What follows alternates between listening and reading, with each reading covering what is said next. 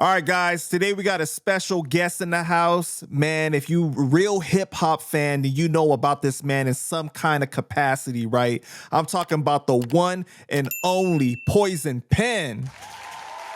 Yeah. What's good, Panda? What's good, bro? Bro, it's an honor to have you here, man. You know what I'm saying? Like I grew Good up to be watching here, you, man. bro, so it's like surreal for me. You know, not even like on some like trying to gas you up, you know what I mean? But for real though, like this is dope, man. Nah, that's appreciated, bro. You know what I'm saying? We do things expecting a positive response. We want people to rock with what we do. So I'm glad that a platform like yours, you know, rocking with the content that we've been creating for years and years and years. So it's good to link up and get it going, you know what I mean? For sure, man. So I want to start at the beginning. So you're originally from Bed-Stuy, Brooklyn, right? Were you born there? Bed-Stuy. Born in Bed-Stuy. Born and raised in the Stuy. Lived all throughout the borough, but born and raised in the Stuy. And they rock Ocean there, you feel me? Did you grow up with any siblings? Yeah, I got siblings. Got sisters and brothers. Yeah. Mm-hmm. Are you like the youngest, the oldest? Nah, I'm the second oldest.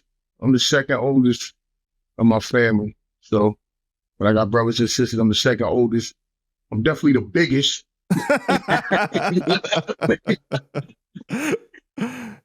Yeah, I have sisters and brothers, you know what I mean? I'm the second oldest, so most of them are younger than me, you know? But yeah. What is your ethnic background? Are you just black? Are you Jamaican?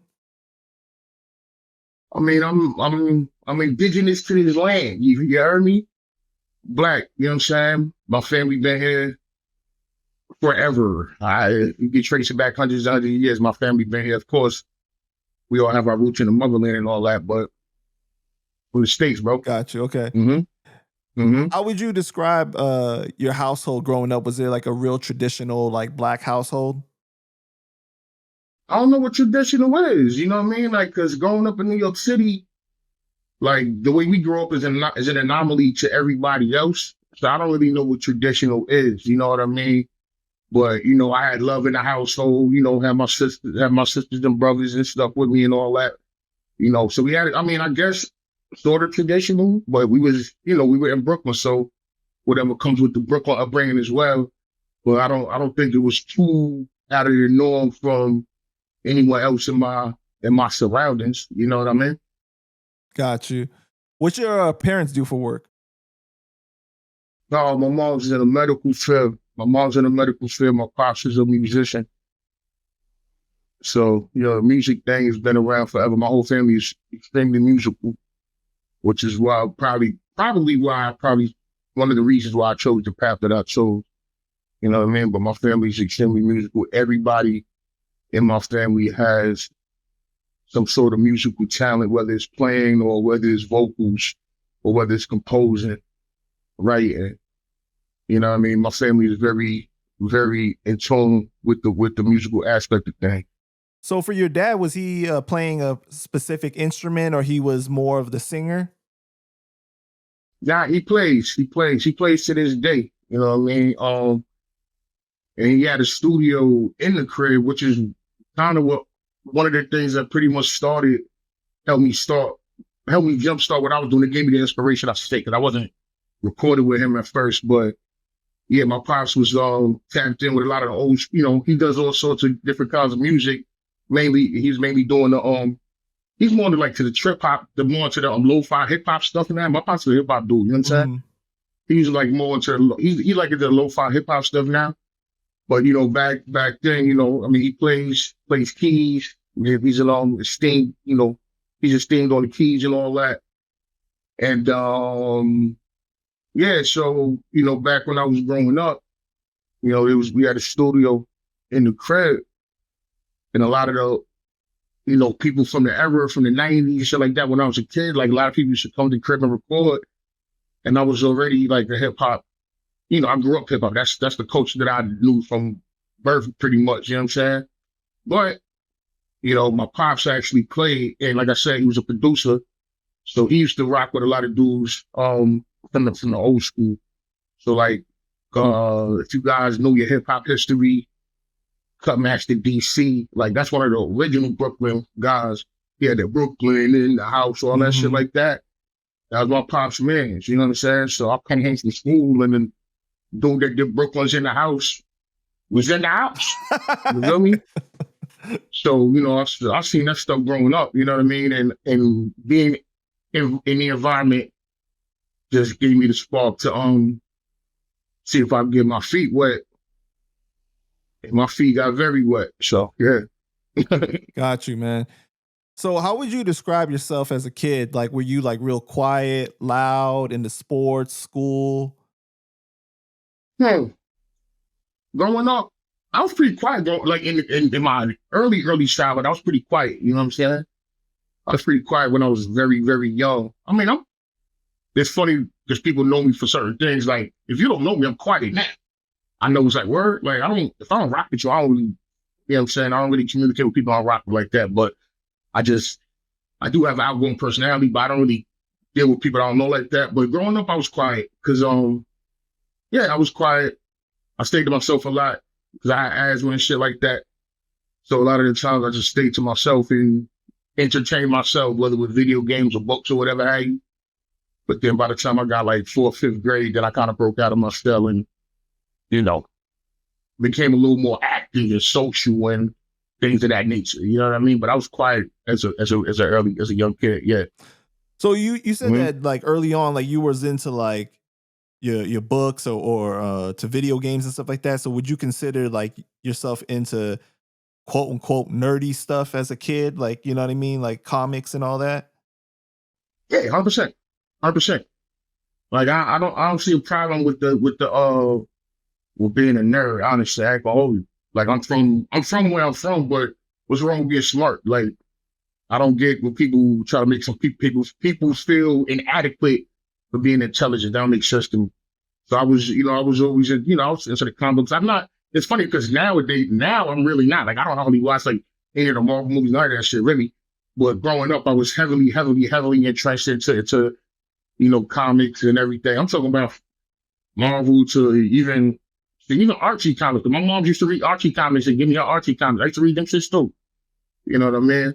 But yeah, I don't see a problem in quote unquote nerdy things. You know what I mean? If you're interested in something, pursue it. It might take you to different places you never imagined. So why not pursue something that you're interested in? Don't let other people tell you. Like if they're not into something, don't let them tell you what you like is wrong because they're not into it. You're just dealing with the wrong set of people. You feel me? True, man. Uh-huh.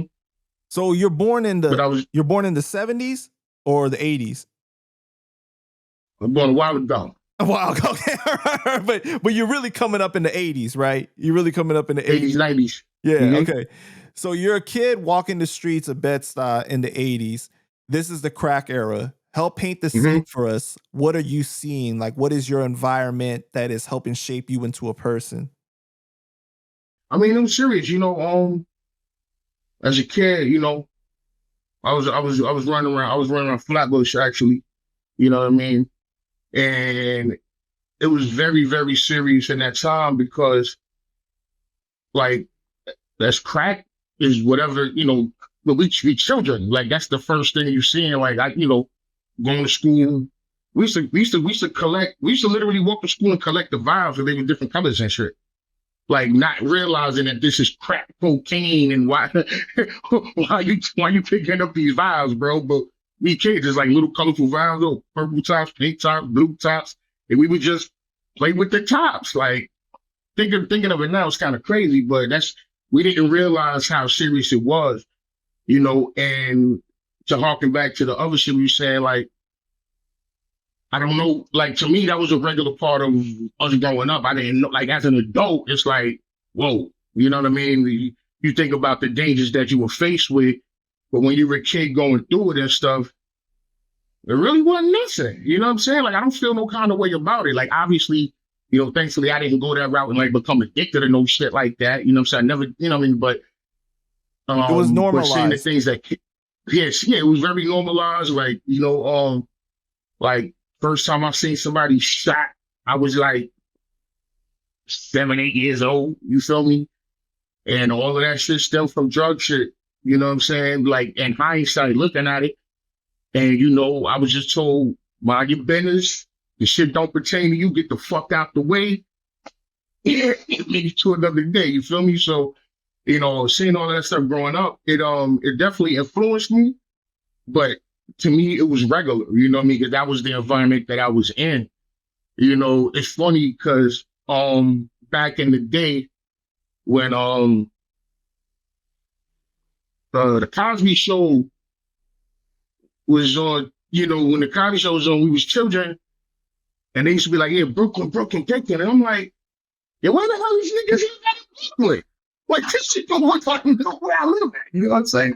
Talk about Brooklyn. I'm like, that's a whole other area of Brooklyn I don't know nothing about. You feel me? But I didn't realize as a kid, like that's television and that. And it's definitely good parts of Brooklyn. Don't get it twisted. But that Cosby life wasn't the life that we was experiencing. So as a kid looking at that on TV, not really know how to differentiate reality from from fantasy or whatever at first. I'm just like, that's Brooklyn. I'm like, damn, that's not the Brooklyn that I've experienced. You know what I'm saying? But I had a good childhood, man. I don't regret none of that shit, man. It helped build me to what I do. You know what I'm saying? It showed me the terrain. It helped me, the all the things that were instilled in me from young, helped me to this day. And it helped me maneuver how I maneuver to teach me how to maneuver through these streets, through the world, period. You know what I mean? Teach them to keep the head on the swivel, you know what I mean? Don't, just stay on point. And growing up, I grew up, so you how to stay on point. You know what I mean? Yeah, most definitely, man. A lot of times for us minorities that when we grow up in the inner city like this and we see things get normalized like that, we don't realize like how it's quote unquote really not normal. When you leave that environment and you see like what is like considered to be normal, it's kind of crazy, right? But you see how it shapes and impacts us as people. How, other than like you feeling like it taught you how to survive like some of the worst conditions and stuff like that in life, right? Like, how do you feel that it shaped you as a person? I mean, I love being where I'm from. I love the lessons that I learned. I mean, there's ups and downs. New York is a very competitive place, no matter what you're into. You know what I'm saying? I don't care what you do. There's a market for it here, and there's a million other motherfuckers doing it. You know what I'm saying? So I don't regret how I came up because it taught me how to get to it. Mm-hmm. And I've been getting to it for a long time. So I don't regret any of it. I mean, of course, there's things that, you may look at in hindsight and be like, that was a little odd. That was a little this, a little that. But all in all, it molded me into what I am today. Right. So I'm cool with all of that shit. So you were saying that like at 7 years old, you saw somebody get shot for the first time, right? What was your reaction at that time when you saw it? Like, how did you process that? I was like, yo, let me get back inside because they booming out here. That was my reaction. Like, straight like that. Like, I'm sitting on my stoop, which is what anybody in the hood does. You know what I mean? I'm just sitting on the steps chilling, like just passing time and just watching the scenery as we all do in New York. And I'm just sitting on the stoop chilling. And then a dude come running down the block. You know what I'm saying? Dude is just, he don't running down the block, running towards Church Ave and all that. So I just look at him. So he's dipping towards Church Ave. I look at him and he's running for his life. Like his heels is kicking his own ass. He's running down the block for his life. And I'm like, all right, what's going on? So I see him running down the block. And I look to the right. And then I just see somebody just, jogging up behind him. Rest is history, you know what I'm saying? Son did what he did. And I was just like, this is a long time ago, so whatever it is, you know what I mean? But yeah, it was just crazy. So that was there, and I was shocked more than anything. It wasn't like petrifying, but it was definitely shocking. Like I said, but growing up how you grow up, like see certain things don't affect you as much as you think it would. But I was like, oh, and my whole thing was like, but my mom's was upstairs. So I was just like, yo, I just turned around, rang the bell about 52 times and just went in the building. Like, that was it. You know what I'm saying? And, that was that. Did you talk to your mom about it or anything like that? Oh, yeah. I don't really remember what the conversation was. But, I was safe. So, end of the day, like, that's how I'm going to hood, though. Like, you safe? You all right? Okay. Like, on to the next. You know what I'm saying? That's pretty much what it was. Like, I would say if I was good, I wasn't affected. It had nothing to do with me. You know what I mean? So you good? You good? You okay? You okay? All right, you safe? All the kisses? All right. I mean, I ain't go back outside that day. I stayed inside the rest of the day, but you know what I mean? But it was what it was, yo. It was what it was. It was what it was. You know what I'm saying? You got kids today? Nah. No. I mean, I raised a lot of rappers. I raised the industry. Because I was gonna ask you, like, when you look at, you know, what you went through at such a young age and you compare it like to like, it's kind of crazy to think about that you experienced certain things so young. Mm-hmm. I mean, I don't know. I think that just comes with being a New Yorker though, or being a Brooklynite. Mm-hmm. I think a lot of that comes with that. You know, just certain things come with the experience. Certain things come with that ID. You know what I'm saying? Like, certain things just come with it. Like, certain things come with living in certain areas of Chicago. Certain things come with living wherever you at. Certain things come with whatever terrain you want. Right. Just come with the territory. All right. Do you remember the moment you fell in love with hip hop? Like, what was it about hip hop that spoke to you? I can't pinpoint the exact moment that I fell in love with hip hop. All I know is that ever since, that was the only thing that spoke to me how it spoke to me. Period. Like, because then, like, most of my memories are through a soundtrack. Like, I could hear like whatever song was playing or whatever, you know what I mean? And most of my early memories that really resonated with me was the hip hop shit. You know what I'm saying? Straight like that. So I can't tell you this was the moment. Like, nah, it was always the moment. Like, that, it was always the moment. Like, hip hop was always my language. It was always my love language. It was always the way I communicated. It was what made me feel confident enough to do what I do. So I don't really have a precise moment, all of the moments. You know what I mean? I was always in tune with this. And like I said, my family is musical. They went into, and I'm the only one that's as hip hopped out as I am. You know what I'm saying? Like, you know, my sisters, they do club music. You know what I'm saying? Like house music type stuff and things of that nature. You know what I mean? And that's a part of my family. I have relatives that have put out records and other genres of music, you know, R&B, funk, soul, all of that good stuff. You know what I mean? And all of that music is wonderful. All of those genres of music are wonderful, but none of them spoke to me like that. Right. Straight up. None of them spoke to me like how hip hop did. So that was just what I stuck to and what it's taken me this far, what it's taken me around the world, what has enabled me to, you know, do things that help impact a lot of people. It was the hip hop thing. It impacted me like that. So I might as well in turn help to impact other people via this art form. Did you gravitate towards rapping first, or was it like graffiti or being a b-boy? I was never no b-boy, nothing like that. That was a little too like far into it for me. You couldn't know spin, what I'm saying? You couldn't spin on your head? Nah, man. I'd have broke my neck with my fat self, bro. You know what I mean? Like, and like that was like the b-boy stuff was kind of like the generation older. Like, I never really, like, as much as it was cool to look at as a kid, I never was like, yo, I want a b-boy. Yeah, nah. But one thing that I did want to, but the first thing that I wanted to do, I wanted to DJ. I wanted to be a DJ. And every Christmas, I used to always ask for turntables. So which one thing? The turntables. But you know, my family, you know, we trying to make ends meet. I never got the turntables.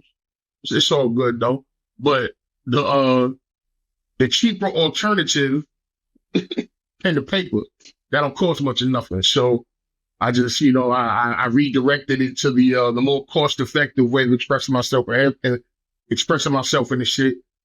And I was writing rhymes. So I started writing, and that was the rest was history. You know what I mean? When did you realize that this is something that I want to do for the rest of my life?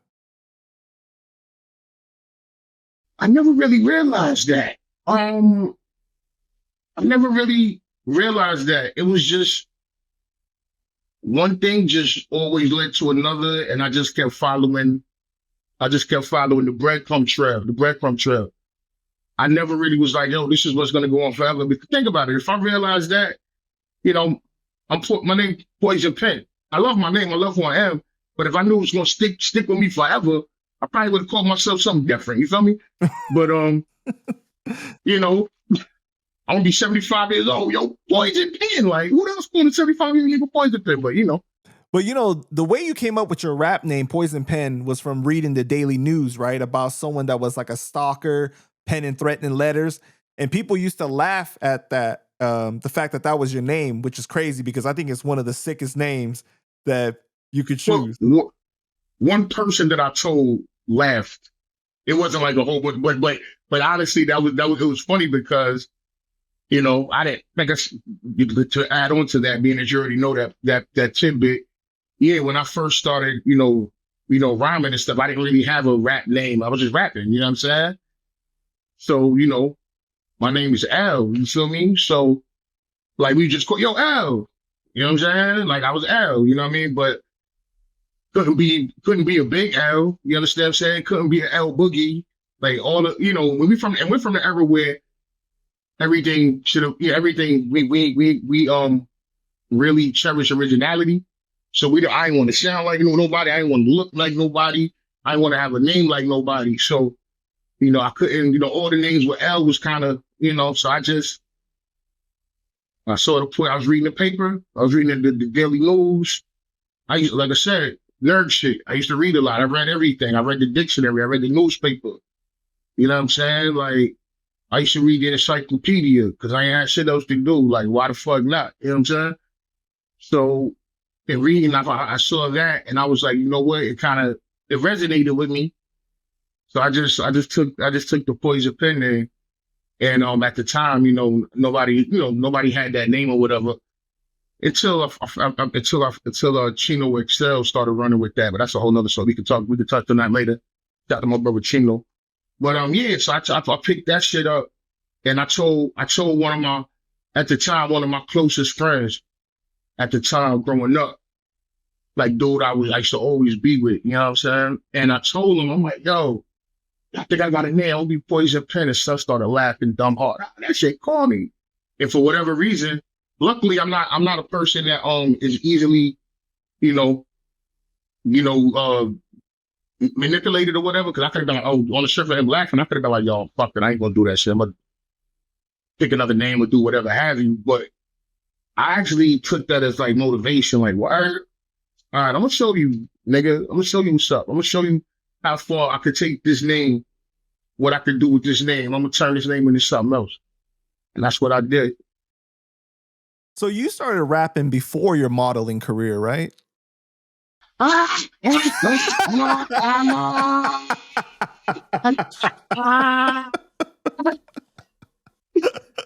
you're a dick, yo. Can't you tell, baby? You can't tell, like, I'm a model, baby. I'm a model citizen out here, man. What you talking about, man? That's crazy. For the people that don't know, you were a model for Starter, right? You know, and you was all up in the Vibe magazines and everything like that. Talk about that story, crazy. Man. Yeah. Actually, that's when I was kind of we still in school type shit, bro. And that's hilarious. So funny. It was around the same time I started. I started everything all around the same time. And the funny shit is, okay, the Vibe magazine, Starter, yeah, I'm a model. Can't you tell I'm a model? You know what I'm saying? I did. How I got that modeling job was I was at the Vibe seminar, and I knew some people there. And this is, young. So I'm just freestyling with my man. I'm just freestyling. This back then, we just run around freestyling for no fucking reason. And I was in there rhyming, and I had on, I can't remember, I had on something that caught their eye, whatever I was wearing. And they liked my look, and they walked up to me. It's like, yo, we, started, and it's funny because, I used to like, I'm from Brooklyn, man. You know, this is what it is. Like, I used to boost heavy. You feel me? So I used to boost heavy starter. I used to boost heavy low. You know what I'm saying? So it was crazy. So they were like, yeah, we doing the starter shit. And, you know, we think you could, you know, be good for this campaign. And I'm like, oh, the starter I stole. I might as well take some pictures for y'all too. I don't stole my starter. You feel me? I'm a grown man. I do not steal anymore. Let's be clear. I was young. You know what I'm saying? But, yeah, so anyway, whatever, we linked up and we did the photo shoot and I became a quote unquote model. And as they were taking the pictures, I was actually freestyling while they were. So one of the main pictures that they got was actually me rapping, and I had the biggest smile in the world. And I had the goggles on and shit I think I had like the braids, like kind of like, you know, that shit. Yeah, man. I was a model for starter, man. Come on, that's man. hilarious, bro. I'm a man even said that shit. That's crazy. Yo, you didn't even tell the story right. Come on, man. You know that it was a girl that was looking at you and you thought that she wanted a piece of you, okay? So then you found... That would have been dope, but I ain't getting no ass that day, so I don't think that's what happened. But she was the rep that went up to you, right? She was the rep that went up to you and talked to you about it? Bro, I'm not really, I think I remember. I swear I don't remember. But let's say again, that's what happened. Okay. She gave me a number. All the hell yeah. You know what I mean? We went to the W, had some drinks. You know what I mean? What they like with number. Yeah, that's what happened. No, because I saw in a previous interview you spoke about it, and you was actually on Rap Grid. Shout out to D-Rec, man. Oh, yeah. Shout out to my bro Direct, man. Shout out to my bro Direct, man. They don't quote me podcast. I'll be up there so too, man. Yeah, and you were saying that like you saw this girl that was just looking at you, and you was like wondering like what was going on, and she came up to you, and then she told you about Starter, and that's how you got the thing, you know. I forgot. Yeah. Thanks for reminding me. That's the research. That's a good research. Bro, I've been through so much. Like, I have to research myself to freaking do the interview type shit.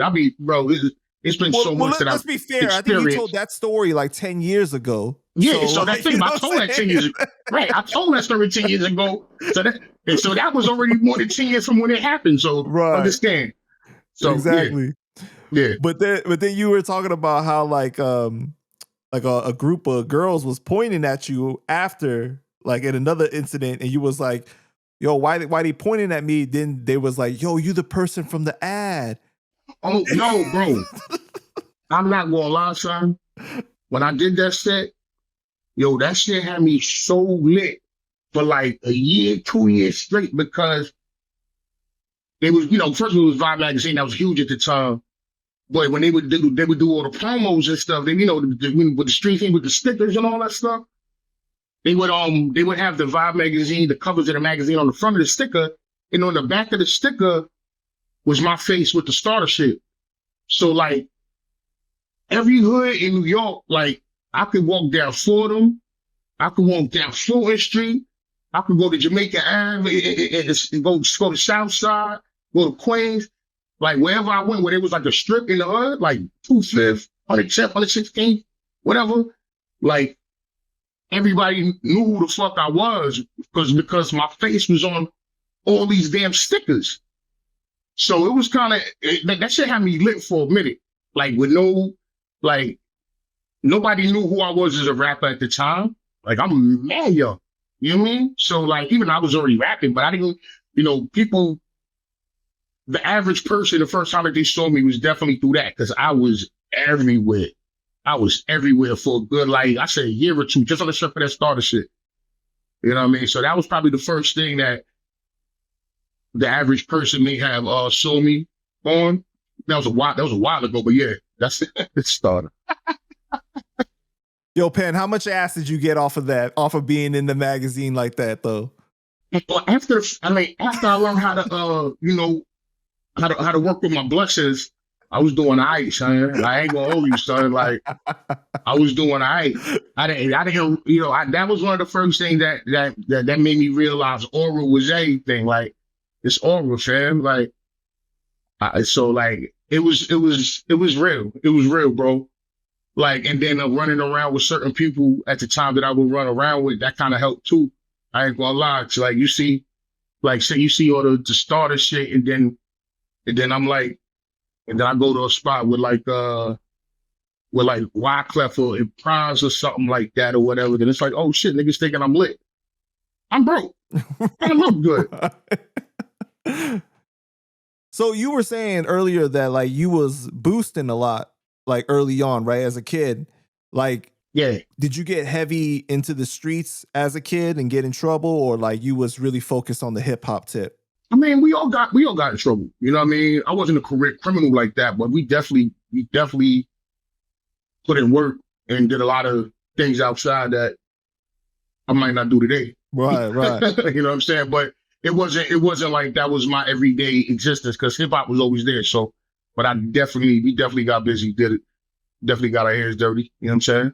So it was never like the focal point. Like it never took away from you like focusing on your craft or anything like that. Not at all. I ain't gonna sit and tell you that. Not at all. Got you. Okay. Not at all. Because honestly, I'll tell you this. Like I look at it now, it's wild because I look at like a lot of younger dudes now, like even like a lot of the drill dudes and stuff, where they use the art to promote the drama. I'm from the time where the art kind of kept us out of a lot of the drama. Mm-hmm. You know what I mean? We wasn't using it to promote the bullshit, even though sometimes it happened, but like, you know what I'm saying? The music and stuff was kind of what kept us from going too far. The hip hop is what kept us from going too far over to that side. You know what I mean? So I think hip hop, it might have, I ain't gonna say saved my life, but it might have, you know what I mean? Because who knows, you know, where things are gonna push you, you know what I mean? And I think hip hop kind of helped me build my business mind, helped me stay on track, helped me it taught me to set things up in a proper fashion and achieve my goals. So yeah, so that kind of it gave me the structure to get too caught up, even though sometimes we got caught up, you know? Well, to build off of what you're saying too, like, you know, back then the culture was more of like, if you are involved in some shit, it's not like you want to really be broadcasting it like that, like how right, exactly, where it's like, I want the clout off of being known for like that I'm in the streets doing the drug dealing or whatever, or something like that, you know? Right, yeah, we didn't want people to know every last detail or whatever. Like that didn't make sense to us. We wasn't trying to incriminate ourselves. You know what I'm saying? That's why a lot of the things we did, like we made, like all the stuff I say is from experience. But I may not give all precise details because motherfuckers ain't trying to get locked up for no shit. You know what I'm saying? We're gonna take things and we're gonna paint a narrative. We're gonna paint a picture. We're not gonna be like, yo, I did this last night at 2 a.m. Go ask your man. It's like, nah. Well, you know, and that's the crazy thing because like of the shift in the culture, right? Because before, like you had dudes that didn't want to be taking pictures, didn't want to be on video saying stuff, and you know what I mean? And it's the exact opposite now, where it's like it's not real unless I put it on the gram for you to see me saying it, and you know what I'm saying? Right. And that's odd to me, but it's, you know, my thing is times progresses, things evolve or devolve, however you want to. So it's like everything's not gonna, you know, things are constantly changing. So just because I did things the way I did it, that doesn't mean that that's the template for what it is today, whether I agree or disagree. You know what I'm saying? And I refuse to be the dude stuck in his ways on that back in my day shit. Right. You know what I'm saying? Like things change. Like almost everyone thinks that their era was the best era and everyone after them is trash. I think almost everybody thinks that. Like, my era was the best. So you young guys that don't do, you all guys are whack. Like, I think everybody thinks that way for the most part. But I try not to think that way because I can learn from anybody. I can learn from a youngster, and I can definitely learn from somebody older than me. That's facts. So I try to take bits and pieces from my young guys and from the older heads. You know, that's true, man. As long, you know, when you're open and receptive to learning and growing, I mean, you can pick up from anybody, you know what I'm saying? Because everybody's tapped into different things. 100%. So I try to stay open-minded. Mhm. So like you never got heavy into like the drug game or anything like that. Like you just stayed focused like pretty much on the craft of rapping. Yeah, I wasn't really no drug dealer. I was more of nah, I wasn't no drug dealer. I was more rowdy and hands on, you know what I mean? But I wasn't no drug dealer. Nah. No doubt. Tell me about the battle you had with Nas in the 90s. I didn't battle Nas in the 90s.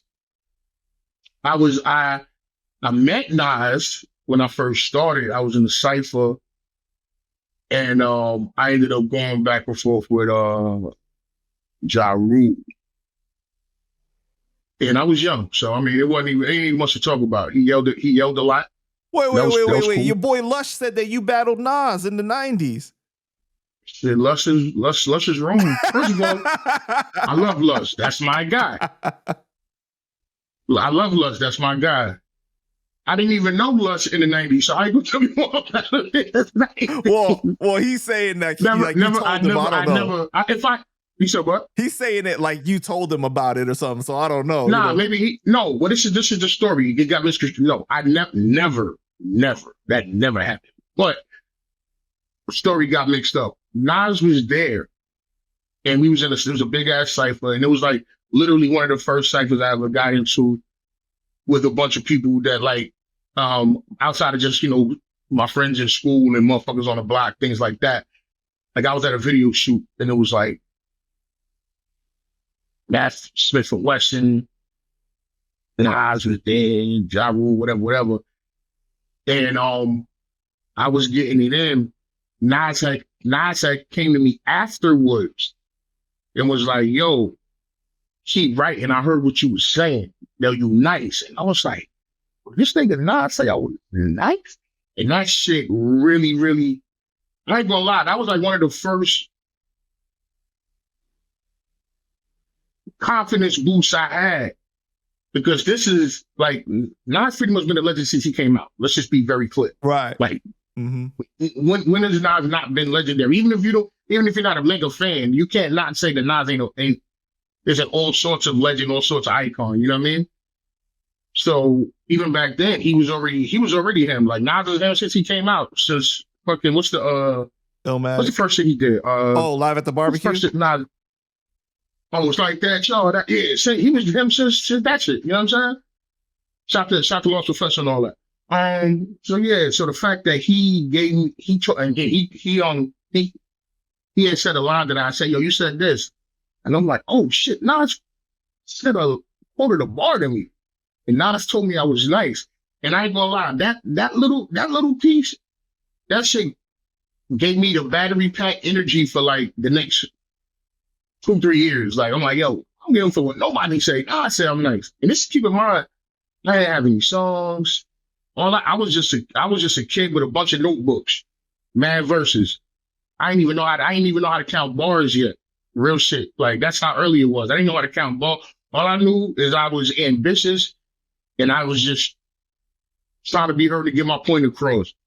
And even when I had got into that cipher, I was scared. I have no reason to lie to you. I mean, at the end of the day, fear drove me to do what I did. So sometimes fear is a good thing. Like if you use fear and you run away, use a bitch ass nigga. I use fear to approach the shit head on and actually came out with a not a cosign, but came out with Nas giving me love and more people knowing who I was than before. So I used the fear and I turned it into that. Because I was scared. I didn't like all these people were known already. Ain't nobody know who I was. I was just there. And I was just like, and in my mind, I was like, yo, this is my chance. Let me go spit something. And I did. And then Nas gave me love. And that's not my man. I can't call that nigga today, but I will never forget that. So, you know what I'm saying? So I will always give Nas that, even though I'm from the South, you feel me? Right. But I'm going to always give Nas that credit. You know what I'm saying? But on the low, I heard Nas was born in Crown Heights. So he got a little Brooklyn love too. Shout to the British, though. Shout to Nas, man. You know what I mean? What year are we talking about when this happened? Oh, I don't know. This is the same time that you battle in Ja Rule? Okay. Yeah. So maybe like 90, yeah, like, Because you was a teenager at the time, right? no, 100%, 100%. I'm still in school. It was, bro. I can't tell you what time it had. I'd have to go back to my. Gotcha. Yeah, it was a while ago. Well, I think it was dope how you was talking about with fear, like how you used fear, right? Because one of like my favorite quotes is from Jimmy Iovine. Jimmy Iovine says that if you can harness that fear to be behind you, to propel you towards the direction instead of pushing you away from it, it's a very powerful That's exactly thing. what I did. That's a wonderful quote. That's an amazing quote. And if people live by that quote, they probably achieve more than they thought they ever could. Mm-hmm. All right. So with Ja Rule, it was separate from the cipher, or it was like in the cipher he was going at you? That was all the same situation. Got you. Okay. That was all the same situation. So he started barking on you. Yelling. He has a big voice. And what was your reaction? Don't ask me no bars, bro. Don't ask me. I don't, bro. This is. But like, what was your reaction though? Like when he was doing that to you, you was looking at him funny, or you was like, of course. I mean, I was scared of the aspect of rhyming. I wasn't scared of the aspect of like being around guys or I wasn't intimidated in that fact. Mm-hmm. That intimidation, I really don't have that. You know what I mean? I can handle myself fairly all right. You know what I'm saying? I handle myself fairly well, so I ain't worried about that. So, but just the intimidation of expressing my art and all of that. So, yeah, he yelling and shit, and I'm just looking at him like, it wasn't nothing. Like, it was just like, this dude was really loud. He was loud. And I never really heard nobody rhyme like that. You know what I'm saying? Like, but I guess, I don't know, man. Maybe that was a Queen. Maybe that's a Queen's thing, because he's from like Hollis or some shit, right? He's from Hollis. So, I mean, maybe that's from watching Run DMC as a kid. Because Run DMC from Hollis, and they got that bravado kind of like, I'm not saying he yelled, but Run kind of, if you listen to an old Run DMC record, Run kind of yelled. Right. So maybe that was just like, okay, he watching him as a kid, so that's his style. So maybe he watched that, and that's kind of what helped him, mess his style together. So maybe that's why he yells too. I don't know, but he yelled a lot. Shout to him. But you learned a lot from that situation, right? I learned from every situation. I'm learning from this interview. I learned from every situation, bro. I try to take, you know what I'm saying? Like life is a series of lessons, bro.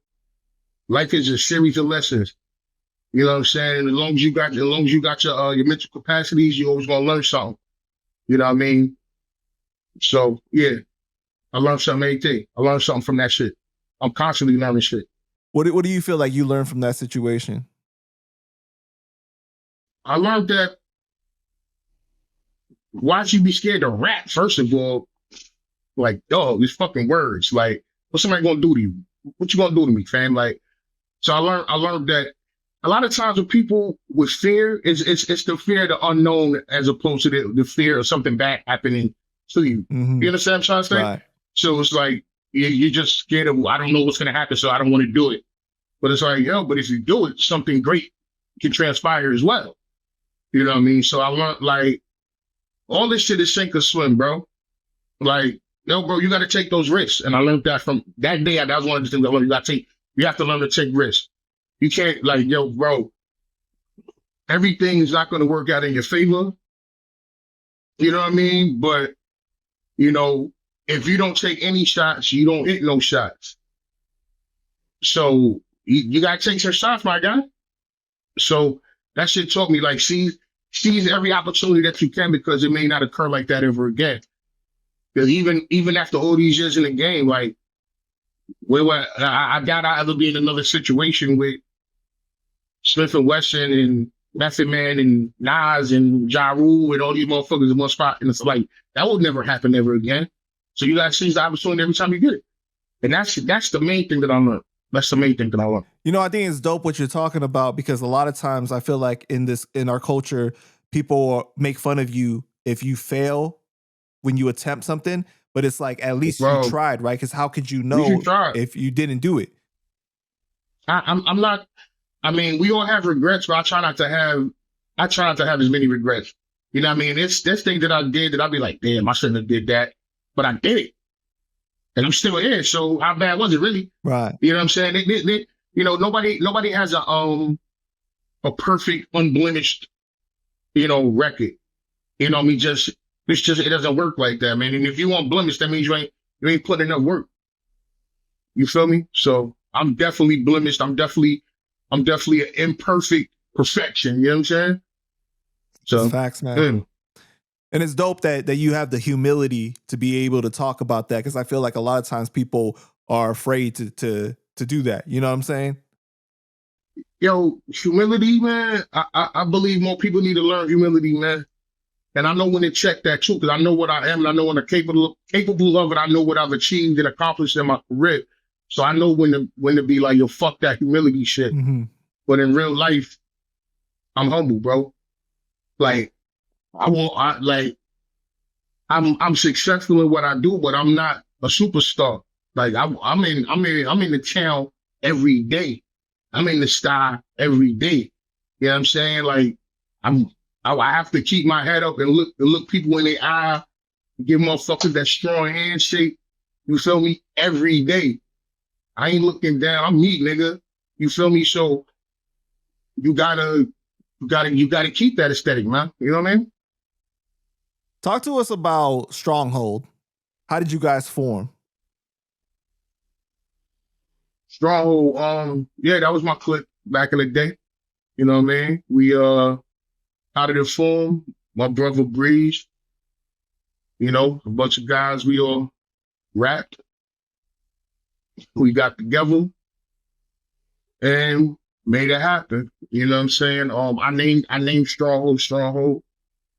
We did a lot of work in the indie days of in the early independent days of hip hop when things kind of like branched off and started going different directions. We kind of stayed on the indie side of things, like with the Rawkuses and the Brick Records and Land Speed and Rhyme Says, all that type, you know what I mean? Day by Day, back in the day, type, all that type of shit.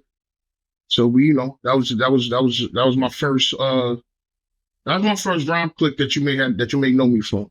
Strong started with 5 of us. It was Lifelong, Stealth Index, myself, Breeze.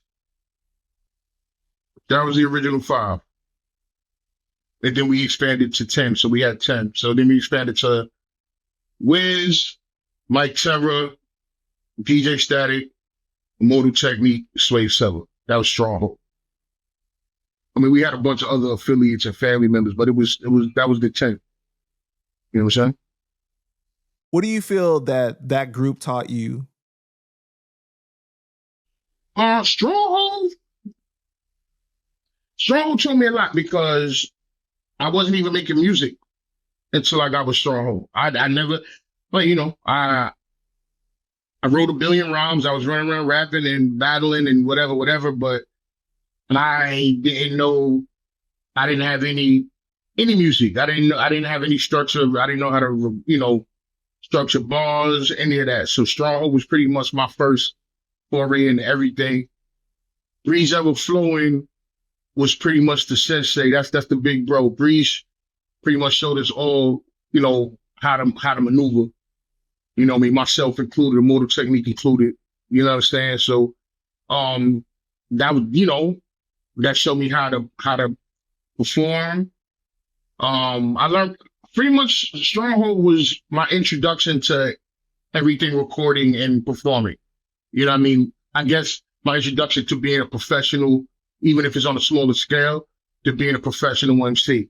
We're now booking shows, we're doing live performances all over because we kind of took off quick and, we were very renowned for our stage performance. We used to put together these immaculately planned stage performances.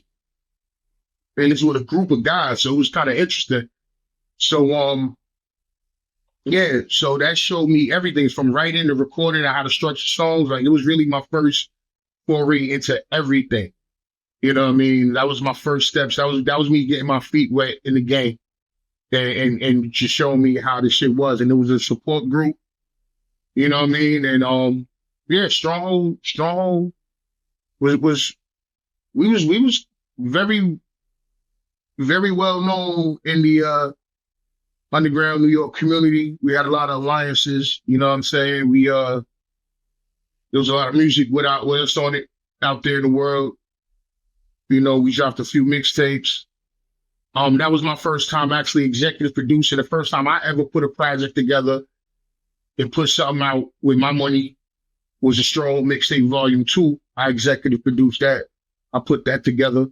So that showed me, you know, business and all of that. So, you know, I give a lot of you know, Strong's my, you know, you get love for that, man. It's my guys. Yeah, so basically it was like you coming from the block as a rapper, rapping on the corner, to you now really coming into your own and being shaped around the edges, basically. Yes, 100%. Mm-hmm. That's dope, man. So respectfully, you're like the Forrest Gump of hip hop. Like, you've been everywhere and seen it all, man. Like when I saw you getting interviewed by AOL Latino, I was done. I was like, this man done seen it all. Oh shit, I did, yo, bro, I did it yo, son. See, you do your research. I'll be forgetting. I did a whole show I remember once back in the day, these dudes, they did a whole show on me on Mundos. There was a channel back in the day, a Latino channel on cable called Mundos. And they hit me up to do and they did a whole episode of the show. I'm like, yo, fam, I don't even speak Spanish, bro. They were like, nah, but you play the band. And I'm like, all right. And I did a whole episode on Mundos.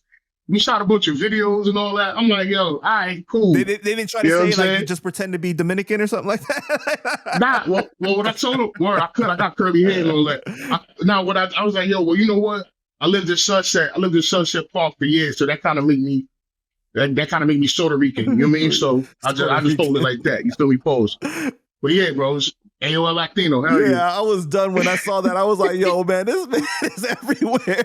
Yo, son, I be everywhere, bro. I promise you. I am wherever there's activity at, I'm there, yo, bro. You know what's so crazy is that you see Reddit posts about you and people is like, yo, this guy is everywhere.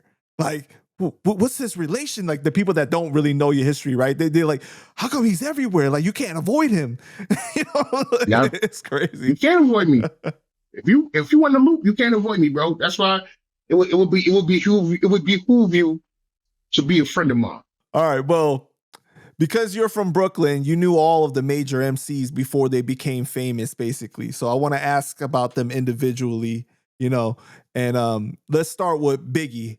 Did you ever meet him, like, you know, face to face, have any interactions, or it was more of like you just saw him from around the way? I'm from the Star. Like, he older, he years older, but I definitely seen, when I was a kid in the hood, I definitely seen Big. Like, Caesar's my man. Lil Caesar's my man. You feel me? Like, I go, every time when I go make my liquor runs, if I'm on Fulton, if I'm on Fulton, there's a good chance I might bump into Caesar on Fulton. You feel me? If I'm on Franklin, if I'm up on, like, I'm gonna see, you know what I mean? But anyway, Big was older, so we wasn't colleagues and no shit like that.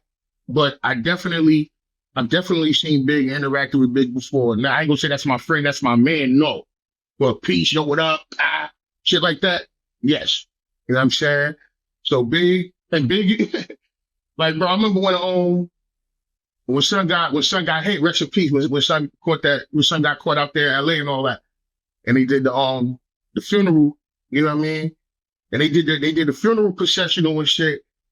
And when they went down Lafayette Ave, right? If anybody from Brooklyn, you know what I'm talking about. They went down Lafayette Ave, and then they turned right on Nostrand. You feel me? I lived right on the corner. I'm knocking shit over. I lived on the corner. I lived on Nostrand and Clifton. You feel me? So, like, bro, the fucking energy, like, you could have sworn, like, yo, bro, you could have sworn Big was right there. You know what I'm saying?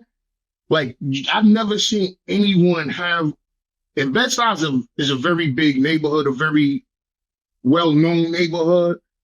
I've never in my entire life seen one person had a whole foot upside down like Big, yo. When that motherfucking processional came through, son, like, niggas is standing on top of cars, motherfuckers is hanging off the lights. Bro, it was magical, bro. You know what I'm saying? And to see somebody from my surroundings that we looked up to do that, that also showed me that this shit was attainable. Like seeing that, you know what I'm saying? Recipe 50 grand, you know, Biggie got put on by 50 grand. 50 grand was his first DJ. You feel me? And you know what I mean? 50 grand lived on my block till about 3 years ago. Rest in peace, because he died like maybe 2-3 years ago. I see 50 grand every day.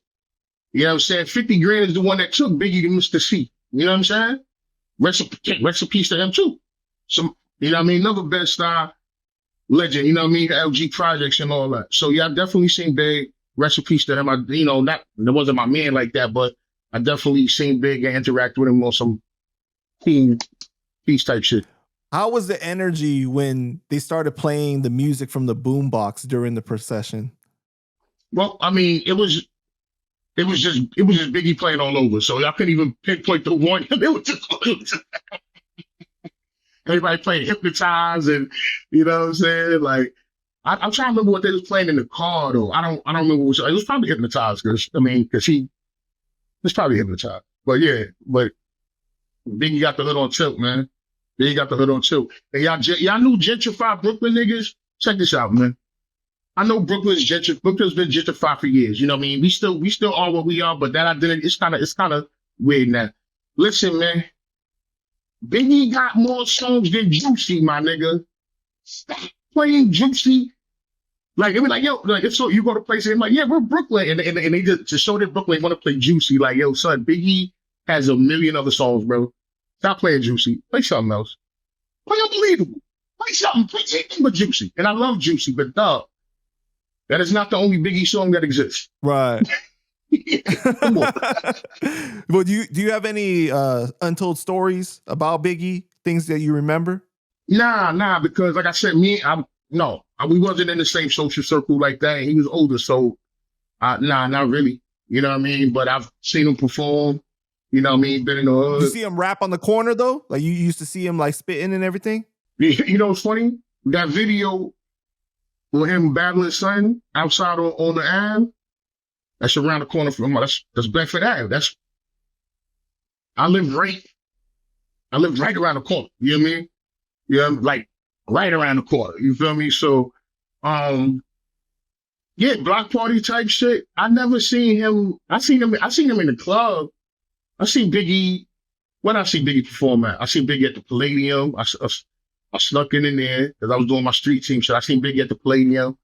I seen Biggie perform maybe 2 or 3 times.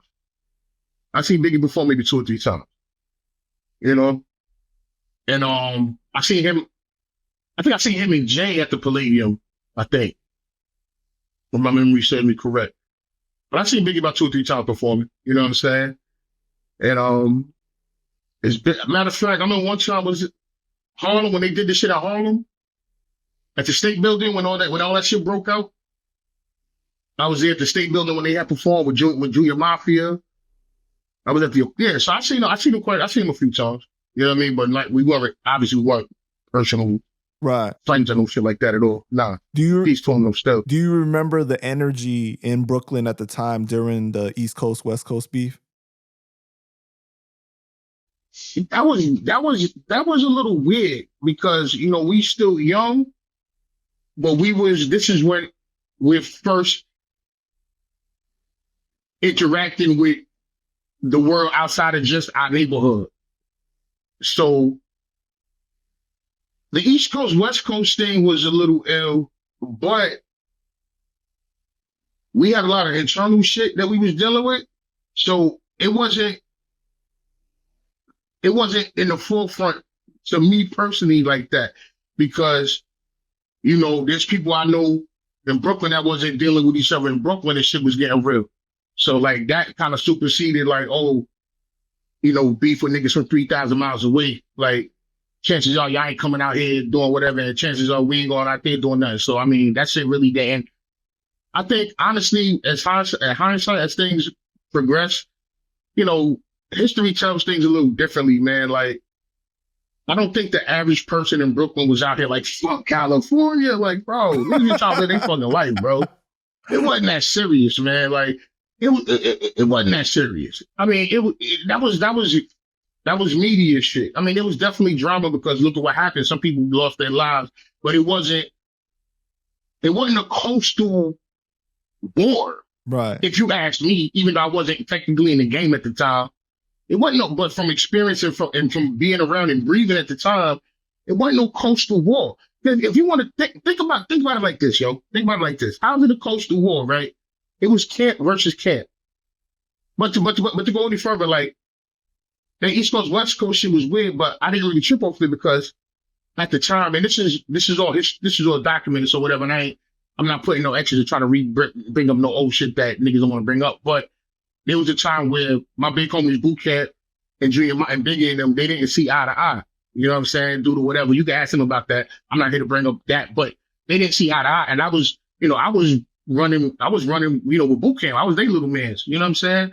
So like to me, that was more prevalent to me because these are Brooklyn niggas, and we see each other when we see each other at. So that was more important to me. It's right in your face. Like, you can't avoid it. Because it's right there. So something happened, I'm right there. You understand? So that was way more important as far as thinking about maybe something that pertained to safety or whatever have you.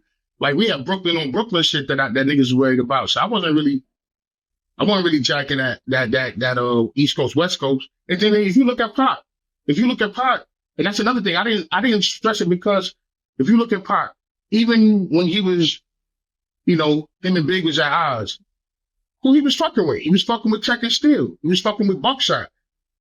So like, I didn't see like an East Coast, West Coast, because if it was East Coast, West Coast thing, why Pac fucking with Smith and Wesson? You feel me? Why Pac fucking with the Outlaws? Them niggas all from Jersey. And he was in New York a lot, though. I mean, think about this is what I'm saying. The movies he was shooting, Above the Rim, Juice. Like this is what I'm saying. So like, you let history tell now, they think, oh, California, like yo, Pac was out here chilling a good amount of the time. And he originally from New York, anyways. Right. Pac spent a lot of time in Brooklyn. Pac spent a lot of time in Harlem. You know what I'm saying? And it's like, and his main clique of dudes that he rhymed with was from Jersey. So I'm like, how is it? So to me, I'm like, how is that East Coast, West Coast, when almost everybody that Pac surrounded himself, except for the immediate death row, they was all from the East Coast. So I didn't see it like that. And then Pac was rocking with Wu and all of them. You know what I'm saying? Pac was rocking with Wu. He had what, Method? Well, Spec Dip was supposed to be in a song, but he wasn't. They took him off. But you know what I mean? So Pac was fucking with Wu. Nigga, Pac had Easy Mo B on his album. Easy Mo B from around the corner. And Greg Nice was his man too. Greg Nice, I bumped to the Greg Nice last month in Crown Heights. Greg Nice was his man. You understand what I'm trying to say? Easy Mo B, which is one of the OGs from around my way, from Bed-Stuy, from LG. He doing Pac beats. So I'm sorry, how much did he really not fuck with New York? It didn't make no sense to me. You know what I'm saying? Well, let's continue on, my brother. What about Jay-Z? Was he really out there hustling like Jaz-O and everything? I mean, that's before my era. You know what I'm saying? But I will say that, so I can't give you all the detail on that, but I will say that the first time I ever encountered him was in Bed-Stuy by Marcy. That's a fact. You know what I'm saying? So, like, Jay was out there doing whatever he had to do. You know what I'm saying? Like, I've seen Jay-Z in Brooklyn, as a kid. I've interacted with Jay-Z as a kid. Like I said, once again, that's not my generation. So that's not my man. Right. But I've met Jay. I've spoken to Jay-Z. Actually, it's funny. I actually have, I got 2 CDs. I don't know how much these shits is worth today, but Jay himself gave me 2 copies of, Dead Presidents. They had this before he even had the major distribution. It had the drawing of the champagne bottle with Jay-Z and the ribbon or whatever. And it was just a drawing of it, and it said Dead Presidents. And he gave me that out the trunk himself, like, yo. Oh, so this is Dead Presidents 1? I guess so, yeah. Whatever the cover, I'm pretty sure the cover, you can Google it. It's a cover. It was a CD single, and it was a cover, and it was a drawing of a champagne bottle. Mm. was a drawing. There was no picture. It was a drawing of a champagne bottle. It just said, no, I'm lying. Not dead president. See, that's in my lifetime. Oh, in my lifetime. In my lifetime. In my lifetime, not dead presidents. It was an in my lifetime single. In my lifetime, I need to see a whole lot. I need a whole lot of love. In my life, it was that shit. Right. I think. Yeah, he gave me, he gave me CDs. He gave me 2 CDs. I never opened one, and one of them I opened, and so it's still buried in my stuff somewhere. And he gave me one of those old bumper stickers, like it was an old school bumper sticker that kind of had like the prism kind of block shit on it, and he gave me a Jay-Z bumper sticker. Word, like out the trunk, son, out the trunk. I pulled up on him. He was out there with Jazzo was out there. Shout out to Jazzo. Jazzo was out there. But yeah, so I definitely encountered Jay growing up. You know what I mean? And look, I mean, what do we have to say? What is there to say about Jay-Z, bro? You never rap for him? What happened? You never rap for him? No, never. That would be fire though. That'd be fire because to me, Jay's one of the best to ever do it. I don't care what nobody say. I like this revisionist history now. I see like a lot of the revisionist history now. It's like I see a lot of people sort of acting like Jay-Z was never him or Jay-Z was never that guy. I'm like, bro, you don't have to think he's the best ever. That's fine. But to downplay it. Anyway. Yeah, they heavily downplay everything now. Jay is definitely him. Jay been him. Jay will continue to be him. And that's just what it is, bro. That's just what it is. You feel me? Can you talk about PH, aka Pumpkinhead? You knew him before you started rapping, right? Yeah. I mean, I know a lot of these motherfuckers before I was rapping, but yeah, PH. Yeah, PH is my brother, man. Rest in peace to bro PH, man. PH is from Park Slope. You know what I mean? I used to live in Sunset. So we would cross paths. We would cross paths a lot growing up. I mean, PH was older than me, but we was in the same circles and shit. And PH used to cut out and go to my school. Cause he went to what school did he go to? He went to school he went to art and design. With like Mobb Deep and all that. Yeah. You know what I'm saying? He's from that class. So like, but they was I think they was a little bit older than him though too. But he was in school with all of them. But he didn't graduate. But he used to come to my school. He used to come to my school and fuck with shorties and all that. So I remember I used to be in my lunchroom chilling, and I would just see this. And you know, of course, I know who goes to my school. So I used to go to my school and be like, "Oh, this nigga don't go here." You know what I'm saying? But it was Pumpkinhead.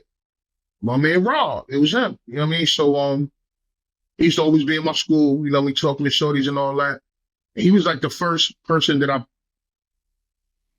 he's one of the first people that I was personally, like I was like close with that was putting out records. Like, you know what I'm saying? Like, you know, Smith and Wesson and all of them, like they was already doing their things. Like, but I mean, Peach was my man. Like at the time, like he was the first person that I personally knew, like, oh, that's my guy. You know what I'm saying? And he was because he was making records from young. He was, I don't even know when he started recording, because when I met him, he was already doing this thing type shit. Like I wasn't even rapping when I met son. But he used to be in my school, you know what I mean, fucking with shorties and all that. So we got cool, and like I said, a lot of the dudes that we went to school with from his neighborhood, they was my guys. So when I actually got my feet wet, obviously I was playing him close because I already know you. You know what I mean? We already got a rapport. And he was doing the making records thing. He was out there with Gene Gray, Bad Seed, Lee Pie, Medina Green, whoever else was on making records. But he was out there running with them. You know what I mean? So PH showed me a lot too, because he was active and he was like getting love. He was getting play on like Stretch Armstrong, Bobito and shit like that. So yeah, PH was like my right hand for a long time. And he's actually the person that brought me back into battle rap, which led me into doing the grind time thing, which led into everything else. PH is the reason. I was off that. I was out of there. But I came in the game. I came back in the game to assist him, because he kept asking me. Like, I told him no wild times. I told him no wild time. Like, if I'm good, we on tour. We doing these fucking festivals and, you know what I mean, rock the bells and pay dues and this and that. Like, I wasn't trying to deal with no battle rap shit. But PH showed me, he told me his vision and told me what he was trying to do. So, being that was one of my close friends, I'm like, all right, fuck it. I already had the skill set, because I was throwing battles years before. Like, I'm entrenched in the scene out here. And he knew that. He knew that I could help him. And then plus, so when he was doing it, I would actually, like, I was involved before I was involved. Like, a lot of those early events, those grind power events that he was a part of, I financed a lot of that shit before I was a part of it. Just holding him down and getting my brand back and keeping it pushing. I was helping finance a lot of that shit. So I was even a part of it before I wasn't. I mean, before people saw me and knew who I was from that aspect, I was already holding them down with that. You know what I mean? So I knew PH for a very long time. Dude wrote rhymes every single day. Like, he was a real, not to sound all cliche, but he was a real MC for real. And I learned a lot from PH. We got our ups and downs too, man. You know what I'm saying? Like, there's a lot of shit he did I didn't agree with, but all in all, it's still my brother. Still love him. You know what I'm saying? Sometimes I'll be like, I think about shit and be like, but all in all, it's my brother. Man. My brother, I love him. RPPH, right? Yeah, so on June 9th, 2015, he passed away. Yep. While waiting to have gallbladder stone surgery, right? That's what was told. Right. Do you know the real cause of his death? What happened? Do you know the real cause of his death? I don't have that information. I don't have that information. I spoke to him crazy because that was a surprise to me as well, because we had literally just came back from Canada like a few days before. He battled for King of the Dot. He did I think he had a lot of GZ card. He battled, I think, Casper. I think that was his last battle, doing Casper. I think. But yeah, he talked PH's gift. No, he could talk motherfuckers into anything. That was PH's gift. PH was smooth with it. Like, there'd be shit that you was like, I ain't doing that shit, and then 5 minutes later, you like, all right, cause it's you, bro. I got you. We gonna go to the spot and like, PH knew how to like a salesman. Convince you. Oh boy. You know what I'm saying? So he definitely yeah, that was one of his strong points, you know what I'm saying? He knew how to get people to do what he wanted them to do. Yeah, what was the point? I kind of lost my point. Well, like, what was your reaction when you found out that he had passed away? Oh, that's what I was getting at. Yeah, so we had just came back. We was in Canada. He had talked me into going to Canada. I didn't want to go because PH didn't fly like that for whatever reason. He felt uncomfortable flying. I used to clown him, I used to clown him for not wanting to fly. Like, like, I fly everywhere, bro. Like, I'm trying to get there, bro. Like, straight like that. So he would always be like, yo, like, he would do dumb shit like this, right? Like, say there was a grind time event in Florida, like Grizzlemania or some shit, right? And, we got a whole roster of dudes in New York, all in the New York, New Jersey area, up north up here. And because he didn't want to fly, he'll position it, yo, we gonna have a road trip with all the guys. We gonna practice our bars. We gonna get together. We gonna caravan. We gonna drive down to Florida. We gonna drive down to Florida, nigga.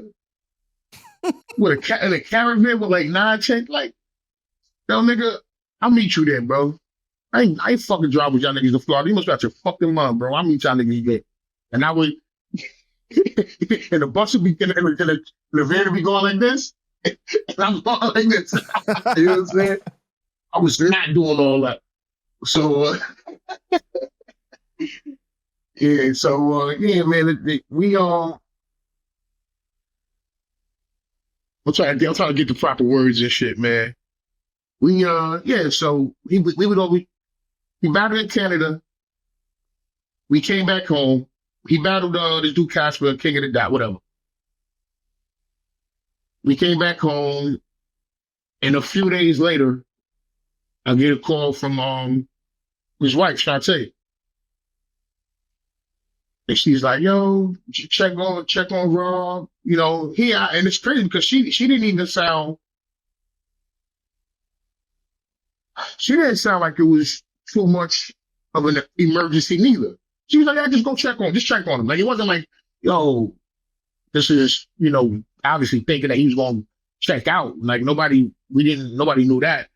And I'm like, I was literally just with him, me and my brother Amzilla, me and Ammo went with him to Canada. We were just together the whole weekend. You know what I mean? Like, days before. We were just in Canada. He batted. Everything was fine. Like, it wasn't nothing like I could look. I mean, I'm not a medical expert at all, but I was with him the whole time. Not like I saw him like, yo, something looked wrong. Something was off with you eyes. Something like, nah, she was regular. She was not regular. You know what I'm saying? So anyway, she calls me, yo, he in the hospital. And it seemed from how she worded it, it seemed like he was just going to be there for like observation. He'll be all right. But just check on him. I said, all right, cool. I'm going to check on him, look out. So I was in the Y working out. Yes, the fat man works out.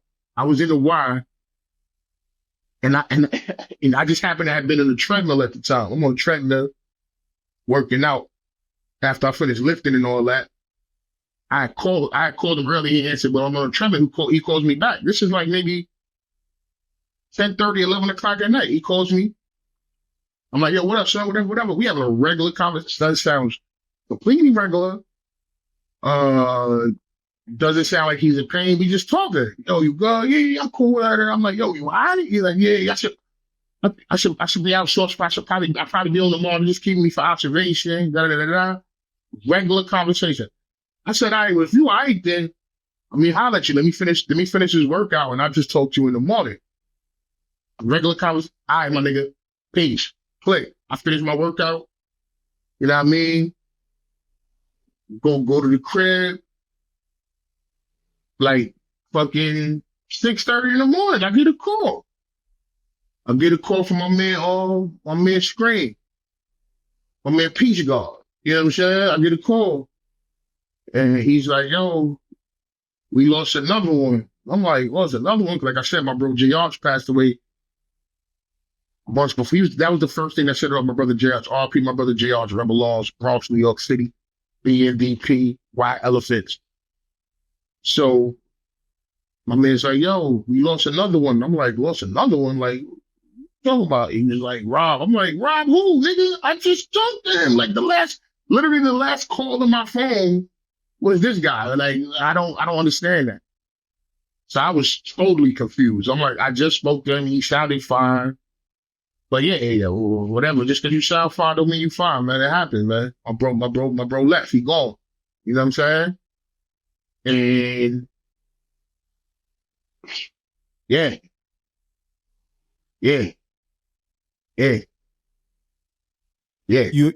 You ever think that was a gift for you? Like having that last conversation with him, like him telling you that he was good?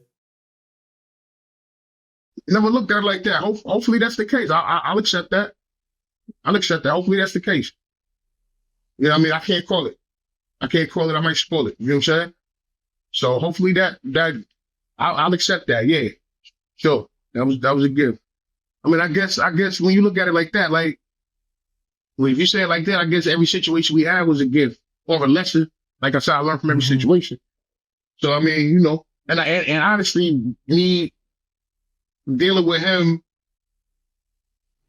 kind of put me. I was already doing what I was doing. I was already me. But as far as with the battle rap shit, if I didn't follow what he had laid down, you know what I mean? Shit, battle rap wouldn't be the same because I helped revolutionize that shit because PH put me back in the game. So that's all. A lot of the shit y'all see now is offhandedly due to PH in every league because they follow the blueprint. So I can only imagine that when you got the news that you were in complete disbelief, like, bro, like I was just on the phone with him like 8 hours ago. You know what I mean? Like, not even, bro, like 6 hours ago. Right. Like not even 8. Like that's why I was bugging. Like, I spoke to him close to 11 p.m. I did a call like 6 in the morning. Like, yo, he gone. I'm like, nigga, I just talked to him. Like, what are you talking about? It's crazy, man. Yeah. Rest in peace to PH. Peter Bro, man. Robert Diaz.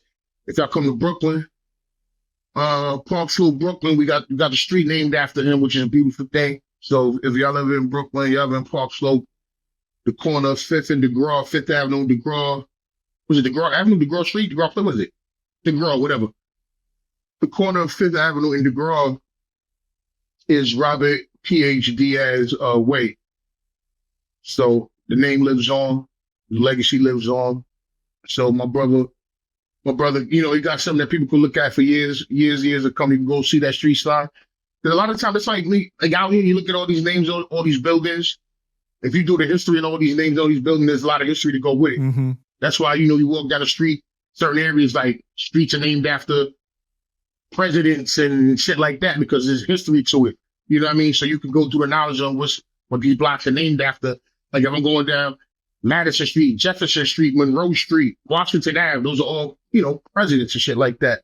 You know, Bedford-Stuyvesant, Peter Stuyvesant, that's named after people that were, you know, that have done things. So it's like the fact that I can be like, yo, my man Robert P.H. Diaz, you can see the street corner and be like, yo, son, what this nigga did and go do the knowledge on that. That's pretty cool. That's pretty dope. That's dope for sure, man. Mm-hmm. And it's a real official street naming. We didn't just name it that. The city named it that, you know? Right. Mm-hmm. How did you meet Sean Price? Sean P. Hey. Sean P. I don't remember the first time I met him, but I will say I believe the first person I met from boot camp was probably 5FT from Black Moon. I think I met 5 first, because 5 was in my hood. So I used to always see 5 on No String. You know what I'm saying? I used to always see 5 on No String, and we used to always chop it up. And then most of them was from the Ville, but 5 was in the style. And Tech from the style too. Tech was from the style too. But most of boot camp was from Brownsville. You know, Buck from like Crown Heights or whatever. But I think I met 5FT first, you know what I mean? And then just building a rapport, hanging out, whatever. And then I linked up with the rest of the team, including Sean P. And I was running up under them like I did a lot of the street team stuff with them. You know, I was little homie, man. I was little homie. Whatever it was that needed to be done, I was rocking with him, man. You know what I'm saying? And Sean P, we just, for whatever reason, hit it off. We hit it off, man. I think what I think it was is probably the sense of humor. Cause you know, obviously, you know, dudes are definitely from where they're from, and it's definitely a street aesthetic to it.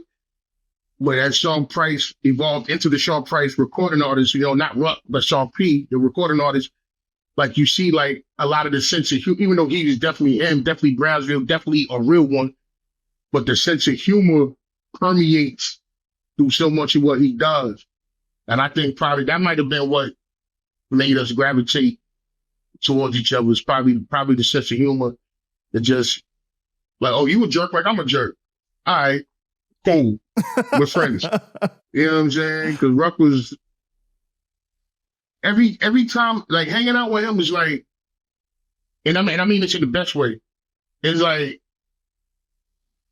you don't realize how fucking hilarious this dude is. This dude is a fucking comedian. So like he always has witty banter, always has a snappy comeback, always has something slick to say. I mean, you could tell it's through his bar work. You hear what he says in his bars. So that's probably what made us, gravitate towards each other. And then one time, I remember the first time he said I was his friend, and I was like, oh shit, I'm his friend. Wow. I was like, oh, he thinks I'm his friend. That's cool. Like, I'm Sean Price's friend. I remember we was at an event, and it was most of boot camp was there. and some of my other guys was around. And one of my guys that used to DJ back in the day was DJing this event. And I think somebody stole something from him or something.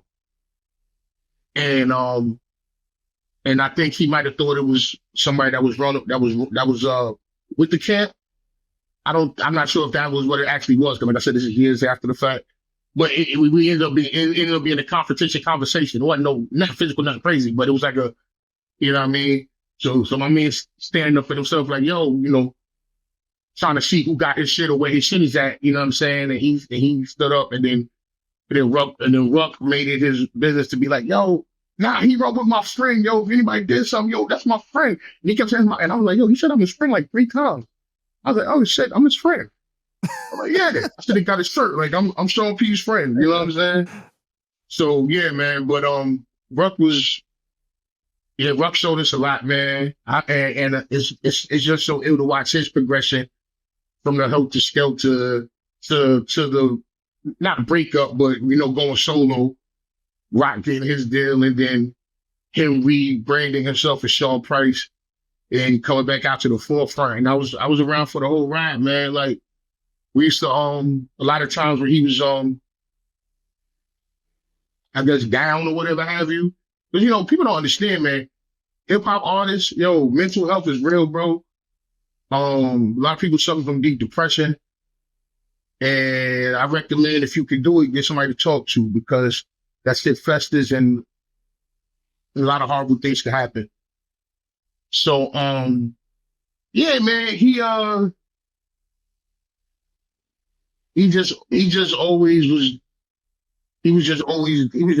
there, bro. And I used to tell him, like, when Rock was solo and he was kind of like trying to figure out what he was trying to do, I would always give him the confidence boosters. I'm like, yo, fam, like, you Rock, bro, you Sean P, nigga, like, don't sit around moping, nigga. Let's, nigga, put some work in, nigga, record some joints. Like, I used to always be like, just pushing him, like, yo, son, stop playing. Like, you know what I mean? Sometimes, like, so if he didn't want to do shit, sometimes my cousin would go pick him up. Now we go to the crib, boom, pick him up, yo, go to the stool, boom. Sometimes motherfuckers just take him, like, yo, go. We would always, you know, help push him to what he felt he could be. And you saw what he did, man, when he flipped the switch. You know what I mean? And the whole monkey balls and all of that good stuff came out. Some people didn't even realize that was the guy from Helter Skelter. You know what I mean? So it's just dope being a part of that in any minuscule fashion. Just being around, watching them come up and fall. I'm glad that I was just around in any capacity with the Sean P story. You know what I mean? Shout to Burn, shout to all the kids and all that, shout to little Shawnee P. You know, but that's my brother, man. That's my brother. Like, that's my brother for real, yo. We trade sneakers, trade clothes. Like, that's my man. It's like that. You know what I'm saying? Like, for real. So, all Peter with the bro, man. Love you, bro. What was your reaction when you found out that he had passed away? Yo, when Ruck died, that shit was absurd, bro. I'll tell you exactly what happened. Well, from my perspective. It happened on a year anniversary. It was 2015. There's a lot of shit that's just wild about that shit. Let me get it together. What happened? 2015. It was a year anniversary of what happened? St. Louis was Mike Brown. There was so many, so many black men that got, right. You know what I mean? But it was the Mike Brown situation in St. Louis, correct? Let me Google it real quick. Okay. Because it's hard to remember everyone. Yeah, unfortunately, there's so many. So Mike Brown was Ferguson, Missouri. Ferguson, St. Louis. Oh, Ferguson. Yeah, exactly. That's right, okay. And that was 2014, correct? No, I think it's 2015. Okay. No. Well, it happened 2014. Okay, anyway, this is what happened. Right. I was with Immortal Technique, my brother, and we were heading to St. Louis to do an event for Mike Brown. I think it was like a year anniversary or something like that. So just so happens we're catching a flight to St. Louis that morning, whatever date it was that Ruff passed away.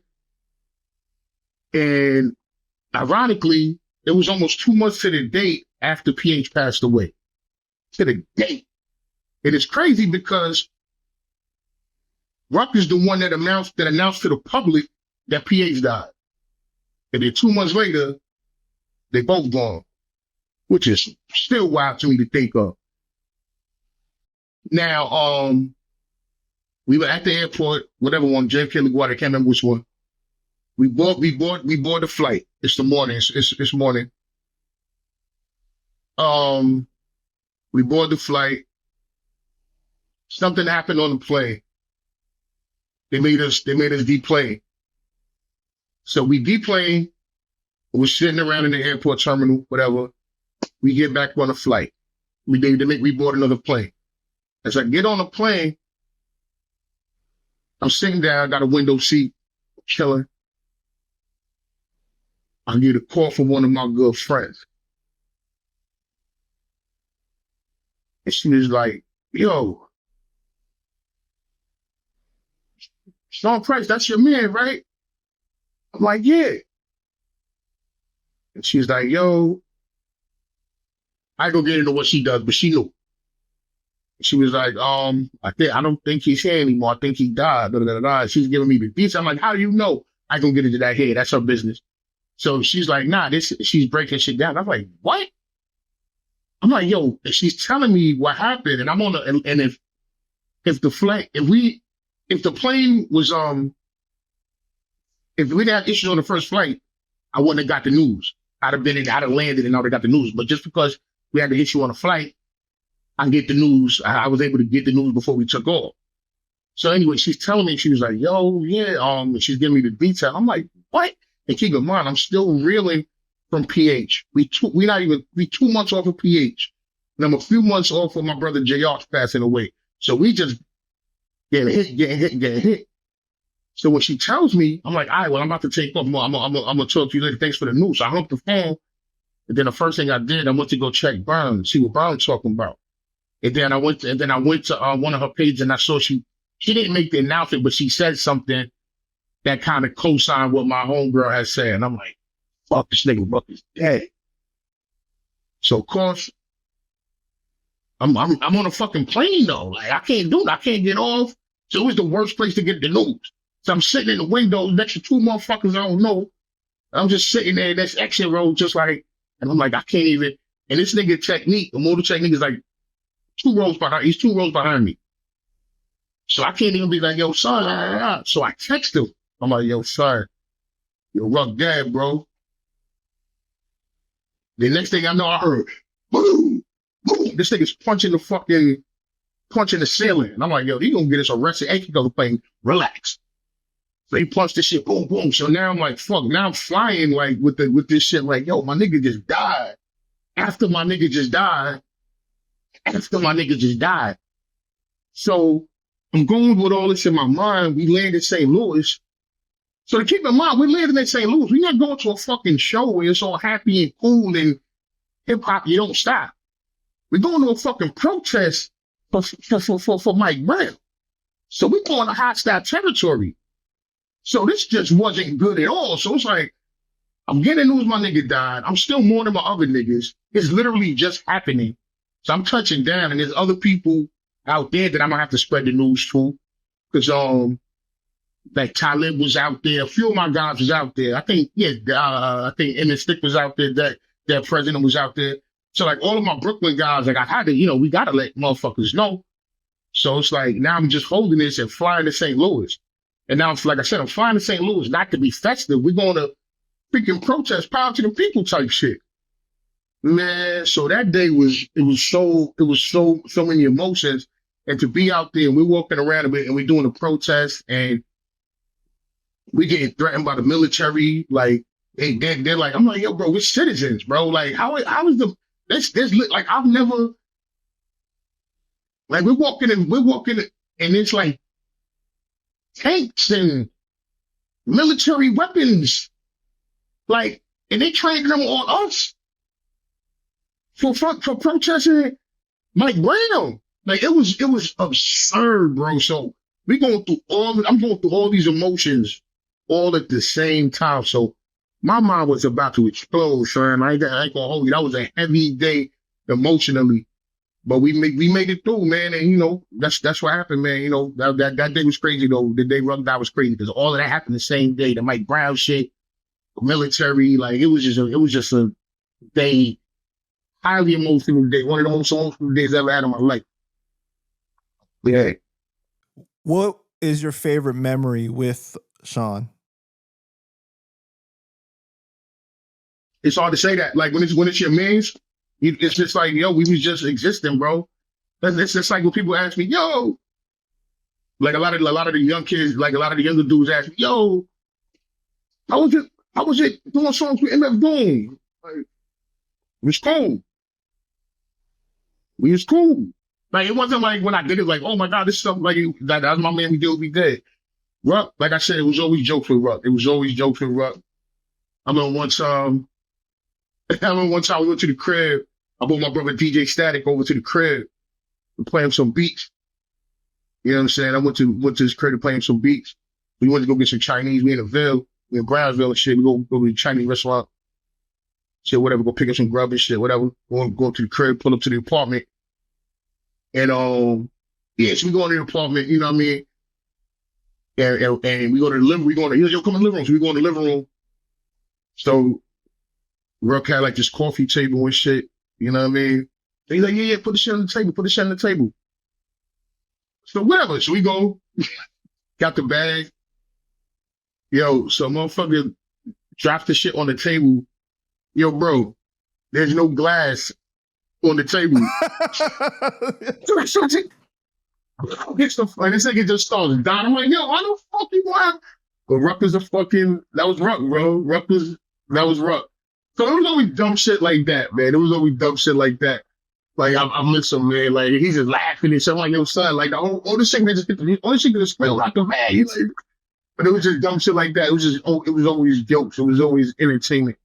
You know what I'm saying? He used to always say he had this little horrible quality ass spot radio, bro. This shit was the trashiest quality of sound. But he used to always like play like, yo, listen to this. I'm like, yo, bro, like, how on that?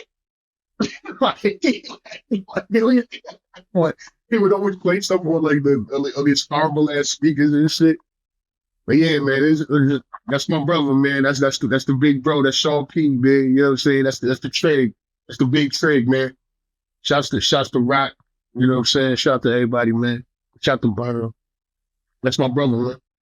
Yeah. Yeah, man. Rest in peace. So the bro Illa G, I interviewed him, and he said that hip hop was created in Brooklyn, not the Bronx.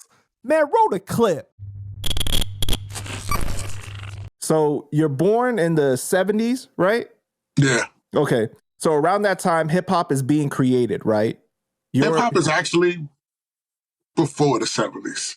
People don't like to acknowledge that, but but you know, it depends on who you ask. It's the term hip hop. Maybe the term hip hop was in the 70s, but Flowers is from Farragut. And so, Brooklyn and Queens was doing it from what people say way before it was in the Bronx. The unification of the elements, right, is like more in the 70s, but like a lot of the elements existed prior to then. Yeah. Like the groove, like, because I used to wonder, like, it made sense once I seen this thing. It was called the Founding Fathers of Hip Hop, and basically a lot of stuff talked about Brooklyn and Queens. You know what I'm saying, with the DJs like Grandmaster Flowers and DJ Charles in Queens, and then it was just like the sound crews, and a lot of them. This was like 68, 67. And you know what I'm saying? If you're playing the groove of a record and you're not playing the most popular record, that's pretty much hip hop. But it was just the term. They didn't have the term hip hop then. So would you say then that the Bronx deserves the credit of, you know what I mean? Because the Bronx is mainly credited for hip hop, starting hip hop, right? Hip hop started in Brooklyn, man. The term hip hop, let's go with look, from when the term hip hop started in the Bronx, but it was being done before that. Okay. Like, just look it up yourself. Look it up, the founding fathers of hip hop. It's on YouTube. Look it up. What are your thoughts? I mean, Illa might know that history. I'm not sure. I mean, like I said, I'll accept that too. I'm from Brooklyn. I take all the accolades. Brooklyn, all the Brooklyn accolades on us. I'll accept all those accolades. But I know who's. Have you heard that before, though? I've heard it. I'm not going to act like I did the extra deep dive. I mean, but every borough has their forefathers that set forth the rest of the way. So I know we had like what was it Grandmaster Flowers?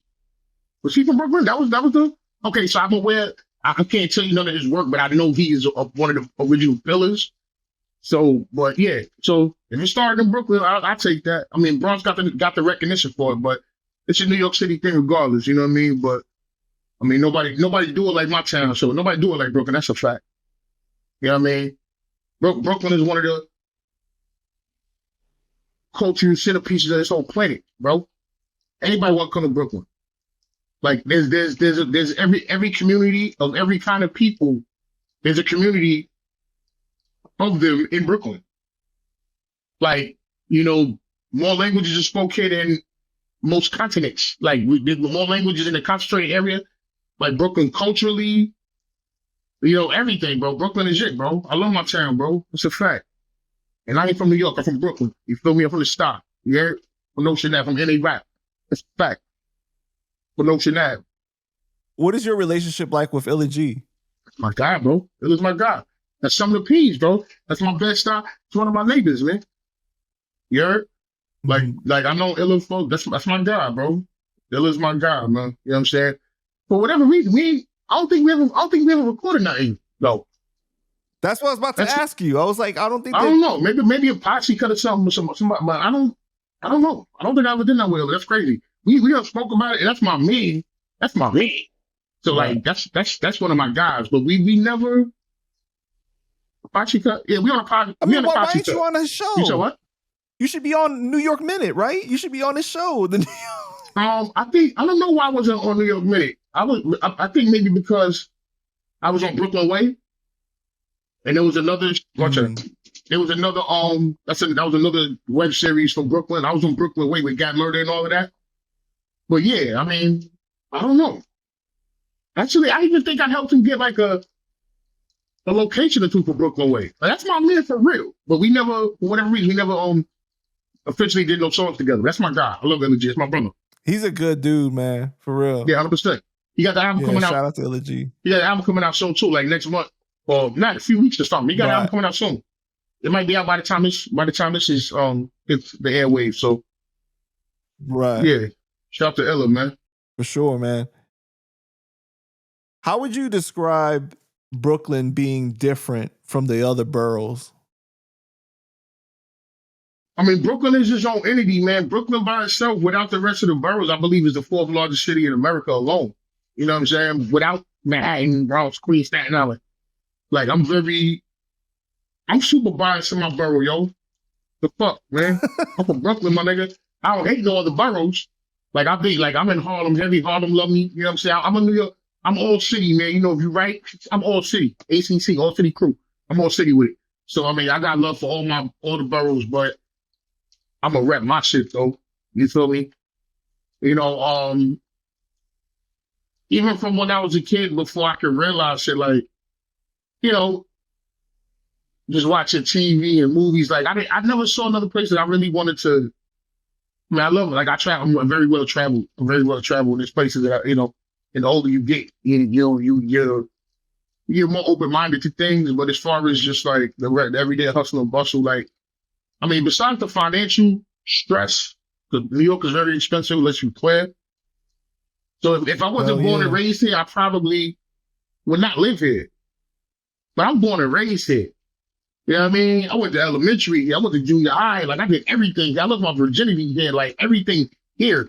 So it's like, this is home. This ain't like I came here after college and was trying to fucking be an actor or be on Broadway. And Oh yeah, I'm not, walking around like a fucking Tyrannosaur fascinating in the street ready to get your head bust open because you ain't paying attention. Like, nah, this is home for me, bro. This is home. Like, whatever you want, you know what I'm saying? Whatever cuisine you want is here, whatever type of woman you want is here, whatever type of entertainment you try to get into is here. You know what I mean? And in Brooklyn is large. Like, you could travel an hour and still be in the borough. Like, I'm from the Stop. I'm going to Coney Island. That should take me an hour. You feel me? That's a whole nother, that's South Brooklyn. The style like North Brooklyn, you feel me? It's a whole nother universe. You know what I'm saying? Then you go down, and then like you go down there, it's a different community of people because you go to the side of Brighton, it's wild Russian people over there, wild Jewish people over there. You know what I'm saying? You go up to like Greenpoint, it's all wild Polish people up there. Then you come to our side, where traditionally like black people, like American blacks, whatever. I mean, all of it is mixed together now. But what I'm saying, like, whatever community you was into, Brooklyn had it. Brooklyn had it. Had it. Right. And now, it's crazy because nowadays, you see what else because when we was growing up, if we wanted to do something of a bigger magnitude, we would have to go into the city. And going into the city, if you're not from New York, that means going into Manhattan. You know what I'm saying? Even though all over the New York City, technically, but everybody calls Manhattan the city. Like, we don't call Brooklyn the city. You know what I mean? Mm-hmm. So back in the day, you had to go to the city for everything. You know what I'm saying? Whereas nowadays, I ain't gotta be working for nothing. I ain't gotta be working for all fucking thing, bro. Like, all the shows is here, all the venues is here, all the hotels is here. It's like, this shit taking from, this shit doing what Manhattan used to do. You know what I'm saying? So, Right. love it, man. Ain't nothing like it, man. Ain't not like it, bro. Ain't not like it. That's why everybody want to be here, man. Let me ask you this. How are the women in Brooklyn different from the other boroughs of women? Yo, that laugh. They less prone to take shit from people. You know what I mean? They less prone to accept the bullshit. You feel me? Like, you gotta even more than the Bronx? Neck and neck. Okay, I got you. Neck and neck. You know what I mean, Bronx? I have a lengthy history with Bronx women. You know what I'm saying? I have a lengthy history with Bronx women. So, Brooklyn and Bronx, when you get over that fear, it's Brooklyn and Bronx are probably the two most compatible boroughs. You know what I'm saying? They're probably the two most compatible boroughs. Bronx is, motherfuckers going stupid dumb in the Bronx right now. I ain't gonna hold you. Bronx is pop. You know what I'm saying? Right. All right. When you battled Soul at Scribble Jam and lost, do you think that you were robbed? I'll say this. First of all, I don't care because look at where I'm at, right? And shout to him. Like, we was cool. We ain't never had no issue. So it wasn't it was no drama with us. But what I will say, if memory serves me correct, and anybody who was around for that whole Scribble Jam shit could tell you, I love Scribble Jam. I'll tell you this. The first time I ever got on a plane to go rap somewhere was going to Scribble Jam. I'm like, oh shit, y'all flying me to go rap? Like, wow. Like, that was in-game shit to me at the time. Like, you flying me to go somewhere and rap? Not even to get paid to rap, like, which is what I do now. Just the fact that I got paid to get on a plane to battle. Like, that alone was like, wow. Like, y'all flying me somewhere to go do what I would do for free?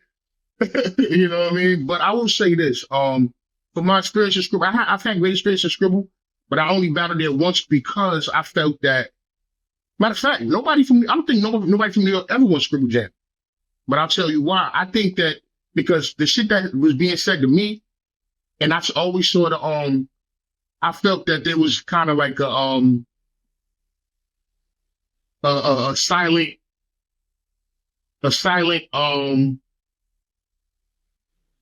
pushback with New York. I don't think they wanted to accept us as much as, you know what I mean? Because you were talking about that quote unquote nerd shit before. Like, my thing is this. I could qualify certain things that we do as nerd shit, but you also can't, that doesn't negate what I am, where I'm from, and what I've done. Like, I'm still from the style. I still got a history. I'm just not a dummy. You know what I'm saying? So, You know, but to them, all they saw, because I put one thing when I put the Scribble Jam, they're like, I'm from the start. Like, it was a bunch of, it was way more white people than I was used to seeing at battles and shit like that. Not saying I never seen white. I'm from Brooklyn. There's white people all over the place. But it like at that time, to see the whole concentration of a lot of white rappers was different to me. Yeah, at the time. So think about it. Also These playing are guys, to a different audience too. Then. right? So these are like a lot of them is like, and people from all over, but it was like a lot of Midwest white people. And I'm not saying that as a bad. I'm just talking about the demographic that was there. I'm not saying it shitting on them. So a lot of them, and I'm pulling up. I got on sweats. I got on my fucking bandana tie. That shit. They looking at me like this ain't gonna come and shoot the place up, or he coming to rap. You know what I'm saying? Because I'm looking like I'm dressing.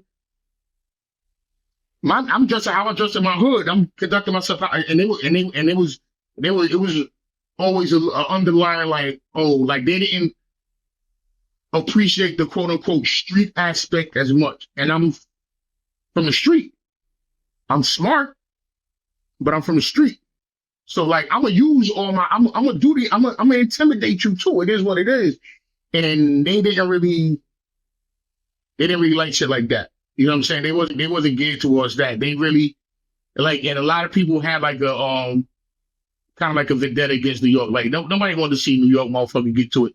But I guess that's because we you know, controlled the narrative for so many years. So when people finally people were finally able to utilize their voice, they like, nah, we're gonna take this and run with it. Like y'all had enough of that. We had enough of y'all in New York. Give somebody else a chance. Type of shit. Right. So like New Yorkers battling. I didn't see a lot of New Yorkers go far battling. Like I don't think nobody ever won. But as far as performing and getting love and making money, Scribble Jam was wonderful. That's why I went every year for probably at least 7, 8 years, however many years I went, probably that many times, probably maybe 5, 6 years, whatever, however many years I used to go every year, because even though when it came to the battling, they weren't really they really weren't vibing with us. But when it came to the music and when it came to the performances and when it came to getting this merch off, they were 1,000% on board with us. So I made a lot of money and a lot of friends doing the Scribble Jam thing. The Scribble Jam was a very important part of the that battle rap history. You know what I mean?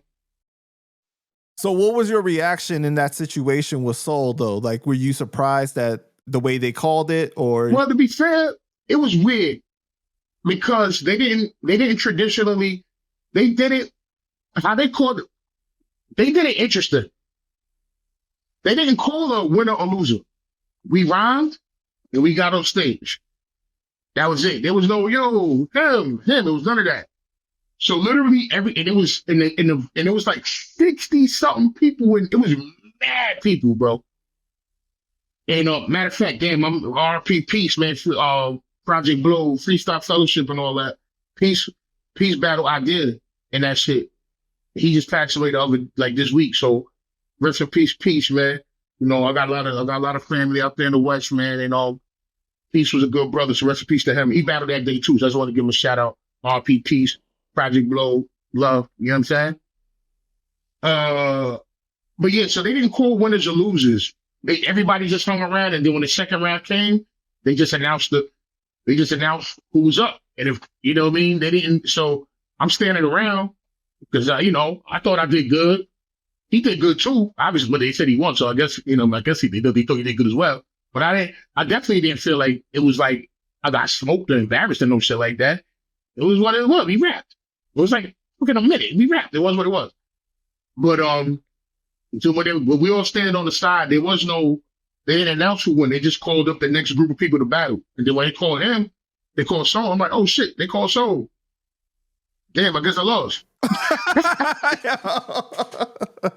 Shit. And I went to the bar and got drunk. And that was it. Like, you know what I'm saying? So, that's what happened. It wasn't no life altering shit. Like, shit got ups and downs. You win, you lose, whatever. It wasn't no big deal. You know what I'm saying? But yeah, I didn't know. Right. Yeah, when he said he won, I was just like, what? Okay, cool. I went to the bar, drank. I ain't complaining about that shit. Whatever. Shout out to Soul too. I don't know if he's still making music and shit, but shout out to him. Dope, man. Yeah, shout out to him. All right, for Immortal Technique, right? Mm-hmm. You met him through hosting battles at Wetlands. No, I And knew him before that. No? I met You knew him before that. Okay. Mm-hmm. So how'd you meet him? I met him through,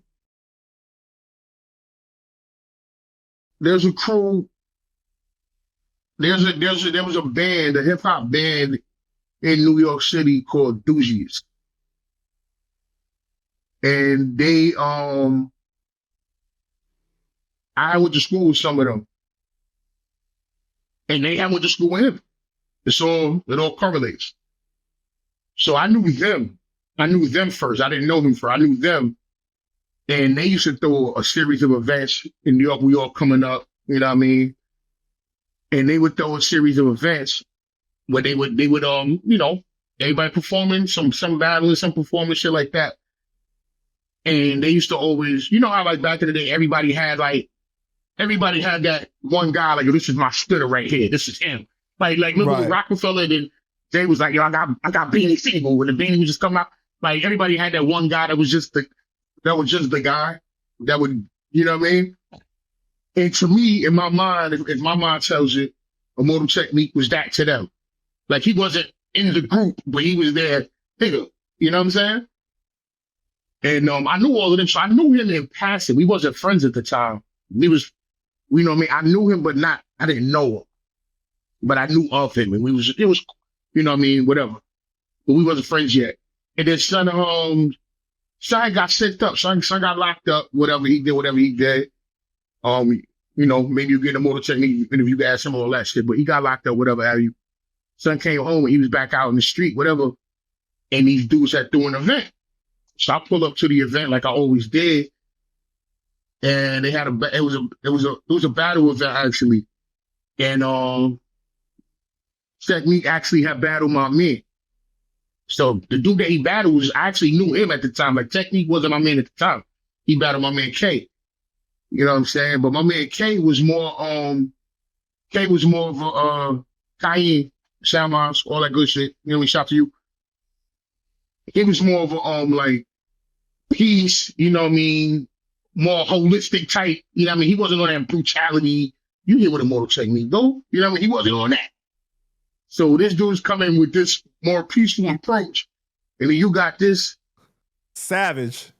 You got this angry nigga with this big mustache who just came home 2 days ago. I'm talking shit.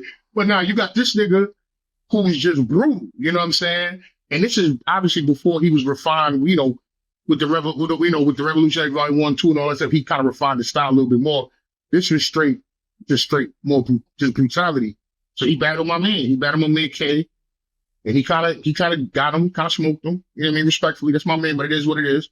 Like, we gonna talk truth. Like I said, we talk about shit that I lost. I don't care. I lost. Who cares? But yeah, so he got my man. He smoked my man a little something. So when he did that, I was like, damn. And I never, I don't have a problem giving people, you know, respect for what they do. I don't care. Like, I don't have a problem. Like, yo, that was fire. That was dope. That was this. That was that. I'm not, like, it doesn't take away from me telling you that you dope. You know what I mean? So after he did that to my boy, I stepped to him like, yo, son, like, you kind of wild with it, bro. Like, what's good? Like, like, you know what I mean? So we just started talking that night, and we just kind of ain't never stopped. Like, that night we hit it off, pause. You know what I'm saying? And then we were just together a whole lot. You know what I mean? So I'm like, I saw qualities of him that I didn't see in a lot of other people. And then we brought him around the Stronghold, because that was around the Stronghold time. You know what I'm saying? So he was always around with us. So we just kind of, like I said, him and Swave and all of that, we just, you know, just kind of put him down with Stronghold. And that was that, man. Like, I didn't know what was going to happen. I didn't know he was going to be, what he turned into and all of that. Like, nah, that was my man. I saw the talent. I stepped to him. Our personalities were kind of compatible. And, yeah, that was pretty much it, man. And, the wild shit is, like, dude was just super passionate in what he did. So when I was coming up, you know, I was putting out music before them. So I had a little situation. I don't know how you structuring this shit, but I ended up getting a little situation with Brick Records, Land Street Records, whatever. So I should be in Boston. I should go to Boston like every other shit, like 2-3 times a month. I'm in Boston. Shit. When I first came out, some people actually thought I was from Boston, which is crazy. Even though I had a big Notion Avenue sign on my arm, but if you're not from Brooklyn, if you're not from there, you don't know where Notion Avenue is at. My label is from Boston, so a lot of people thought I was from Boston, which is crazy, but shout to them. So I used to go up to Boston a whole lot. I used to do these shows and shit. And I was like, yo, so I had to do a single release. I had dropped a single, top of the food chain. And I was just like, they booked me for this show, got a little bread for me and all that. And I'm like, yo, Tech, yeah, let's go to Boston, bro. So I took them to Boston with me. You know what I mean? I used to take them with me, like, yo, fam, people need to hear you. You know what I mean? And I would just take them with me, put them on stage. And obviously, we started to seize the opportunity and went above and beyond, you know what I mean? So we were always there to help each other out. You know what I mean? So I was able to, give him my resources, show him what was going on. And in return, he did what he did, and we just kind of helped build the empire, man. You know what I mean? Rebel Arms. You know what I mean? Shout out to the bro. Shout out to my bro, Immortal Technique. Still on the road to this day. Always on the fucking road. Always on the fucking road. And that's what I love. What's it like to have accomplished what you guys have together, and you guys are real genuine brothers? Like that brotherhood that you guys share. Wait, repeat that? Success is dope, right? Overall. But when you do it with your brother, it means even more. You know what I'm saying? Yeah, definitely, because we didn't acquaint with each other when shit was lit. Like, we knew each other from when ain't none of us had nothing. So it's a different aesthetic from like, oh, this dude is lit. He needs somebody to help him. Let me come to a help, and I'm like a subordinate or whatever have you. Like, nah, like we both ain't had shit together. You know what I mean? There was times I had a little more, there was times he had a little more, and we just pulled our resources and made things happen. And always had a do-it-yourself acumen. That's one thing I learned from Jump, which is why I stay independent, throughout the years. Like I saw what it was on the other side, and I ain't like it. So it was like, I could, we can control our own narrative over here. And we've been doing that for a very long time. And it's always a blessing to do with people that you consider family. That's why it's difficult when our niggas die. Because when that nigga die, whoever dies is like, you'll never, I don't get a replacement of that person. That's just a piece of me that ain't never coming back, bro. Mm-hmm. So when motherfuckers die, it's like a chunk.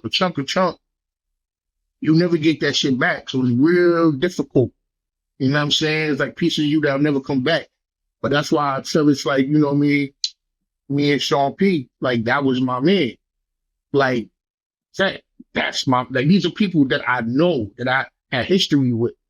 Like, you know what I'm saying? So it wasn't, I didn't like, it wasn't like, oh, like I said, they're successful and now we're cool. Like, no, we were cool beyond all of this shit. You know what I'm saying? So it's always beautiful to see that story unfold, to see how it plays out to the world. You know what I mean? Because I don't know how it's going to end yet. We still doing it, Right. What was it like for you to be in Rebel Arms with Chino and Tech together? Like that's like ridiculous. Rebel Arms, man. Shit, we done toured the world more times than I can count. We done been in more countries than I could probably count. And that too, doing it with like shit out Chino. Okay, now Chino, like Tech, like that's day one. Chino was obviously well established before any of us even knew who he was. So that was a little different. But that was dope too, because to be accepted by someone who was already well established, like he didn't need us per se, and we didn't need him per se. But we made each other better though still. So Chi is one of the people that I obviously didn't know growing up. You know what I'm saying? Like I bought his music before I knew who the fuck he was personally. So that's different. But yeah, the Rebel Arms, man, Like, I want to take none of that shit back, man. Like, we done did so much. And like, you know, we done festivals, we done rock for 80,000. You know what I'm saying? We done rock for 10,000. We done rock for 500. We done rock for 300. You know, and traveling with Chi is ill. Like when motherfuckers would see like starting people pulling up, it's like, you know, like when you see like me and Chi or whatever have you, like even if you don't know what we do, it's like, you know, it's not regular. You know what I'm saying? Mm-hmm. So it was always like, yo, what these guys, what's, you know, so it was always, you'd always see, it's always interesting to see what people think. Like, you read, you know, reading people as you're maneuvering through and seeing what people think about you. It's kind of interesting. Or to just speculate on what they think of you is always interesting. But yeah, traveling with Chi, man, in Tech was amazing. I remember one time we was in Dublin. We was in Dublin, yo. We was in Dublin and the Pope was there, you heard? The motherfucking fellowship, you heard? We out there in Dublin, and you know Dublin is wild, Catholic, obviously. And we out there doing a show. So we check into this telly, boom. Check into this telly, nice hotel, whatever. So, you know, first thing we gonna do, yo, let's hit the bar. When we go to the bar and shit, we in the telly in the bar. We go to the bar, and there's wild nuns in the bar. So we in the bar, and there's wild nuns in the bar and shit.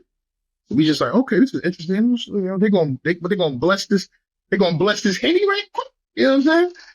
So we in the bar chilling, and of course, obviously, we look how we look. They look how. So obviously, it's gonna be a cop. So the nuns pull up on us like, hey guys, like. So we start talking to the nuns and shit. You know what I'm saying?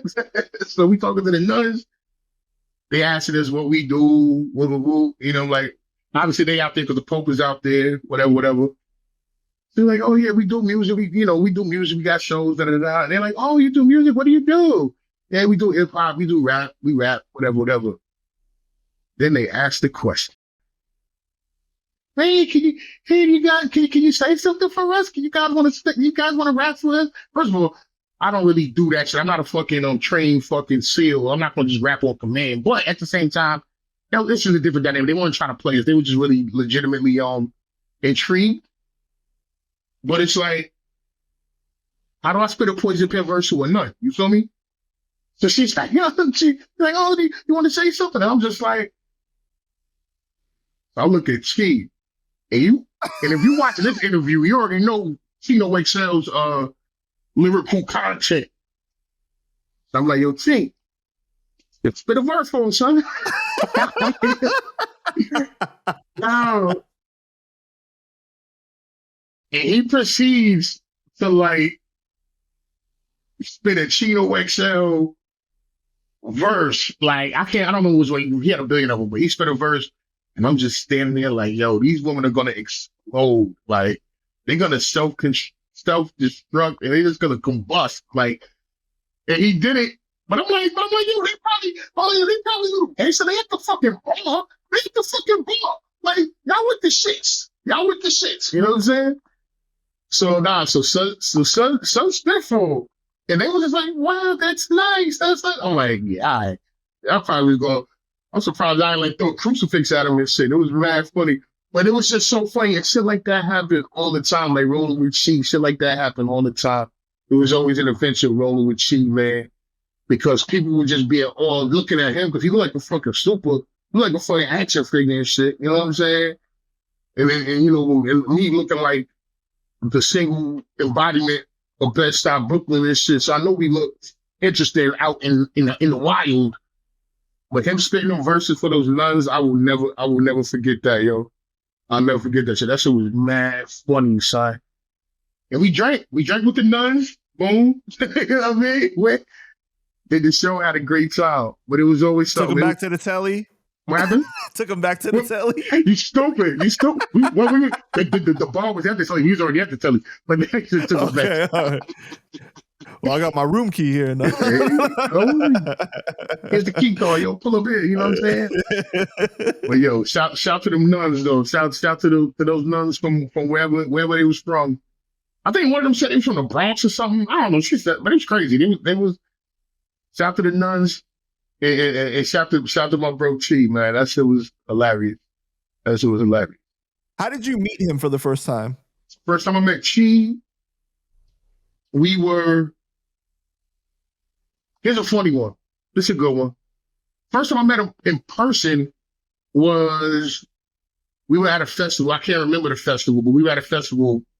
Right now it's probably about 20 something years, maybe 203 maybe. It was a festival we were at. I can't remember which one, but we met him at the festival. And him and Technique they were communicating.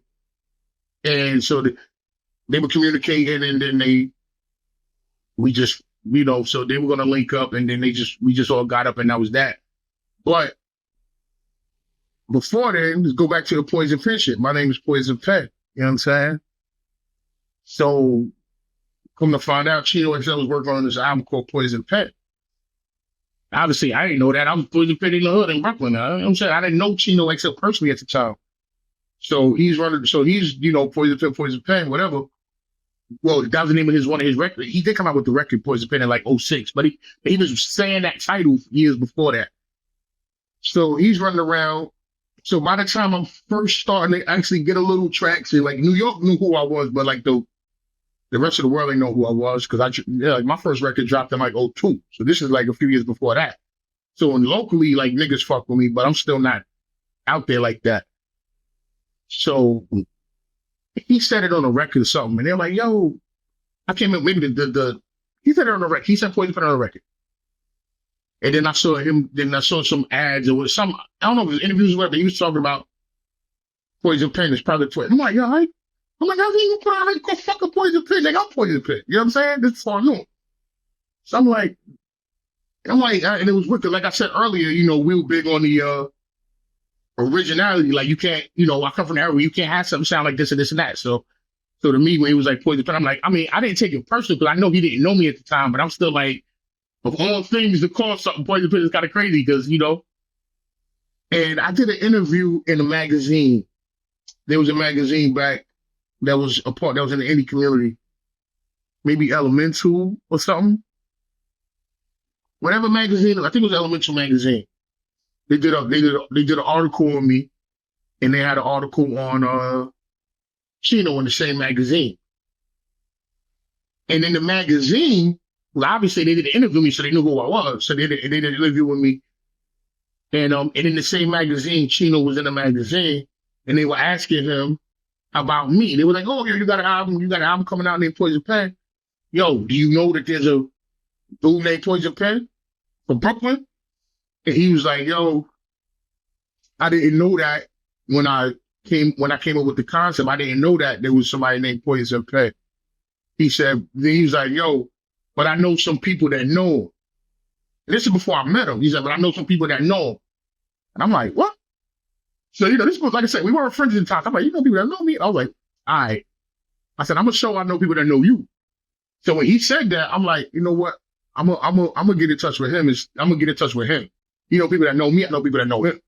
So I'm reaching around, reaching out to people that, in the community that, trying to see if I know who know him. And then of all people, my nigga from Bushwick, Freestyle from the Auctionist, Freestyle knew him.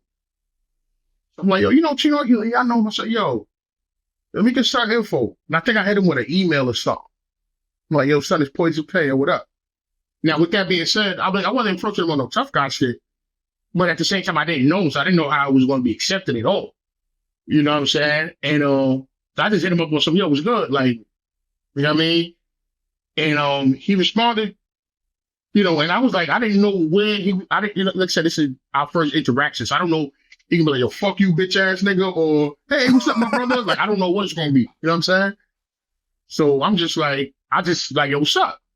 And then he reached out, and he was, civil, cordial, respectful. And I'm like, "Okay, all right." Because I didn't know which way it was going to go. And when you young and stupid, like you kind of like, whatever, it is what it is. I don't give a fuck how they go. That's kind of how you think. I'm glad, obviously we brothers, we became brothers and shit, but I'm just like, whatever, like, I'm gonna reach out and see what happens. And of all people, Sean P. I go to Rough Crib one day, and there was a show, at SOBs or something, and Chino XL was on the bill to perform. And I'm like, I'm gonna pull up. I mean, we can have a conversation. You know what I'm saying? So I'm gonna pull up to SOBs. So I went to Rough Crib, I went to Sean P. Crib, and I'm like, yo, son. I'm like, yo, you know Chino XL? He was like, I don't know him, but yeah, I know him. You know what I'm saying? I'm like, yo, he cool? Like, he a cool nigga? Like, and he like, nah, yeah, I ain't, well, whatever. He gave me the little rundown and shit. And I'm like, well, son, you got to show SOBs. I want to go holler at him because I just want to check the temperature. Like, poison pill. I want to see what's up. You know what I mean? That's all. And so we had a conversation about that. And he was like, yeah, yo, pull up. So I said, I'm going to pull up. And then for whatever reason, I don't think he ever made it to, that show. So I didn't meet him at the time. But fast forward, but when he reached out to me and he was cordial and simple, I'm like, I bet that's what's up. I love that because, not like a nigga wanted to be at odds with him, you know what I'm saying? But, but he reached out cool, I'm like, bet. So I just left it like that. He's cool, he's cordial. I'm gonna keep it like that. And hopefully we can, build on some cool shit. And then the Technique shit happened. We go to the festival. The Tech was building with him on some separate shit outside of me. They was talking amongst themselves. And then I met him there. And then we all figured out, and Tech was like, yo, I think we should, I think he's compatible with where we going. You know what I'm saying? Maybe we should bring him on the road with us and all of that. Like, like he got his crazy ass fan base. It's kind of in line with what we do. Like, yo, we should just link up. And Chi, if you notice how Chi's trajectory, he never really ran with no crews and camps like that. He never really did. So us was his first time to actually run with some people other than just being, he had a support system. Like, he had the Bobby Bowdish and everybody like that. And I'm shout out to my bro Bobby. But he didn't have like how we had Rebel Arms, the whole squad of dudes, like the whole unit. He didn't have that. So when he linked up with us, that was kind of his first time in his whole career of having a team with him. So, you know what I mean? We started hitting the road. And like we didn't stop. We like pandemic slowed shit down, obviously, but we linked up and then we became family very fast. We became family very fast. You know what I'm saying? So we just all joined forces, Chi, Tech, myself, you know what I mean, the Circle, Dot Violet, everybody, man. We just linked up and it's Rebel Arms shit, man. Yeah, but Rebel Arms is like a hip hop fan's dream almost. You know what I mean? Like if you love like real lyricism, it's like, damn, like you got superpowers coming together pretty much. Yeah, Rebel Arms, a lot of spitters in Rebel Arms. Yeah. Mm-hmm. Shout out to all my guys. Did you know that Chino was sick?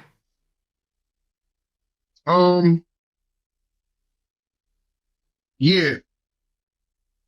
Yeah, no. I say, well, yeah, because I knew, but I didn't know the level of severity. You know what I'm saying? He was going through shit during pandemic. He had a few medical issues. Obviously, he's not here no more, so, he had a few medical issues during pandemic. But pandemic was kind of shaky because pandemic was bad for all of us. Right. So there was a period of time during pandemic where I ain't speak to nobody. Pandemic was crazy. You feel me? So there was a time because I was just trying to get life together here in New York, in Brooklyn, in the style. So like that was very real. So I wasn't every like Chi. I used to talk to Chi like every other day. Like that's my guy like that. Like I still got, my phone's right here. I still got 1,000 messages. Sometimes I just read them and laugh and shit that we should go back and forth with. You know what I mean? So I knew that he was sick, but I didn't know the severity. You know what I mean? Because she was strong. Physically, he was strong. So, and this guy said, like a lot of times you want people to know how vulnerable that you are. You know what I mean? So during pandemic, I didn't speak to them. I didn't speak to him as much because I was going through my own shit. Let's just be clear. So I didn't speak to him as much. But during that time, I know he had the stem cell shit, whatever have you. But then when we got back to it, then he would say certain things to me. I'm not going, I ain't going to do that out here.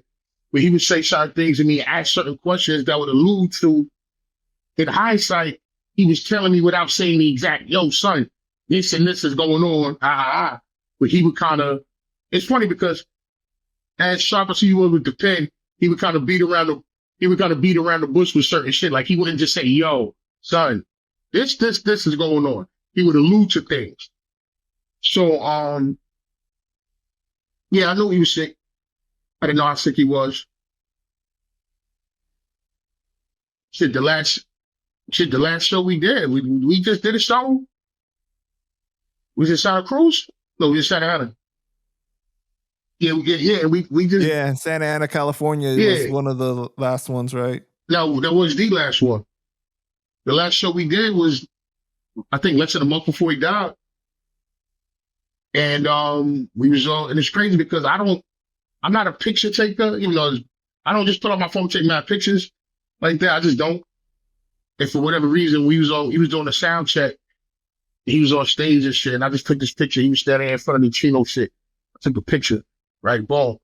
And it's crazy because I ain't gonna say, for me, it's mad pictures. I took like 8, 9 pictures that night. That's mad pictures to me. I don't even be taking pictures like that. I took 8, 9 pictures that night.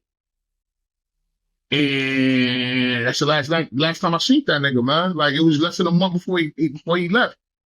And it kind of, the way it went down, I might not necessarily agree with, but, you make your choice you make, and that's my brother. But, how I say it. My thing is, someone's very calculated. You know what I'm saying? And a lot of the music he made, like if you listen to a lot of his music, I mean, he alludes to a lot of the things that he was going through. Like that was the way he expressed it. That was the way he expressed this shit. So he spoke. I mean, Chino spoke on a lot of dark shit. That was his MO when he rhymed. But when he dropped the last album, The Darkness of the Colors or whatever, and he was alluding to a lot of the things that transpired. And that shit kind of tripped me out because it's like, you're fam, I was just with you. I wish, we could all wish for other things, but that's just not how it works. Like, damn, so you could have just said something, nigga. Like, but he felt that's not what he wanted to do. He made his choice and he executed his plan that I might not necessarily agree with. But I ain't gotta agree with it. It is what it is. Feel me? So it should trip me out because hearing that music, it's like, damn, bro. So you kind of had already in your mind had it made up because you recorded those songs before I saw you. It takes a while to take this shit to mixing and mastering and get this shit ready to put out to the masses. So it's like, so that means the last time that I saw my brother and we just sat down and shit, you already knew what you was going to do. So you knew that this was your last show. She knew that it was his last show. And that kind of, I don't like that. To put it simply. You know what I'm saying? Let's move on.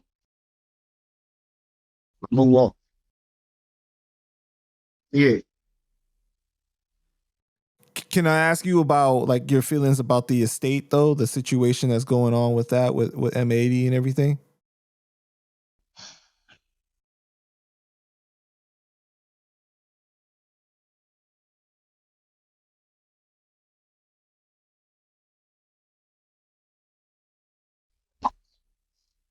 The estate and M80 are back and forth. They don't see eye to eye. I don't have a stake in any of that. Me and the media have had conversations in person and on the jack. He know this. You know him, matey. I don't agree with everything he do. I don't agree with everything that the estate does. Straight like that. All I can do is conduct myself how I conduct myself. I don't know if it could ever be that way because it's not, even though Chi's my brother, it's not my personal shit. I don't have a say-so in the situation per se. I personally feel fuck everybody but his offspring. You know what I'm saying? I don't mean that in a negative way. What I mean is, I would like for all of them to be on the same page, but I don't have any say-so in that, and there's a lot of things that have nothing to do with me that might make that difficult. But what I can say about myself and this state and the family, whatever, I know that I know where I stand with the girls. You understand what I'm saying? I know I can pick up the phone right now, call my little niece, call Lyric, you know what I'm saying? Hey, Bella, you know what I mean? Like, they know where I stand. I'm not with the back and forth. You see, all this time, I could say a lot online in regards to these situations, you know what I mean? Because a lot of people on both sides of the situation. And I think that shit, I'm not a fan of it at all. And all I can say is me personally as a man, and she is my man, I feel that I personally conduct myself the same way towards his family as how I did when he was alive. And I think that's how it should be. You know what I mean? And I try not to put, I think people need to put their personal shit aside and just try to look at the bigger picture. But it's not my story to tell. You know what I'm saying? I could say I don't like a lot of shit I see online. That's a fact. But I also say that to the people off the line too. You know what I mean? It made me know where I stand. Like the estate know where I stand. The girls know where I stand. So I feel my conscience is clear. Because I can, you know what I mean? Because they know what it is with me. But I don't have any say so as far as the business and shit. I just wish that I want them all to be on the same page. I don't know if I can facilitate anything to make that happen. It's not my call per se. You know what I mean? But I just want his kids to be on the same page. That's all. And if they want to expound on that, let them all expound on that. I'm not with the mixy shit. I'm not choosing the side. I'm choosing the side of his kids. All of them. That's where I stand. I'm choosing the side of his kids. Whatever they need that I can help support, I'm with it. You know what I'm saying? And that's on both sides of the spectrum. I want his kids to be good. You know what I mean? I'm not with the back and forth. I'm not with the argument. I'm not with the funny business. They all know where I stand. They all got my number. And I've spoken to people on both sides of the situation. I just wish, I just wish it was different circumstances. You know what I'm saying? And I'm going to conduct myself towards his kids like he was right here, because he still is here in a way. Like I can't never fix my mouth to say some slick shit about, even if there's shit that I disagree with, but I'm not gonna go all out and be like, I'm not with the muck breaking and the slander and shit. So there was an incident that you witnessed involving Eminem battling Karate Joe. M pulled up with a hoodie looking like he did in 8 Mile in the parking lot. What year was this? It was, I'm going to say 97. 97. Oh, okay. So this is like when he had the Slim Shady EP, right? It's like around the Rap Olympics time, pretty much. It was around the Rap Olympics time, because I remember the Rap Olympics shit. Thurston and everybody had went out there, and I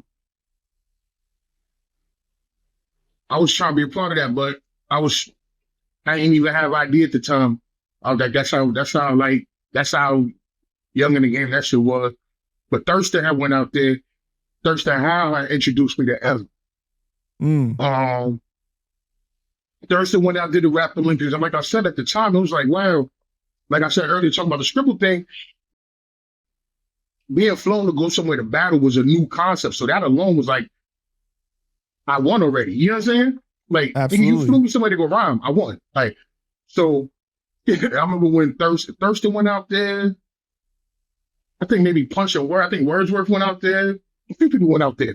Mm-hmm. But Thursday Howe was one of my big homies. You know what I'm saying? That's one of my, that's Brownsville. That's L's Up, Love and Loyalty. That's my guy.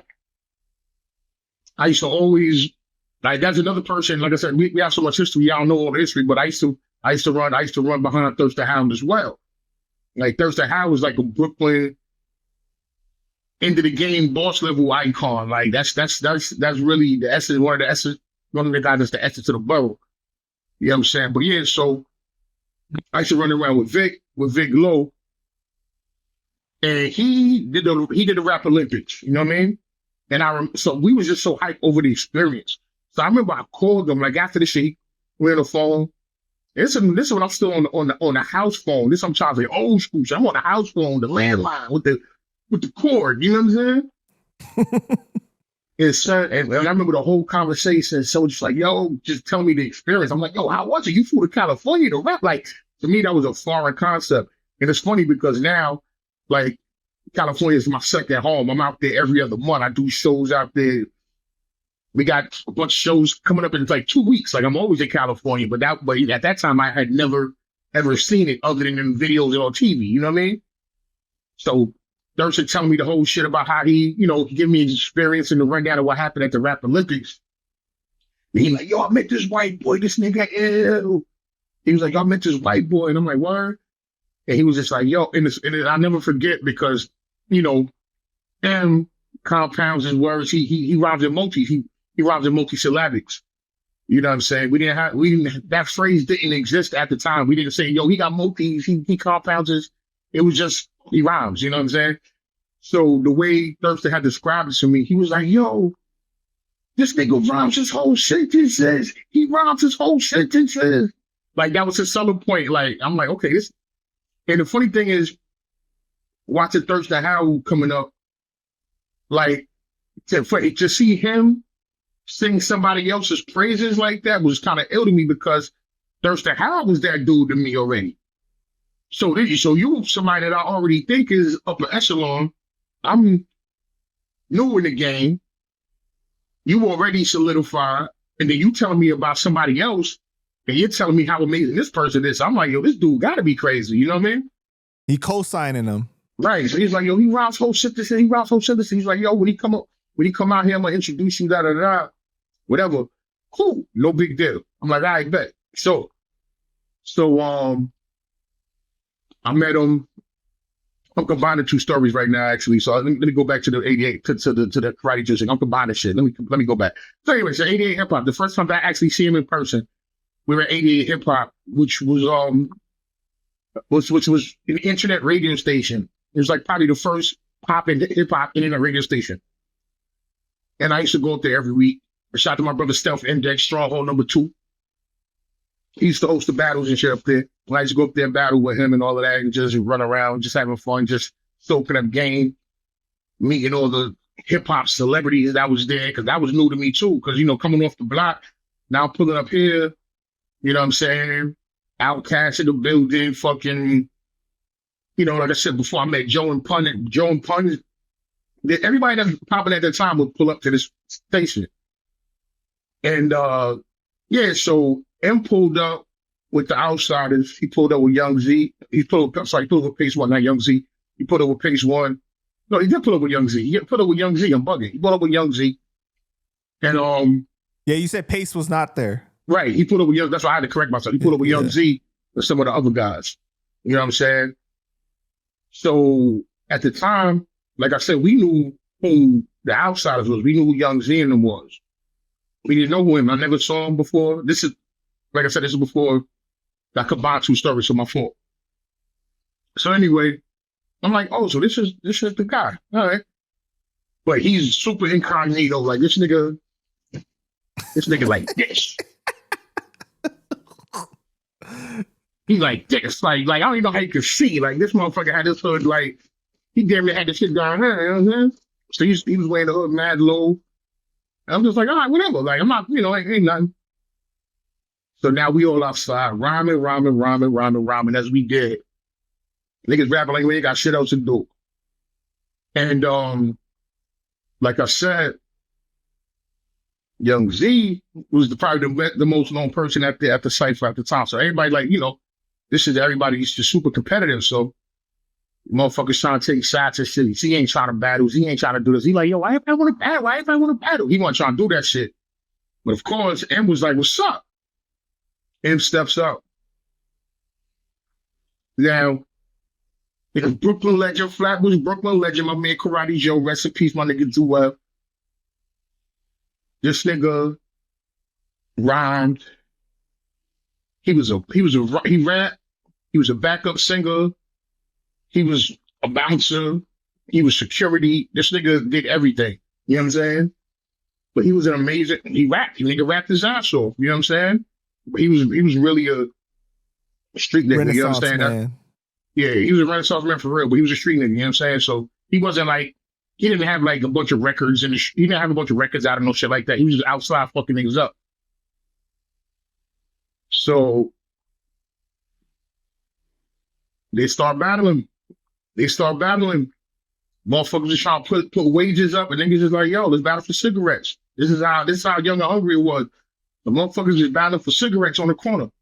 Fucking Lafayette and Houston, down in Soho, you know what I mean? And they battled for like 45 minutes to an hour. Kept going back and forth. It was kind of like a stalemate. You know what I mean? But after hearing something, I'm like, yo, this nigga is dead nice. Like, I'm like, wow, this dude is pretty incredible, really. And then the second encounter was at Wetlands. So Wait. Before you go into that though, right? So when you finally hear him rhyme, you make the connection that this is who Thurston was talking about? Yeah. 100%. Okay. I mean, and did it live up to the hype that he was talking about? In the street, I was like, yo, son is dope. But what lived up to the hype? This is what lived up to the hype. Now, I thought he was dope in the street, whatever, cool. But that was whatever. We all rapped in the street, whatever. What sealed the deal was there was a show at Wetlands. There was a club at Wetlands. There was a club named Wetlands in New York City that was downtown Manhattan in Tribeca back in the day. I used to throw events there. One of the first places I threw events at was at Wetlands. They closed years ago. And they used to do a lot of events with all genres of music and shit. And the Lyricist Lounge guys used to do events there on a consistent basis. And they threw an event, and they had booked Eminem to perform. So I'm on the phone with Vic. Vic like, yo, meet me at Canal Street on the train. We're going to pull up to the show. I'm like, all right, cool. Meet something. Take the 8 from Nostrum, boom. Slide to the city, boom. We go down to Wetlands and shit. And the show's going on. And just to tie more into the homies, Smith and Wesson was hosting. Tech and Steel was hosting. They were hosting the event. So the show's going on. Bunch of motherfuckers performing, typical underground hip hop shit, whatever. But the show wasn't all that at the time. It was like the vibe was kind of a lot of people weren't getting love on stage, whatever have you. But then some people in the crowd started an Eminem chant. Yeah, man, Eminem. People started to chant. They already knew who he was, type shit. And they were handing out these little stickers. So after people kept chanting for him, I guess the people that already was aware of his work, they called him to the stage. That's when I was like, oh, yo, what the fuck is this? He go on stage and he do, what's that shit he got? Slim Shady, brain dead like Jim Brady. I'm an M80. You little like that Kim lady. I'm bugging. No, he doesn't. No, he not. Rotten Rama. That's it. Right. I just don't give a fuck. Right. That's it. I just don't give a fuck. That's all. He did that shit. And I was just like, I was just standing there like aghast. I was like, yo, this dude, I ain't never, yeah. Like I never heard nobody rhyme like that, straight up. Not saying he was the illest ever to touch a microphone, but at that point, I was like, I've never heard nobody put words together the way he put those words together. So that intrigued the fuck out of me. And I was just standing there like, yo, this nigga's kind of crazy, bro. Like, he's kind of ill with it, bro. Then he did the whole hook. I just don't give a fuck. I'm just like, wow. Like, and he just kept going. Then he kept performing. He did a few other songs and shit. And like the show went from very subpar to like everybody through the roof. Motherfucker hit the wall. Motherfucker, like, it was crazy, bro. And I was amazed. Like, and I ain't know a nigga dick or nothing, but I was just like, wow, this dude is it was impressive. It was impressive. I never heard him before in that magnitude. And so just to hear all of that shit the first time live, just imagine that, bro. To hear I Just Don't Give a Fuck, never hearing none of his songs or nothing. You know, I heard he did a few songs with my mans, and he did a song with Shabam Sadiq, who's my guy. You know what I'm saying? Bam used to live in my hood. You feel me? Bam lived on No String and Hart or whatever. You know what I'm saying? I was down the block. So he was already locked. He already did. After that Rap Olympics shit, he started linking up with some of the guys that I knew out here. So the circles kind of got closer because he was rocking with a lot of my people. You know, he did a record with the Beat Miners. He did the Any Man shit with the Beat Miners, Evil D and Walt. So those are my guys. You know what I mean? He was recording with Shabam Sadiq and AL Skills in them. Like, I know those motherfuckers. Those are my guys. So like a lot of the people, the circles just started we just started kind of like being in the same orbit, kind of.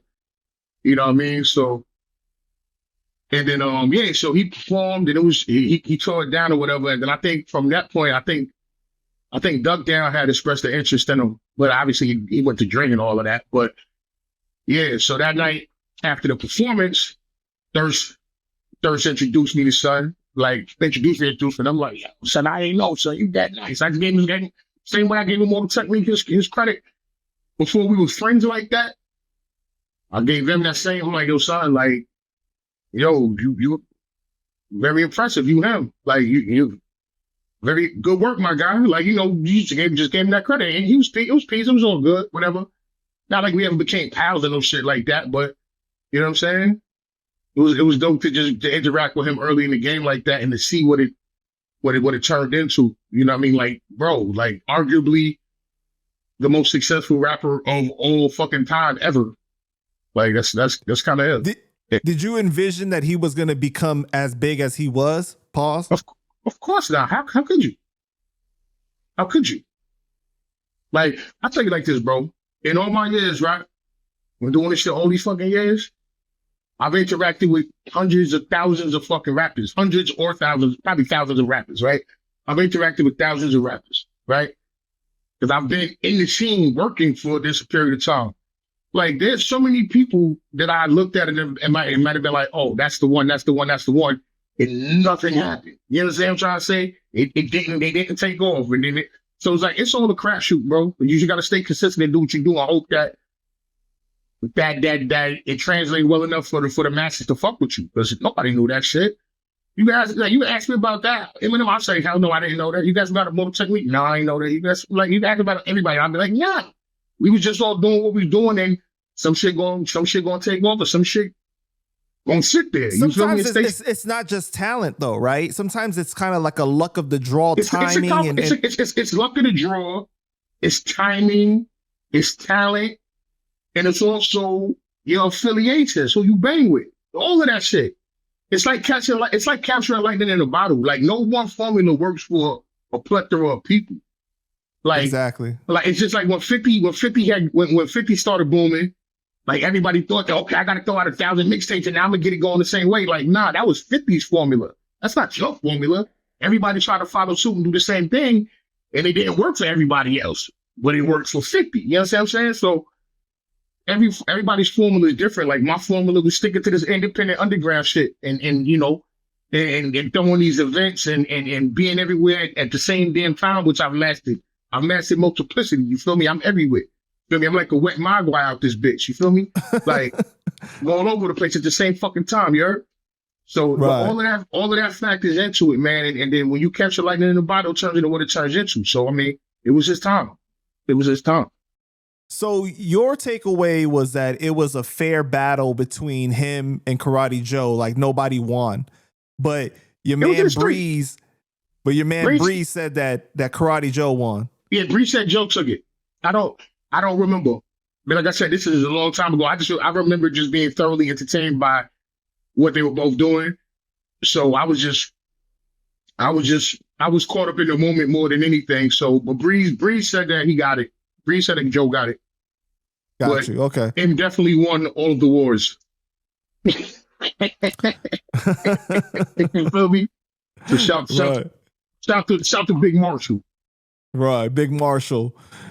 So you also had experiences with Proof though too, right? Because Proof did the Blaze battle. My God, man, RP Proof, man. Last time I seen Proof, he asked me about PH. That's crazy. Yeah, like I said, all of that's around the same time. I met Proof either the same year or the year after I had already met him. But me and Proof got cool quick though. I'm not gonna say me and him ever became friends or nothing like that. Like respect doing all that, but that's that wasn't I can't call a nigga on the phone and no shit like that.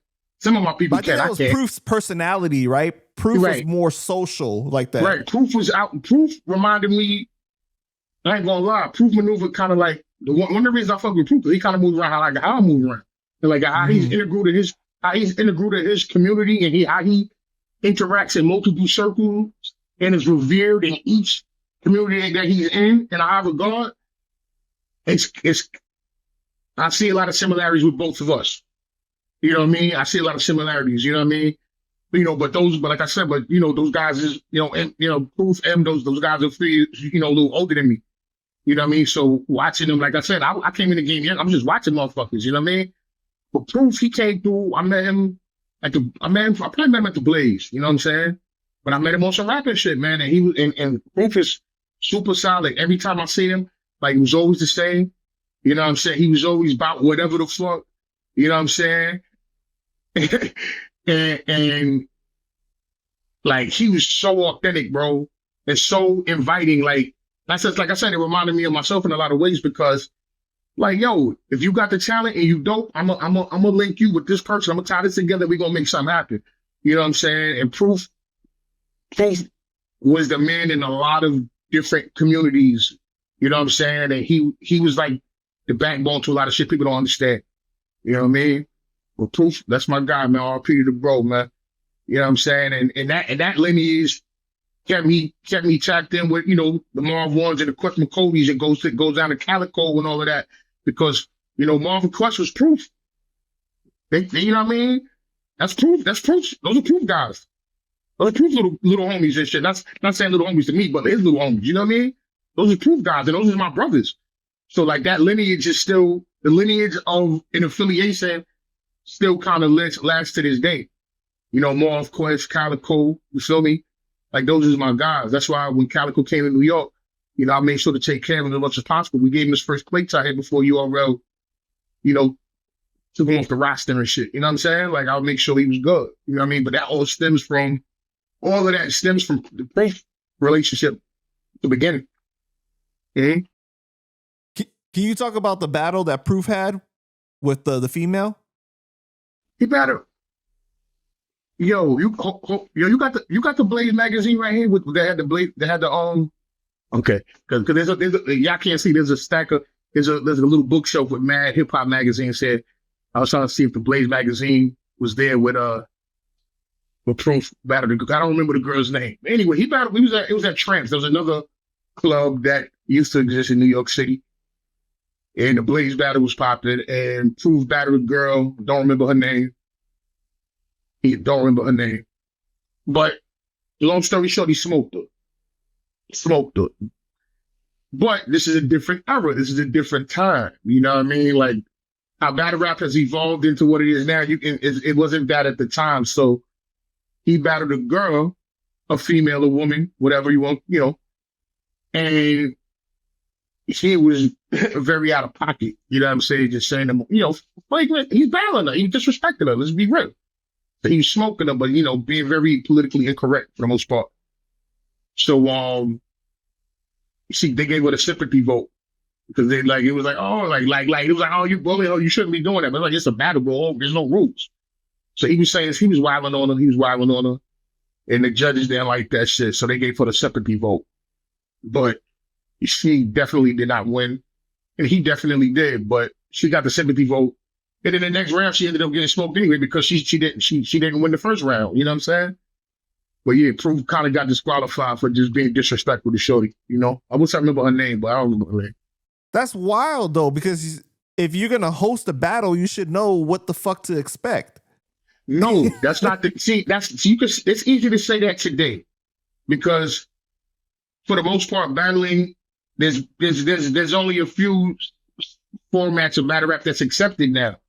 Back then, every place you battle was a different format. Like you had to acclimate to whatever their rules were. You know what I'm saying? So just because he was smoking shit in Detroit or whatever have you, you're gonna come out here and go to this Blaze shit. It might not be the same rules that apply. And it's the things that may rock out there may not rock out here. Every place was different.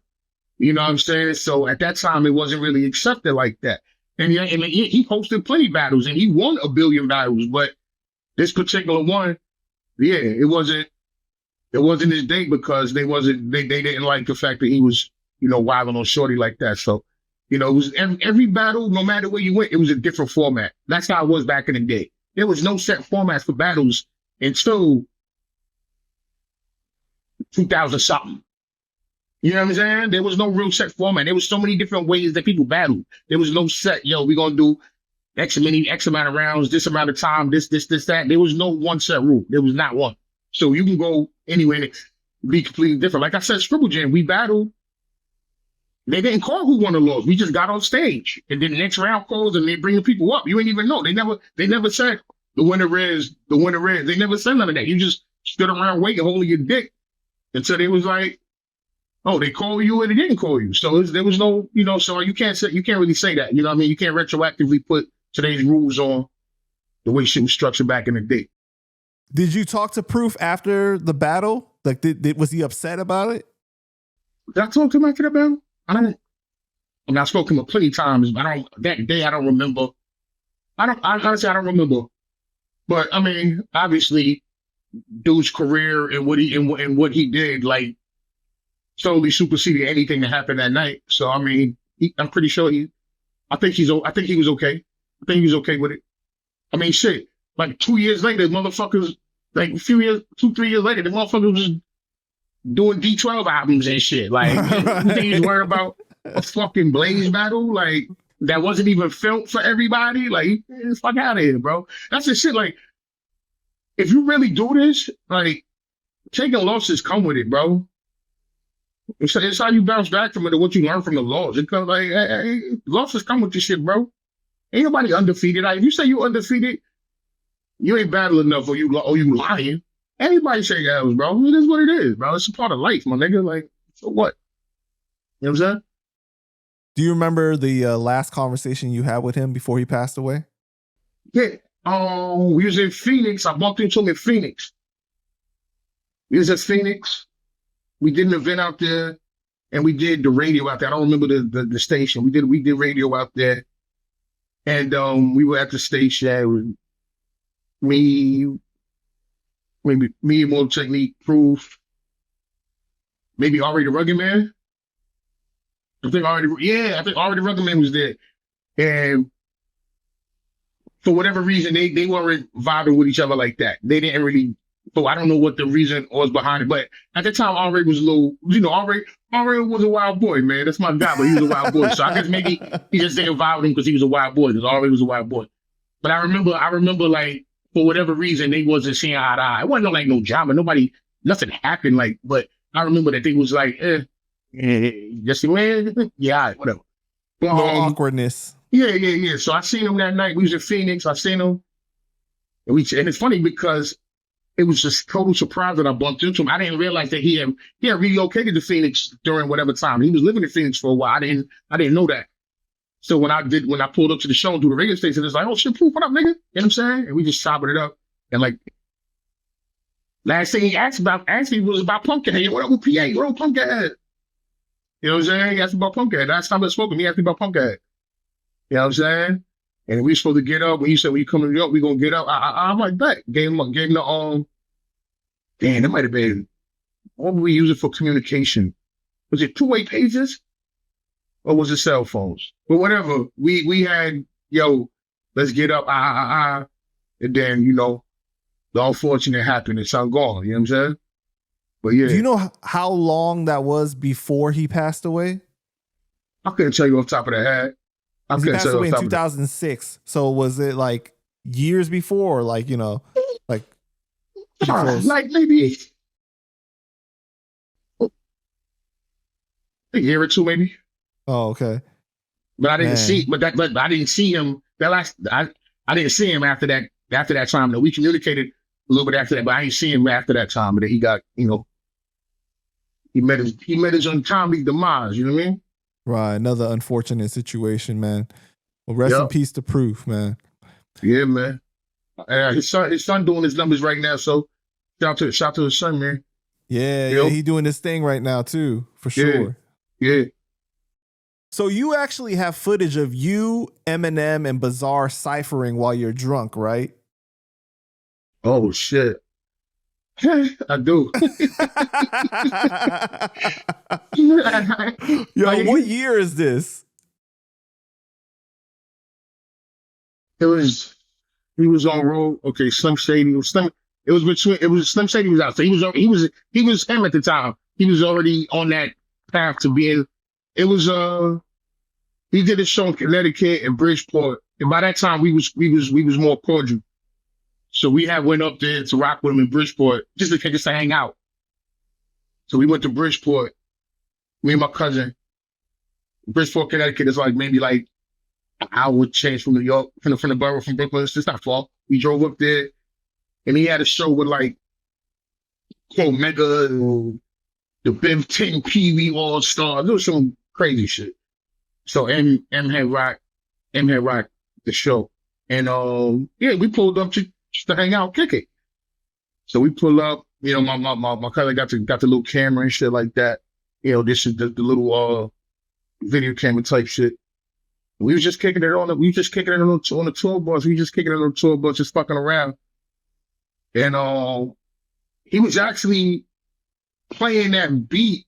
It's crazy because he was playing the beat from the Marshall Mathers album. I don't know if he just got it, he was writing to whatever, but he kept blasting that one beat, the song that he did with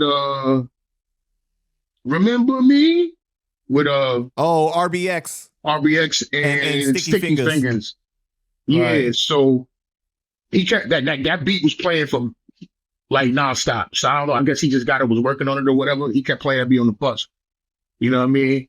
So motherfuckers just fucking around. You know, we just kicking it. Oh, so I got something funny about that shit. So we out there just hanging out, regular shit. You know what I'm saying? On the bus, we just kicking it, whatever.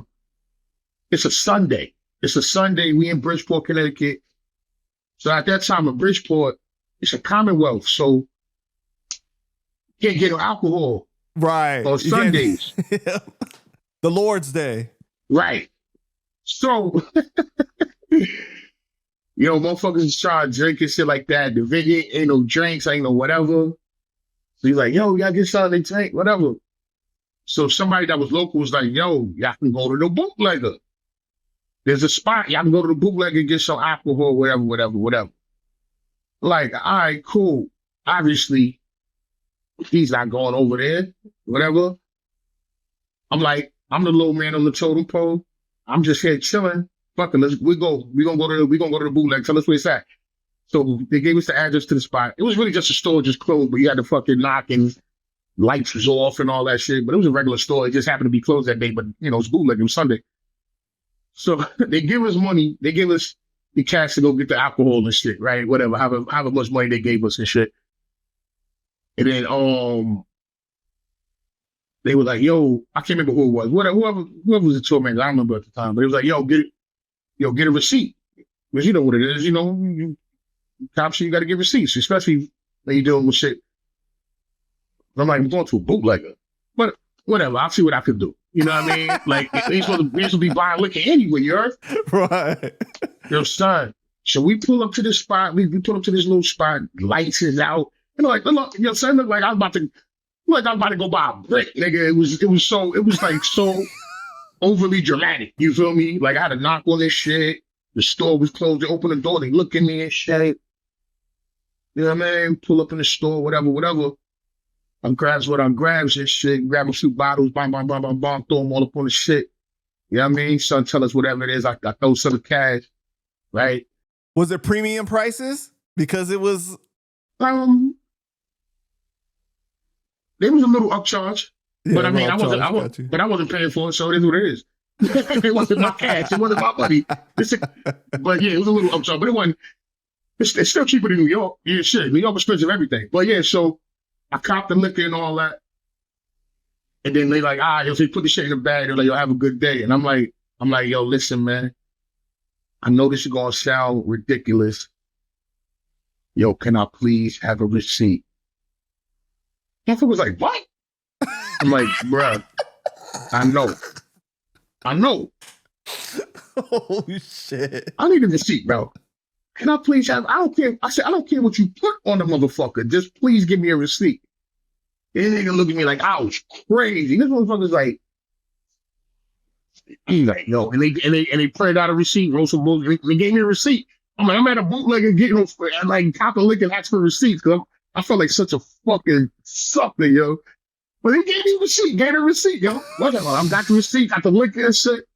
Pull back up on the bus, like, yo, it's party time, nigga. You know what I'm saying?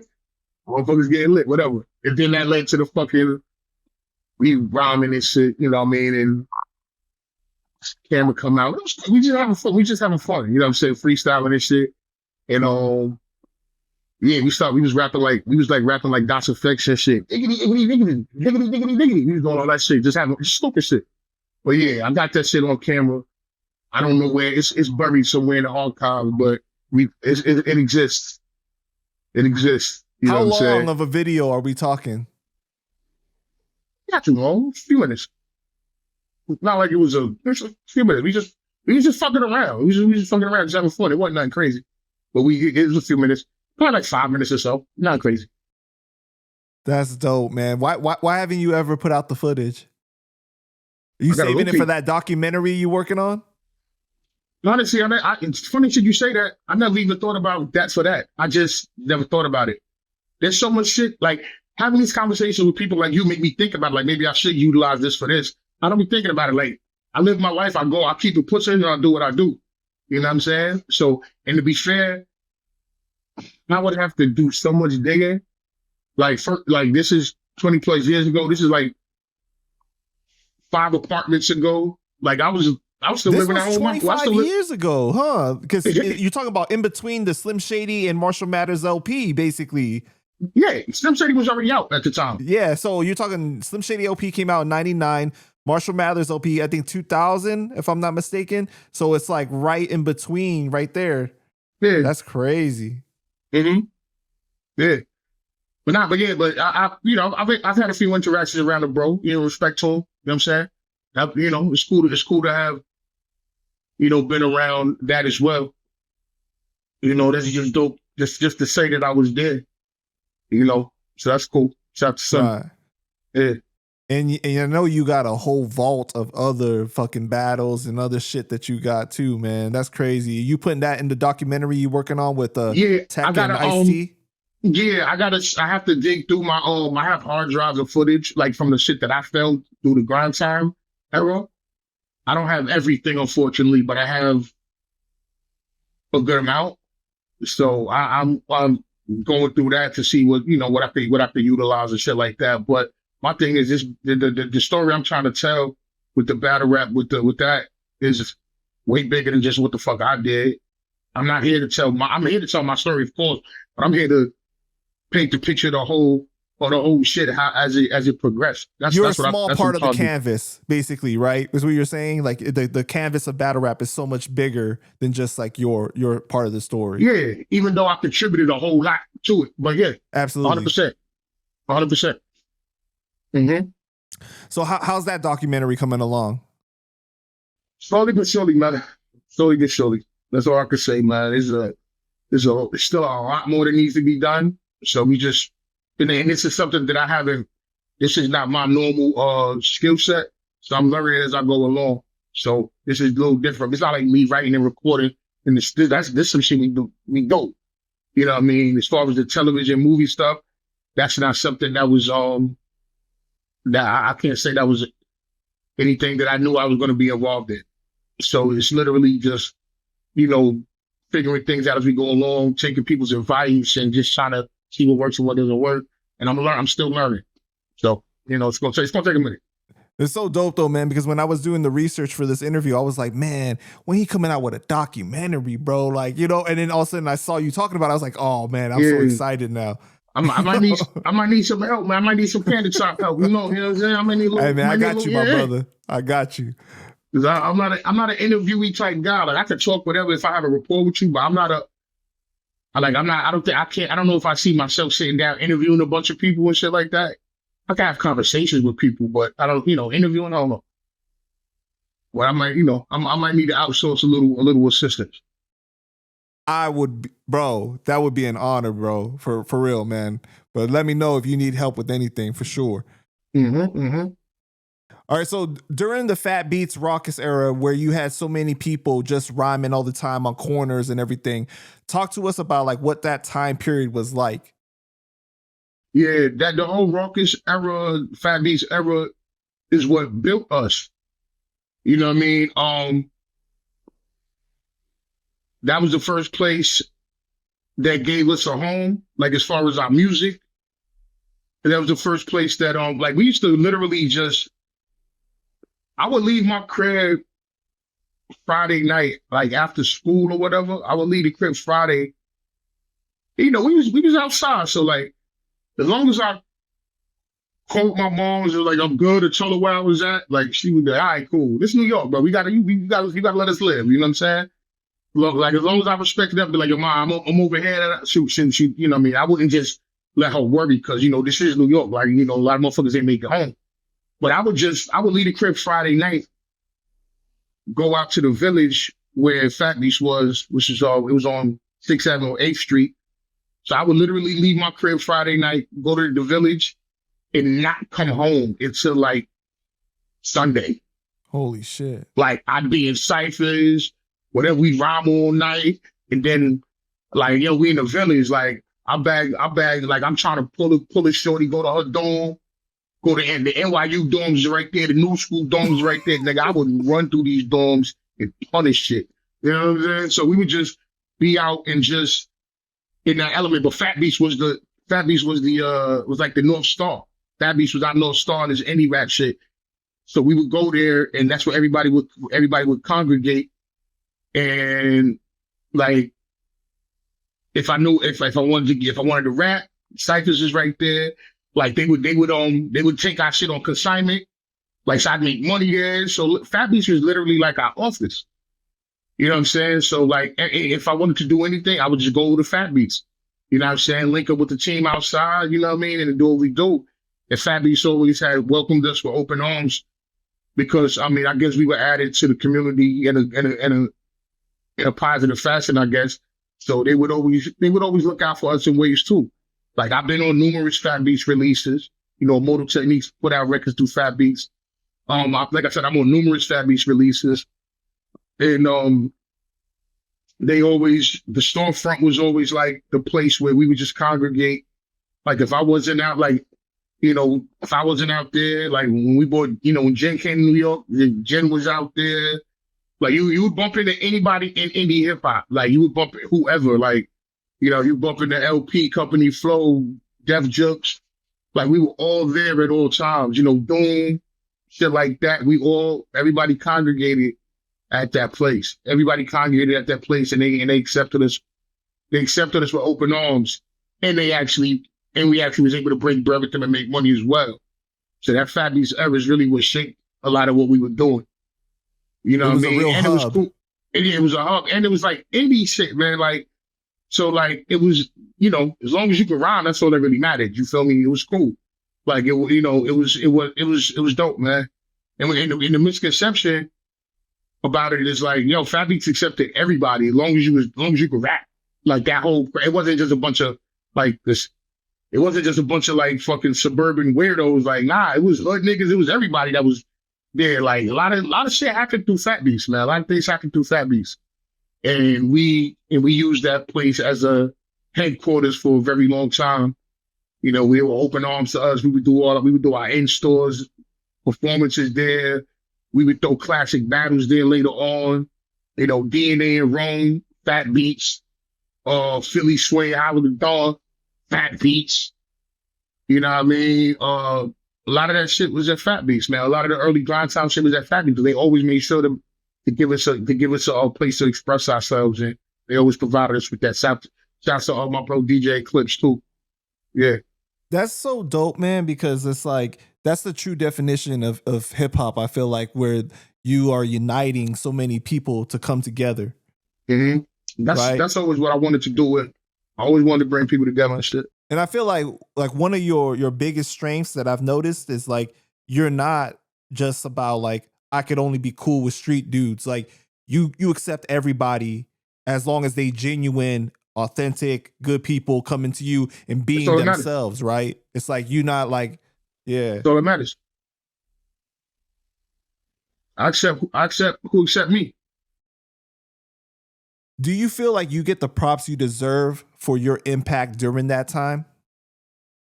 Nah. But, you know, I'm still here, so fuck it.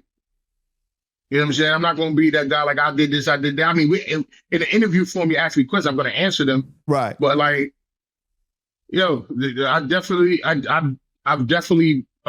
my contributions have definitely been underappreciated by a lot. A lot.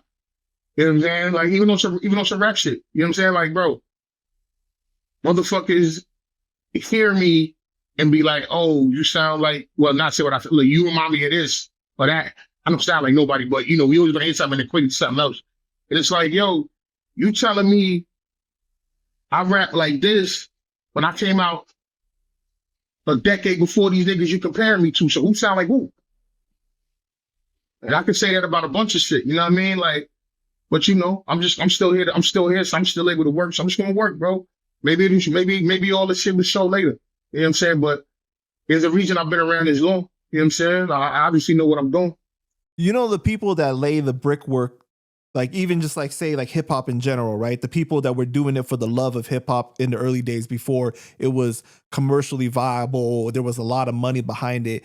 Those people never get the props that they deserve, you know, the people that made it possible. And that's why I think that like, if you're going to be a part of hip hop, the true definition of not being the culture vulture is the ones that give the homage, that pay the homage to those that came before, that really made it possible for what it to be is today. You know what I mean?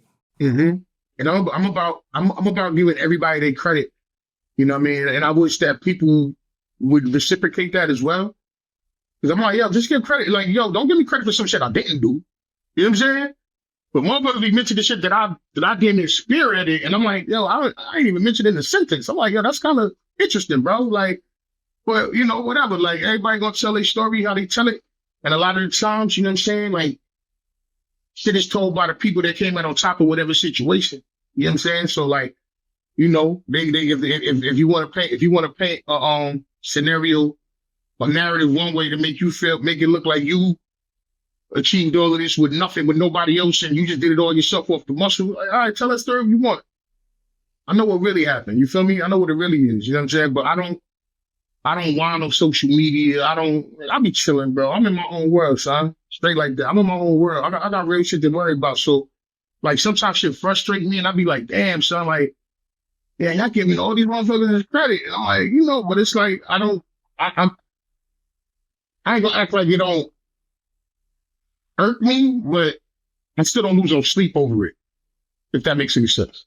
It probably wouldn't bother you if the motherfuckers that didn't deserve it didn't get acknowledged, right? Yeah, you know there's always the motherfuckers that came after and they get all the credit, and it's insane to me. But my whole life I've been ahead of the curve, bro. Like, so it is what it is, man. Like, it's just the cross that we bear, son. You know what I mean?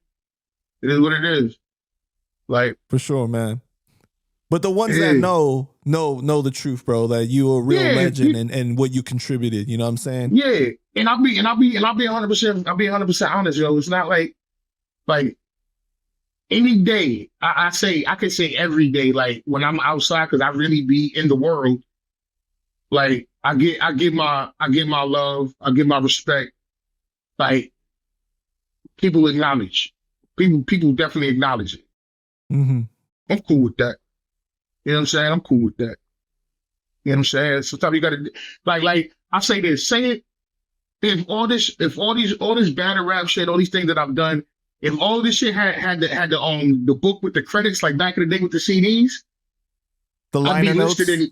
I'd be listed in wild credits, but those don't exist no more. So it's like I'd be in every credit. Like, you know how many fucking million view battles I produced? You know how many motherfuckers that I led to the fucking promised land? You know how many people that I turned into fucking stars, bro? I can't go on YouTube without seeing a bunch of niggas that I done went above and beyond for. And I'm not saying that in an angry way. I'm cool with that. I'm glad. I'm happy for that. You know what I'm saying? Like, motherfuckers that have slept on my fucking couch and all sorts of shit. Like, and these niggas is through the roof, and I'm cool with that. Because I was a part of the journey. You know what I'm saying? But, you know, some reciprocity is good too, let's be clear. Absolutely. But I'm cool with that, because I know I've done a lot. I've influenced a lot of people. For sure, man. Mm-hmm. So there was a situation with your bro Vinny Paz and Icon the Mic King, where there was an alleged altercation over the both of them sharing the name Icon at the time. Yeah, because one was Icon the Mic King, and Icon the Verbal Hologram. Right, exactly. And none of them are Icon anymore. Right. They both got the Icon shit. It's funny, right? Like when you're younger, you beef over really petty stuff, right? You know what I mean? But it's just kind of like what happens. But Strongholds were putting together a mixtape, and you asked Icon the Mic King to jump on it. He submitted a track where he dissed Vinny over one of the Jedi Mind Tricks beats, and you did not take the track submission. Nah. This is factual, what he's saying, right? Facts. It's 100% facts, yep. Can you talk about that? I mean, ain't much to talk about. My thing is if people know Stronghold history, right, there's a lot of underground, independent hip-hop beats that I guess are being unearthed now due to platforms such as yours. You know what I mean? I seen you got Copy up here. So I heard like a lot of the demigod shit, the you know, all of these situations that transpired.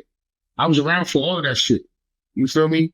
That whole SOB shit, I was there for the SOB shit. We'll get into that the next question. Okay, I'm just saying. So I was around for all of that shit. You know what I'm saying? I was around for all of that shit. But with Stronghold, my thing is this: like, being that I'm really from the hood, like, you know, not professor, like I'm from Notion at Bed-Stuy, Brooklyn. You feel me? Like, I always looked at shit like, yo, if y'all niggas ain't trying to kill each other, I'm not getting involved. Like, it is what it is. Like, I don't get involved in no, oh, you mad at somebody on some rap shit? Like, nigga, if y'all niggas ain't trying to boom each other, I don't care. Like, you know what I'm saying? So I don't get involved, you know what I'm saying, unless it's some real live, whatever. So the thing is this: Stronghold, we were cool with both sides. Like, Stronghold projects, we had like on that same mixtape. Even with, you know, all that beef with the Weathermen and the demigods and all that shit. Bro, I had, on that same mixtape, I had Weathermen on it, and I had demigods on it. Apathy was on there. Vaxtail was on there. Obviously, they was on opposite sides of the situation. Like, but they all fucked with me. They fucked with us. They fucked with Stronghold. Because they knew I wasn't, you know what I mean? I wasn't, like, y'all rapping, y'all got issues, whatever, bro. Like, we really got real issues outside. Like, so if y'all rapping and, like, who cares? I don't give a fuck. You know what I'm saying? So all our projects, like, if you look at the classic Def Jux albums, like Stronghold is a part of these things. Like Cannibal Ox album, you know what I'm saying? Stronghold's on there, Lifelong on there, whatever. You know what I'm saying? Like, so we always I'm on Apathy's album. Me and we did the Winter Song. So like, I've always been close to both cats. So if I'm close to both cats and I rock with both of y'all on both sides, I'm not gonna have somebody come in and I come broke. But I'm not gonna I'd look like a cornball if I had a nigga do a diss record to you and I put it on a project and I put it on my project. A project that I'm financing and executive producing and putting out. Like, why would I have you? I'm not gonna like if he just did a regular track, sure. You know what I'm saying? But you're not gonna do a Jedi mind trick. Like, feel free to get at him on your own time. Like, I ain't got nothing to do with y'all. Like, I wasn't there when y'all had the interaction. I wasn't there when y'all had the scuffle. But Vinny Paz is my man's 100%. I'm on Vinny Paz solo albums too. Like, so Vinny Paz is my man. Icon the Mike King is my man. One of the first tours I ever did, Icon was there with us. So like, I consider them both friends. So y'all cannot, like I said, y'all can be whatever, y'all can have whatever issue, but I'm not gonna sit there and push. I'm not gonna sit there and have you diss him on my time. I was like, nah, I didn't do it. And it was cool. He was cool. He understood that shit. It wasn't nothing. I just said no. I did it. I was like, nah, I ain't gonna put that on there. Give me some other shit. When you need rhyming, sure. I'm not gonna have you diss a Vinny Paz on my shit. I fucks with them niggas. Were you surprised though when you heard it? No, because Icon is like that. Of course not. Mike King is like that. No, he's not Icon. Right. Nah, Icon. Like I saw what he said. I watched the interview. He was like, "Yo, he said he was a jerk, or he was a whatever." No, he said, "I'm an asshole." Yeah, he's like, "I'm an asshole." Yeah, he was, but I was still my friend. That was my friend though, so it is what it is. You know what I'm saying? We all got asshole friends. You know what I mean? Most of my friends is assholes. You know what I'm saying? Like a lot of my friends don't have bubbly personalities, but for whatever reason, I'm compatible with our personalities are compatible. It is what it is. You know what I'm saying? So when the whole situation between them was happening, the rumors were flying around in the underground. Like, you heard about the altercation happening and stuff like that? Of course. I know about all that shit. I know about all that shit as soon as it happened. Anytime something happened in the underground, I knew about it. And at that time, we all were on the message boards. We was all on like UGHH. Right. We was all on UGHH.com, Sandbox Automatic, Hip Hop Infinity, all these message boards and shit. You know what I'm saying? So we all knew what time it was. If something happened, that was like the social media before social media. You know what I'm saying? This is the message boards and shit. So yeah, all that stuff. As soon as it happened, motherfuckers knew. You know what I'm saying? Like, it wasn't no secret about that shit. About any of those interactions. How accurate was Icon the Mike King's account of what happened, from what you know? With Vinny Paz? Yeah, from what he said in the interview with me. I mean, as far as I know, it sounds like what it is, but first of all, that shit happened in Philly. So all I could do is go over what motherfucker said. Like, right. You know what I mean? And I never had the conversation with Vinny Paz, like, yo, what happened with you and Icon? Like, I never had a conversation with him. Got you. So, but from as how it was told, that sounds like what I was told. But that was some Philly shit. I'm a Brooklyn nigga, you know what I'm saying? That just happened. That's some Philly shit that happened. I'm not from Philly. And it happened in Philly. So I wasn't there for none of that. Well, shout out to both them brothers, man. We just, the last, Vinny has said he retired from touring, so maybe he'll come back or not, who knows, but that's on him. But his last tour, we did together. We was out last, 2020, what was it, 2025? 2024, we did a tour out in the UK. We did a dope ass tour. We was out there. We did like 5, 6. No, we did a bunch of cities, whatever. We was in England. We was all up and down England. So it was Vinny, Esoteric, myself, Immortal Technique. It was dope, man. So it was dope to see Vinny and his element doing this thing, man. Shout to Jedi Ma, Army of the Pharaohs, all that good shit. You know? Yeah, and my bro Big Lou told me that Vinny Lou. What's up, my guy? I ain't seen him in a minute. Mm-hmm. Oh, you got history with Lou too? Hey, we know each other. I ain't talked to him in a while. I met him through the bro Jay Roman. Oh, okay. Well, before we go through that, but I was gonna say, like, he said that Vinny has really been on a different kind of path spiritually and everything like that, you know. Mm-hmm.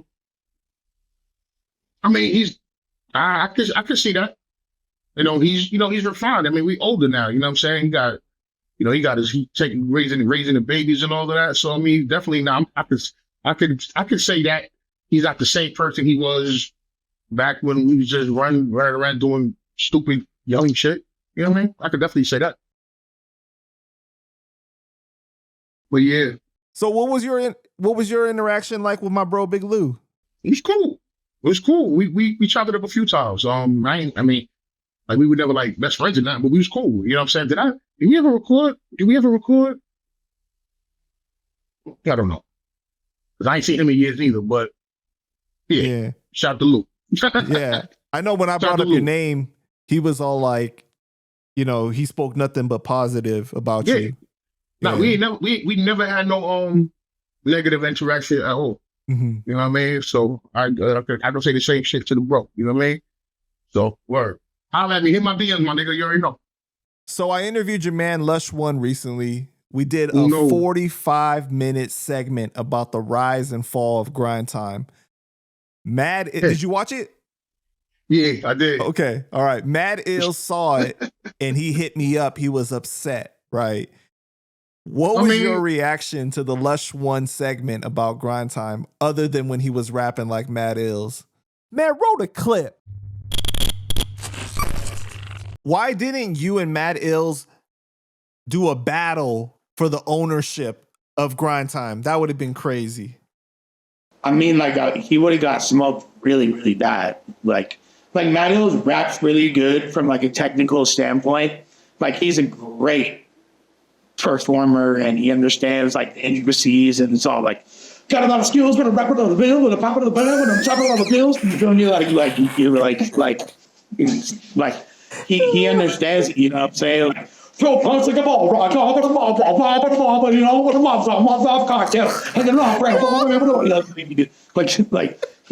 he can do all that, but when it comes to really dissecting somebody's character in the minor era, like we're in different plateaus, and even there's not something that artistically is interesting to me in any capacity. I would have to get such a he was talking about doing it, and they was talking about a battle rap tour where I was gonna get like it was gonna be some gay ass shit, like whatever. I had to like see him every night, but I was able to have a budget of $2,500 so I can have my own van and bring my own people and then have a set that's affiliated with it so I can like perform and sell, blah, blah, blah, blah. And I was supposed to walk away from it with like, you feel me, like 75 bands, but obviously his ineptitude was unable to book a single fucking date, and I wasn't with it because it'd be in his best interest to battle rap me. Now, like, he could like make an entire album about me and it wouldn't bat an eyelash. Like, I hope, like, I wouldn't give a fuck. Like, it doesn't,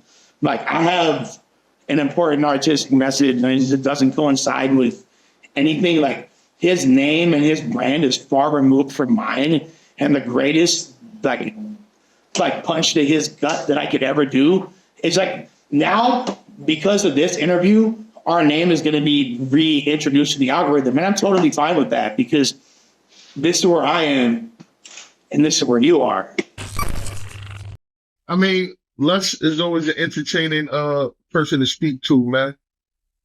Lush is always an entertaining person to speak to. And he had a lot more stake in the grind time thing than I did. So him and Ills have deeper situations that I have. But I mean, he told his side, and a lot of it, it's pretty much what it was, you know what I'm saying? As far as him, taking his personal shots at Ills, that's something they're gonna have to handle one of these days or whatever. You know what I'm saying? That was just entertainment. But yeah, I mean, a lot of what he said from his perspective, it sounded pretty straightforward for the most part. He held this shit down out there. Do you think that Mad Ills has received too much of the blame and it being unfair? Yeah, I mean, I think the issue is that, Mad Ills is very steadfast in what he believes and what he stands for. Like, it's hard for him to wave on certain shit if he feels a certain kind of way. So I think that may be what rubbed people the wrong way. I think that may be what it is, you know what I'm saying? But My interactions with Matt Ills always been positive. I knew Matt Ills way before Grind Time. You know what I mean? We used to go out to Orlando and do a bunch of shows, and he would book she would book things and things of that nature. So I've known Ills for a long time. I knew Ills. I was doing battle events with Ills, like lounge battles and things of that nature. I was doing shit with Ills before Grind Time existed. You know what I'm saying? And then when the Grind Time thing started, I remember when he was giving me the vision of this is before I knew Direct or Lush One. Like I knew Matt Ills years before I knew any of them. And he was telling me his vision of what he was trying to do. And I was like, yo, that's dope. Because a lot of times back then, he would just hit us up and ask for advice. Sometimes he would ask me for advice. Sometimes he'd ask a technique for advice or whatever have you. And, you know, he was a solid dude. He never crossed me. So we would give him advice and shit like that. And I remember when he was telling, you know, what he was trying to do with the Grind Time thing. So it's crazy what it turned into. And then I actually ended up being a part of it, which is funny because it wasn't even through Matt Ills, which is even crazier. You know what I mean? So when the Grind Time thing started taking off and I started seeing like it was actually gaining notoriety, I was like, wow, son, got something. You know what I mean? And then of course, obviously that's with Lush One's assistance on the West. And of course, my bro Direct with Direct's hand and everything. Like Direct, it's my brother. Direct is him. You know what I'm saying? So, you know, but I do think I think people like picking at Ills, man. You know what I mean? People like picking at Ills because he don't interact like how we be all up in the loop like this. Ills stay on the side. He don't want to do this shit. I know he don't want to do another. I'm pretty sure he don't want to do an interview talking about Lush. I know he don't want to do that. You know what I mean? But he said he would think about it. What happened? He said he would think about it, but I haven't heard from him. Okay, since. he said think about. I mean, I thought you come because you. If somebody says certain things, you're gonna want to give a response, especially if it's on a platform like this. You don't want to let that shit just linger and act like that's the narrative, especially if you have something to combat that. But I know he doesn't wake up like, yeah, I can't wait to do an interview and speak on. I know he don't want to do that shit. You know what I mean? But yeah. So how would you describe your role exactly in Grind Time? I know you ran the New York part, right? Yeah. Grind Time East Coast. I mean, I was the executive producer. I was the booker. I was the bank. You know what I mean? I did everything but battle motherfuckers. Like, you know what I'm saying? Like I financed everything.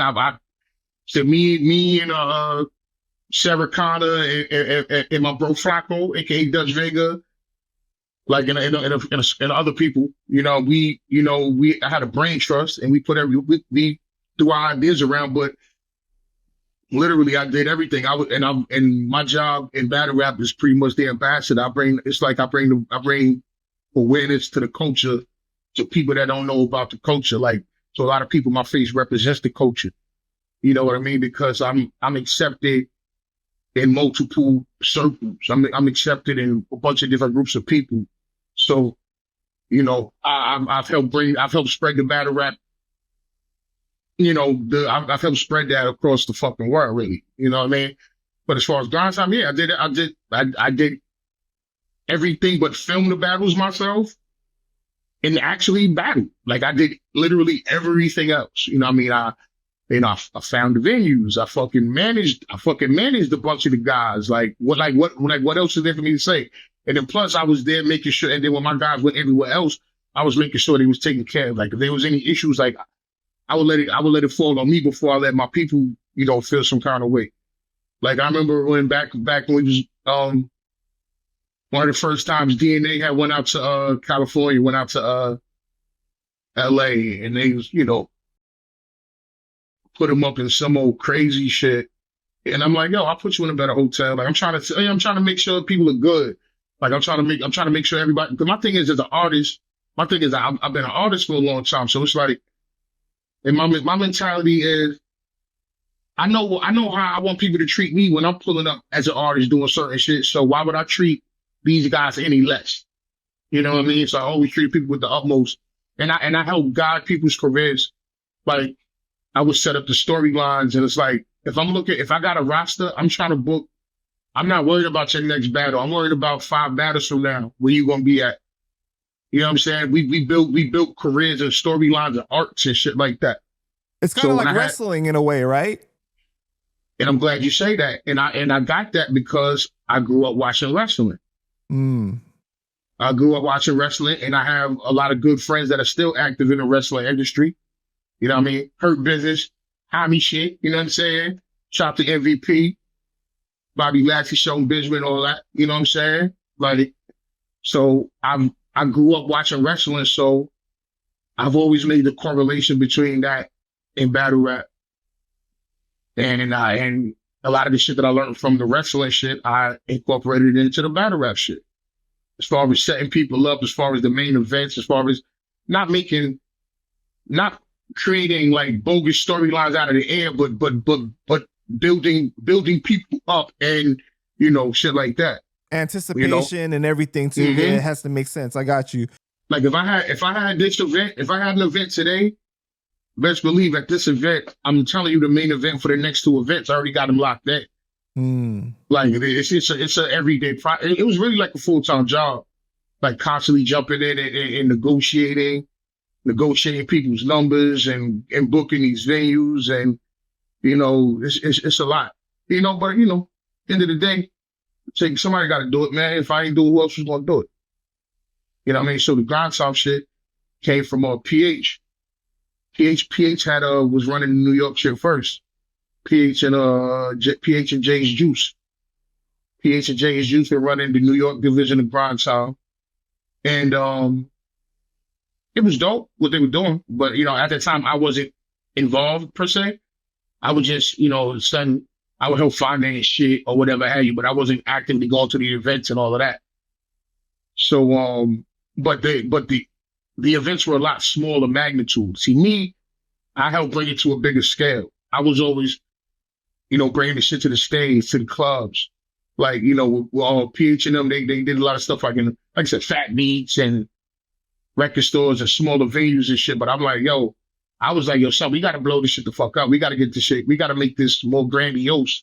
We got to make this shit bigger. Pause. And that was always my mindset. Let's make this shit as grandiose and as ridiculous as possible. Like, we need all eyes on this, you know what I'm saying? Which is why I dove in. I dove in, man, when son PH was he had the Grind Time New York thing. And then he's like, I want you to take over. Like, I really want to concentrate on being an artist. Do you mind taking this over for me? And I was like, at first I denied it. I was like, I didn't want to do it. Because we were, you know, at this time, I got two record deals at the same time. We on the road, music is dropping. I'm chilling, like I'm good. Like that event was like extra shit, and I was like, I don't need extra things to do. And you want me to invest in these events too and spend my money? Like I don't want to do shit at first, and then I started paying attention, and I'm like, wow, like no, I saw what it could become. Like that's when I was like, wow, this could turn into something else. Like we could turn this into like a whole industry. And then that's when I started taking it serious. And then I started booking the events and bringing them out and shit like that.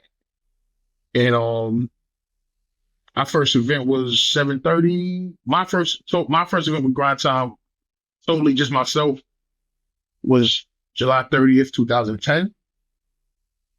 And the main event was I had PH and Philly Swain, and I had Soul Calm versus Fresco.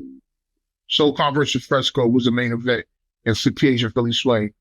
And I had Styles P out there, Poli Malinaji, I think. A bunch of people came out and held it down, and that was the rest is history from there. You know what I mean? That's how the grind. That was my foray into the grind out thing. Was right there. You know what I mean? And then it just lightning in the bottle, man. World Star started putting up stuff up. Vlad was putting like everybody was using our content to everybody was using Grind Time content to build up their platforms. World Star used battle rap heavily to build up their platform.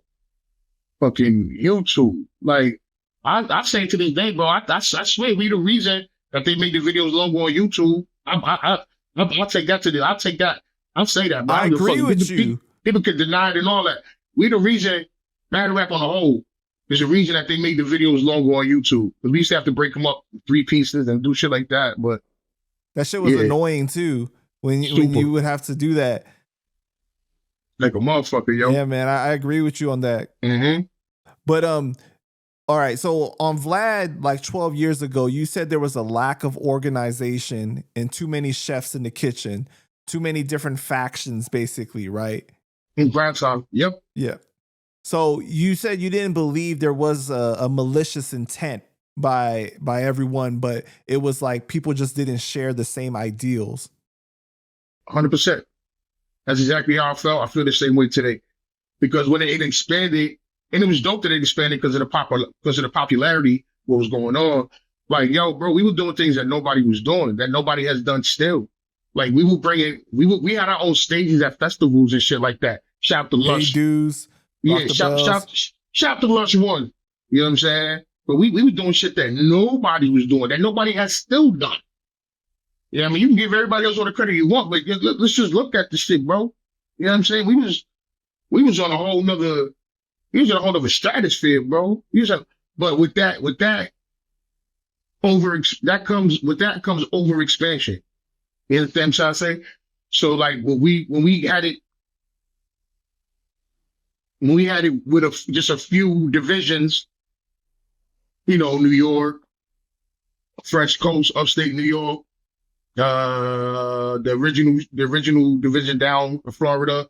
When there was a handful of divisions that could all operate under the umbrella, it was a lot easier to control. But once shit got out of hand, literally they was popping up like this shit was popping up everywhere like 99-cent pizzas in New York, bro. This shit was popping up everywhere. Like, yo, how many fucking downtown divisions we gonna have, my nigga? And the shit is, and my thing is, everybody didn't have the same roster of people and didn't have the same quality control.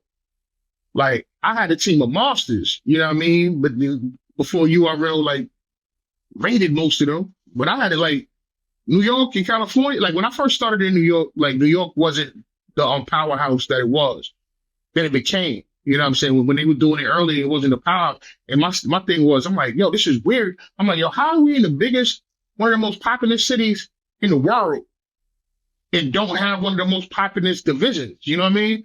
So it was my duty. We created hip hop, basically. You feel me? You feel me? So I took that as a personal challenge to build this shit up into something that was just magnanimous. You feel me?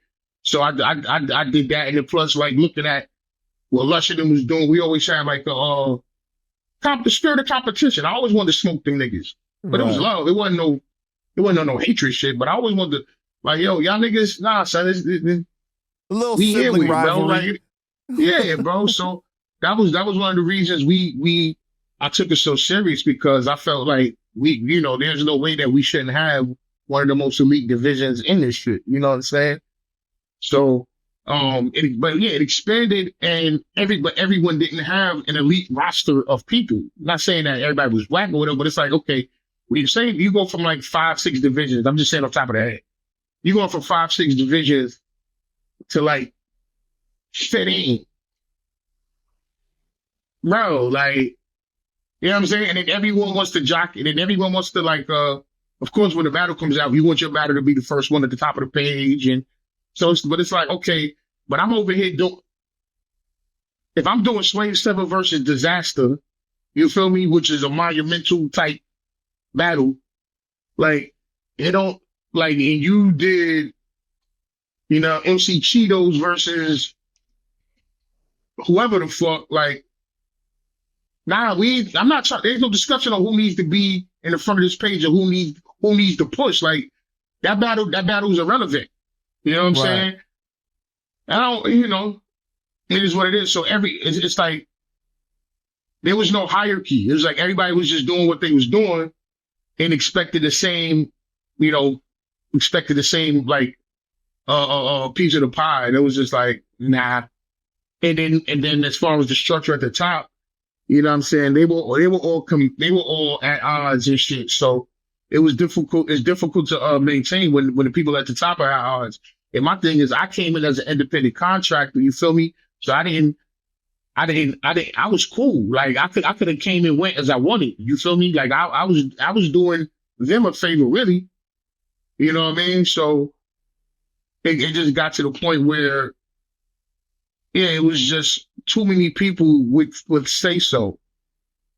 Like if it would have been streamlined and kept it to the proper people and the proper channels and the proper checks and balances, you know, it might have lasted longer than that.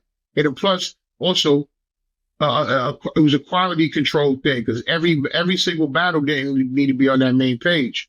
You got to keep in mind we helped introduce the structure of a feeder league. We did that. You know what I mean? The draft. That was our idea, which was before the PGs and all of that shit. You know what I'm saying? It was before all of that. Check it out for yourself. If I'm lying, tell me I'm fucking lying, which I'm not. Because at home in New York, I'm like, yo, everybody, we have a bunch of MCs, but everyone is not going to be on the main page. So it's like, you know what? Before you get to this stage that we on, when I'm doing these events at these big ass venues and shit, everybody is not going to be on that stage. So like, let's have some quality control, and that's where we implemented the draft. You know what I'm saying? So the draft came in, and that was our feeder system, and by the time you came through that and stepped on the stage, you was already on point. And, you know, a lot of people, you know, saw that structure and built their feeder systems as well.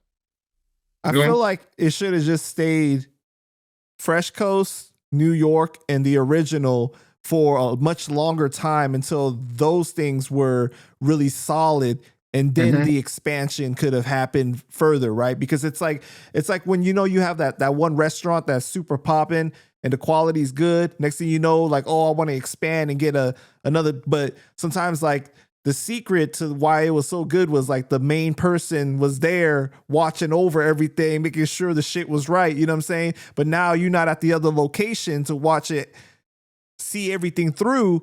And then, you know, everyone has different agendas, different things start to happen. Right. And it's like, you know, when you first start out, some people might be really appreciative. Next thing you know, they might start feeling like, yo, y'all motherfuckers don't know what y'all doing. Like, you know, I know better. You know, it starts to become a struggle for power almost, right. You know? Right.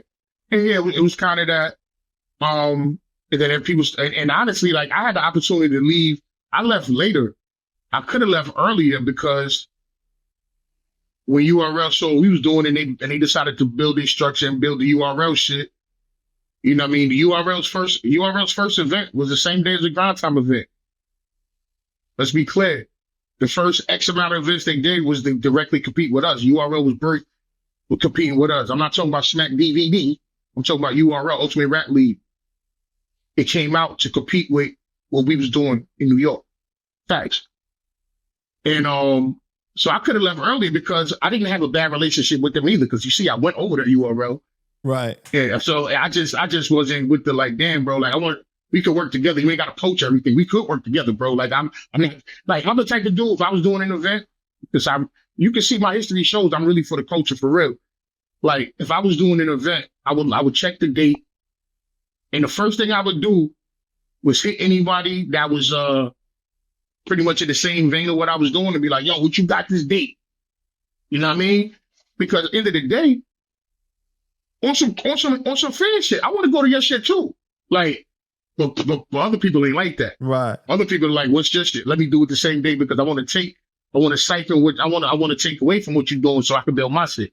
I didn't work like that. Like I really wanted to, like I want to be at your event and my event. So I'm gonna call up, yo, what's up? Or I'm doing something this day, whatever.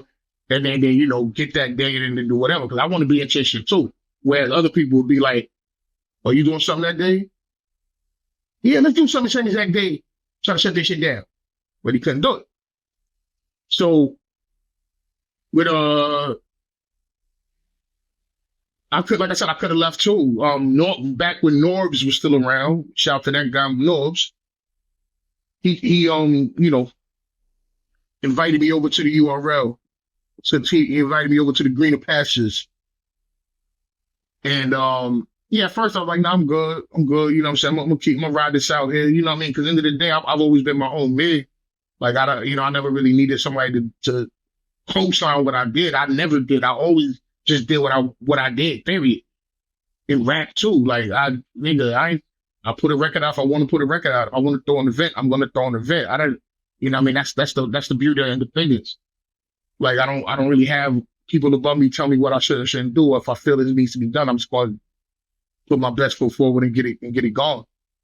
But Norm said step to me and was like, "Yo, we want you to come over here." He did the Suge Knight Saucy Boy shit. Yo, come on to the road. You know what I'm saying? Right.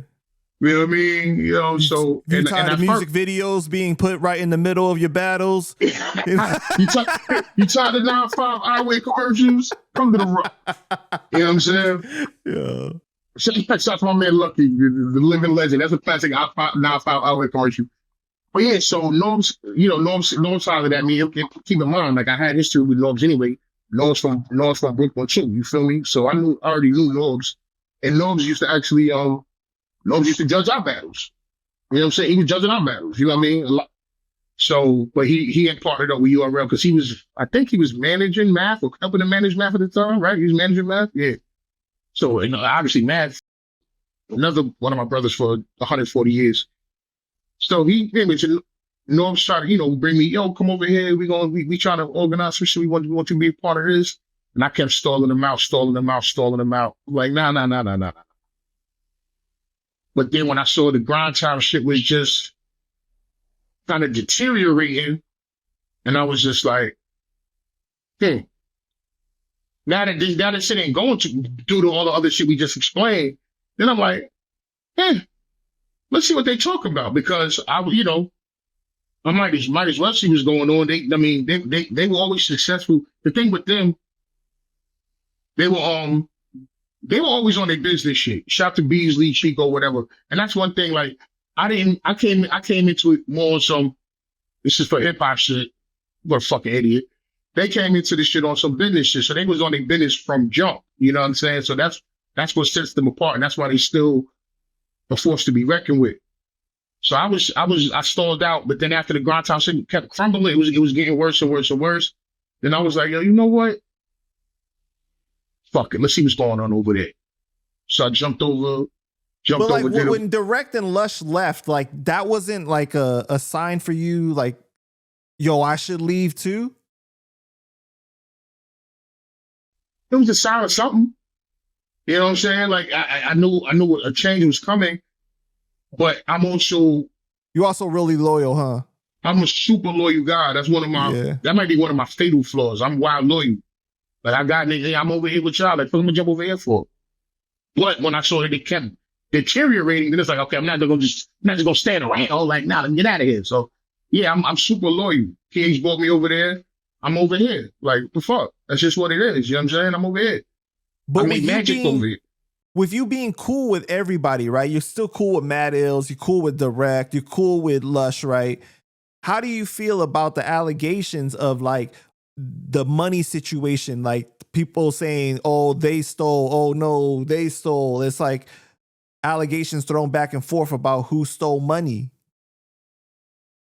Ain't none of them niggas steal nothing from me, so I know. So like for that part, you just overlook it. Then you just kind of like, that's y'all business. It's not overlooking. It's like, first of all, a lot of this is years back, so it's hard for me to remember all the details. Right. But everything that I did personally, I didn't go, like, I financed everything myself. I didn't come, like, sometimes they got me sponsorship and shit like that, occasionally shit like that, but I didn't go to them for nothing. You know what I'm saying? So I made my money. I didn't, like, I don't know, because I think some of the guys was like paying to be a part of grind time or something. If I'm wrong, somebody will correct me. Yeah, I ain't do none of that shit. I'm not paying no dues to get no fucking grind time or no shit like that. Like, I'm here. Like, I'm nigga, without my shit, like, this shit ain't gonna float like I would float. You know what I mean? So, yeah, I didn't have any, like, I don't know about the appropriation of funds, to be fair. So I don't want to speak on it, I'm not sure. But all I know is none of them niggas ain't taking no money from me. So I didn't have no reason to feel no kind of way about You know what I mean? None of that. Ain't nobody take nothing from me. Nobody take no breath from me. You know what I'm saying? So would you say that it's more fair that everybody played a role in the demise of Grind Time rather than putting the blame mainly on Mad Ills then? you can't put all that on one person. That's not fair. You can't put it all that on one person. You know what I'm saying? I think there are multiple contributions that led to shit going the way it go. But the main thing I attributed to, everybody was young. Right. Like probably the oldest person involved with the shit at the time was maybe like 30. Damn. Everybody was young. Mm-hmm. Everybody's in their 20s and younger.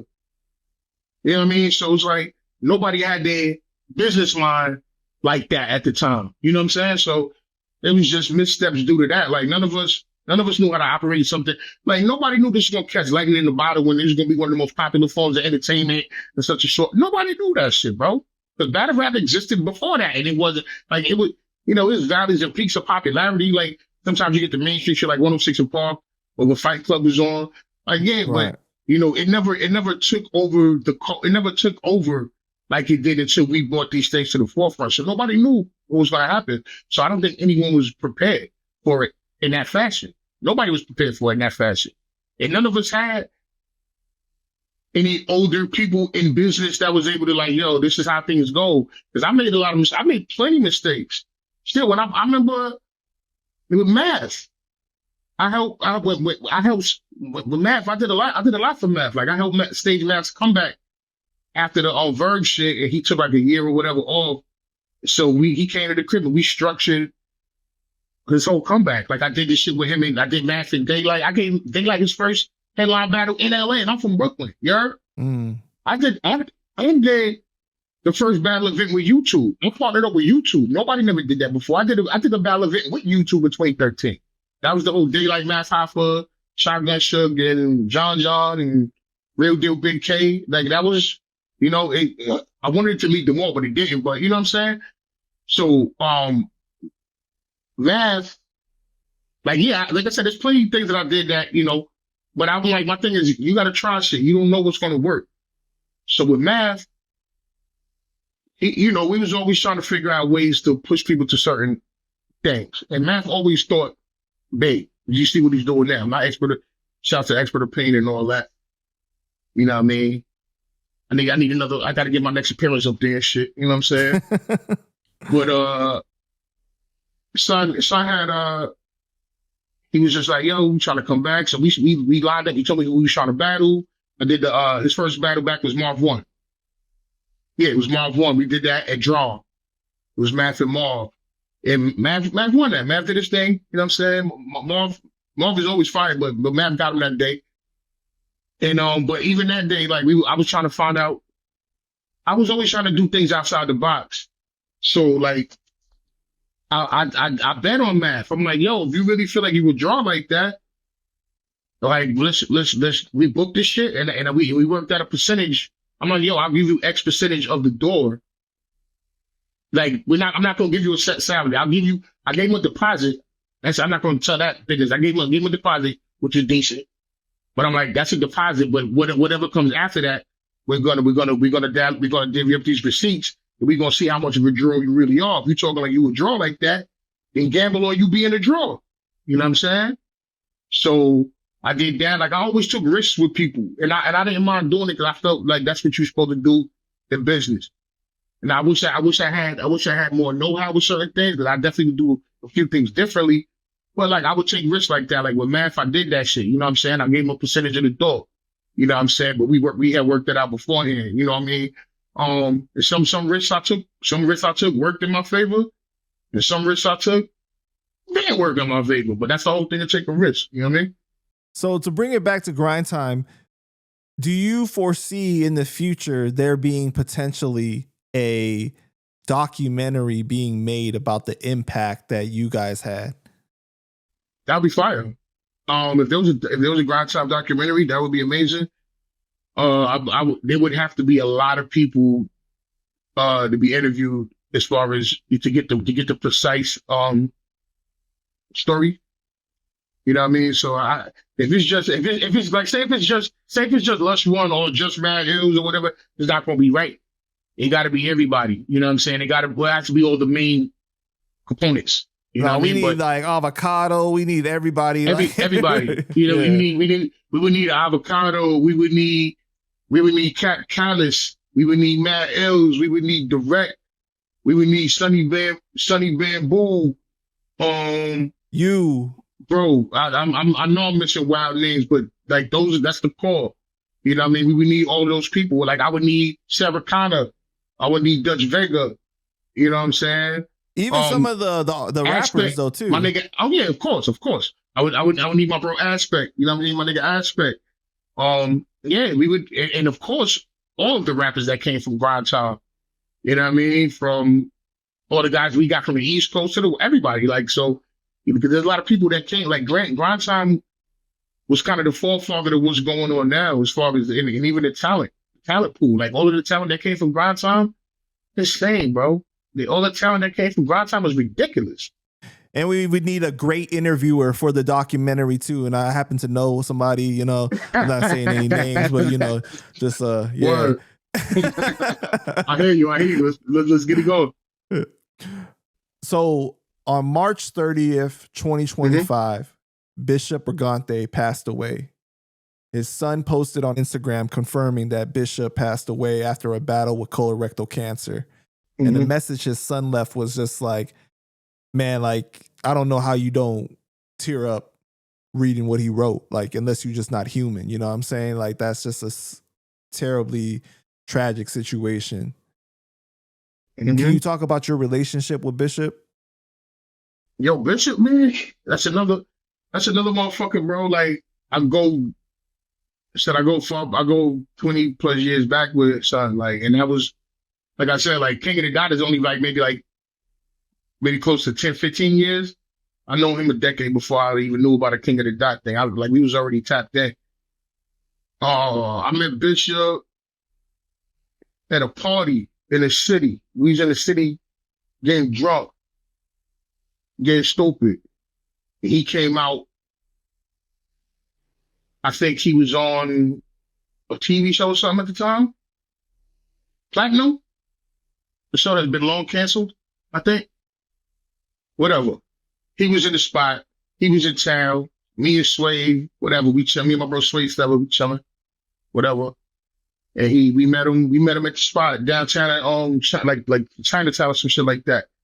And he was in town doing his thing, and he had happened to and then he had an issue with the people that he came out here with. He had an issue with. I can't remember exactly what transpired, but he had an issue, and then he actually ended up.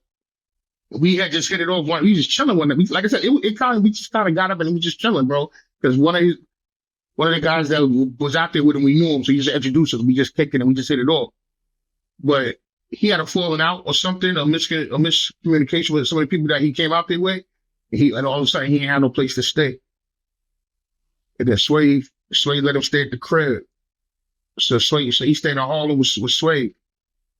And I mean, once you stay in Harlem with Sway, you pretty much patched in. You feel me? So he was patched there from then. And he was always, you know, he was battling. He battled Jen about 100 times and shit. They had that rivalry. You know, he came out here, he did the 106 in Park. I think he got disqualified for cursing or something like that. But yeah, Bishop has been my friend for, damn, I guess it's more than half my life if I add it up. You know what I'm saying? And he actually put me on the Drake. Whoa, MySpace time. That was his days. Like I knew Drake. I knew Drake because of Bishop Brigante. You know what I'm saying? I remember when Drizzy was coming out to New York early before he blew up, and he hit me like, yo, see if you can look out for my mans, shit like that. And it was fucking Drake. You know what I'm saying? Like, and yeah, so Bishop was always like.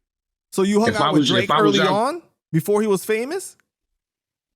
You said what? You was hanging out with Drake before he got famous? I met him. I ain't gonna say we was hanging out. We was hanging out like that, but I met him. I met him. Yeah, I met him a few times, but we were hanging out like that. But he put, because that was his one of his younger guys. Like Bishop was older than him. You know what I'm saying? So when he was getting it together, like, you know, doing all these freestyles and shit, he was just telling me, yo, look out for him. And I'm like, all right, I'll do what I can do. You know what I'm saying? And Bishop, man, like anytime, like if I was up there, if I was in Toronto, like half the time I was out there, I'd stay at his crib. You know what I'm saying? Nigga took me to the wing spot. They had chocolate chicken wings. It's crazy. What? You know what I mean? Was it good? It was interesting. Like, it was interesting. It wasn't like nasty, but I don't plan on doing it ever again. But it wasn't repulsive at all. Right. It was so sweet. But so Bishop used to always stay in my crib. It's mad funny, yo. This nigga fucking stashed the shirt in my crib, and when I fucking moved, I found the shirt. They bugged me out. Because he had left a t-shirt at the crib. Obviously, we don't wear the same size. He was way smaller than me. And before he left, he wrote a note on his shirt. This nigga's an asshole. Right on the right here on the collar. This nigga wrote, "This shirt's for Pairs hoes, because he can't fit it." And so he wrote it on the collar and he threw it in my closet. On the tip said, "Yo, this shirt is for Pairs hoes. So if a bitch come through, I can give her this shirt." Like, yo.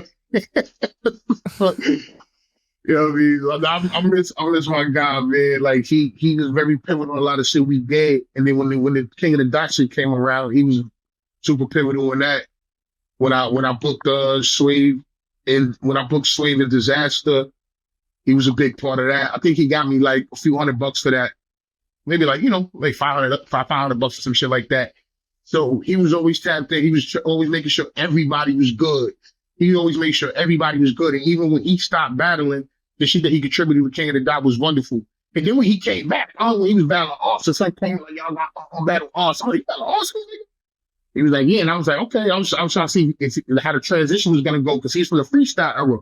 You know what I'm saying? And then he went in and put that work in on. So I'm like, oh shit, Bishop really on his shit, man. Like Bishop was one of them guys, so he was able to translate from the freestyle era to the written era and bring heavy contributions to the game, man. Like, you know, he definitely is one of the backbones of this battle rap shit in Canada. And period. You know what I'm saying? We went up to a funeral. She was sad, bro. I mean, the funeral was not fucking fun. But me and Iron Solomon went out there and we drove up there, you know. I mean, there was no way I wasn't gonna pull up for my man shit. You know what I'm saying? I thought it was gonna be more. I thought there was gonna be more people from the States there, because, you know, my thing is he did a lot for a lot of. I mean, funeral was beautiful. There was a lot of people there, but I thought I would see more people from the States there, to be honest. You know what I'm saying? But yeah, I pulled up, man. Had to pay my respects, man. You know, spoke a little bit at the funeral. Shit was emotional, man. Shit wild emotional. You know what I mean? And just seeing Lito, you know what I mean? Seeing his son, man. So it's a lot, bro, because Bishop brought a lot to the culture. Sometimes he wasn't easy to deal with, but his heart was always in the fucking right place. You know what I'm saying? Like, we argued a lot. Like, I'll be talking on something. What the fuck? But it was always love, though. It wasn't from a bad place. You know what I'm saying? Like, but that's how you do. I yell at our friends. We yell at each other. We're fucking abrasive. We're abrasive people. So, you know what I mean? If I can yell at you like that, you my man for real. But I don't yell at no random nigga anyway. You know what I mean? So, yeah, man. It's just difficult, man. Just to have another brother that just, you know, losing them like that, man. It gets difficult time after time after time. This shit takes a lot of that motherfucker. I ain't gonna hold you. I mean, like, you were there, obviously, in contact with him throughout his cancer journey, right? Like, what was that like to see him going through that? The wild shit is, early on, it was pretty regular. But like I said, the whole pandemic shit got shaky. I didn't speak to a lot of people during pandemic because it was bad for everybody. So a good piece of that, I didn't speak to him for a little bit. And then I found out it was getting worse. And I'm like, fuck. Then when I found out it was getting bad, I'm like, oh, nah, I got to make sure my bro good. So we fell back in. And the last time we was actually making plans to go out there and see him when I knew that it was really, you know, getting close to the time. And we were making plans to go up there, and then they were like, nah, Bishop, I don't think he wanted us to see him in the condition that he was in, because, you know, shit took his toll. So, you know, we proud. God is proud, bro. You know what I'm saying?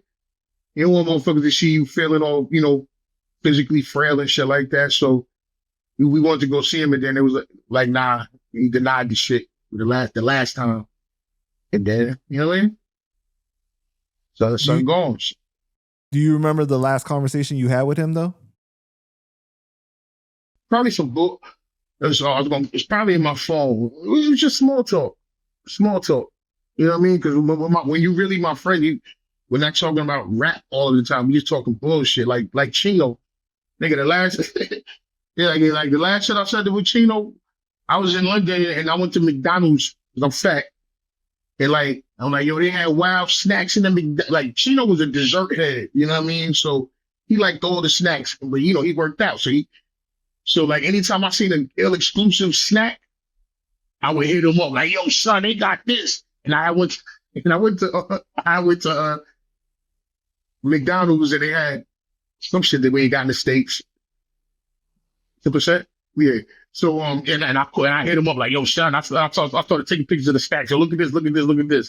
You know what I mean? But yeah, but it was some small talk. It was just regular, yo, what up, good? We good? Just talking shit. It was just regular small talk, how we always do. Like how I spoke to PH the night before. It was, yo, what up? You good? All right. It was just regular shit. It wasn't a poignant.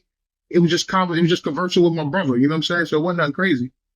Yeah. You know what I mean? Rest in peace to Bishop Brigante, man. R.P. Bishop, man. R.P. Bishop, bro. You got 2% left? That's all you got? You should, how much is it? 10. Okay. Because I don't want to end it on a sad note. So that's why I'm asking. Yeah. You know what I'm saying? No doubt. We ain't getting the music. We ain't getting none of that shit. That's why we're going to have to do a part 2, man. You know? Yeah. All right, man. There's a lot of heavy stories in this interview. No pun intended. All right. Hopefully it's coming. Hopefully it's being translated properly. Hopefully it comes out good on camera. I don't know. I'm just talking. Definitely is, man. Definitely is. But I thought we should lighten things up a little bit. So you toured all over the world, so many countries, man. Right? What is your craziest groupie story ever? I know you got some. Come on. Oh, why you gotta do that, bro? We just talked about so much sad shit, man. We needed something to end on a happy note, okay? No pun intended. Trying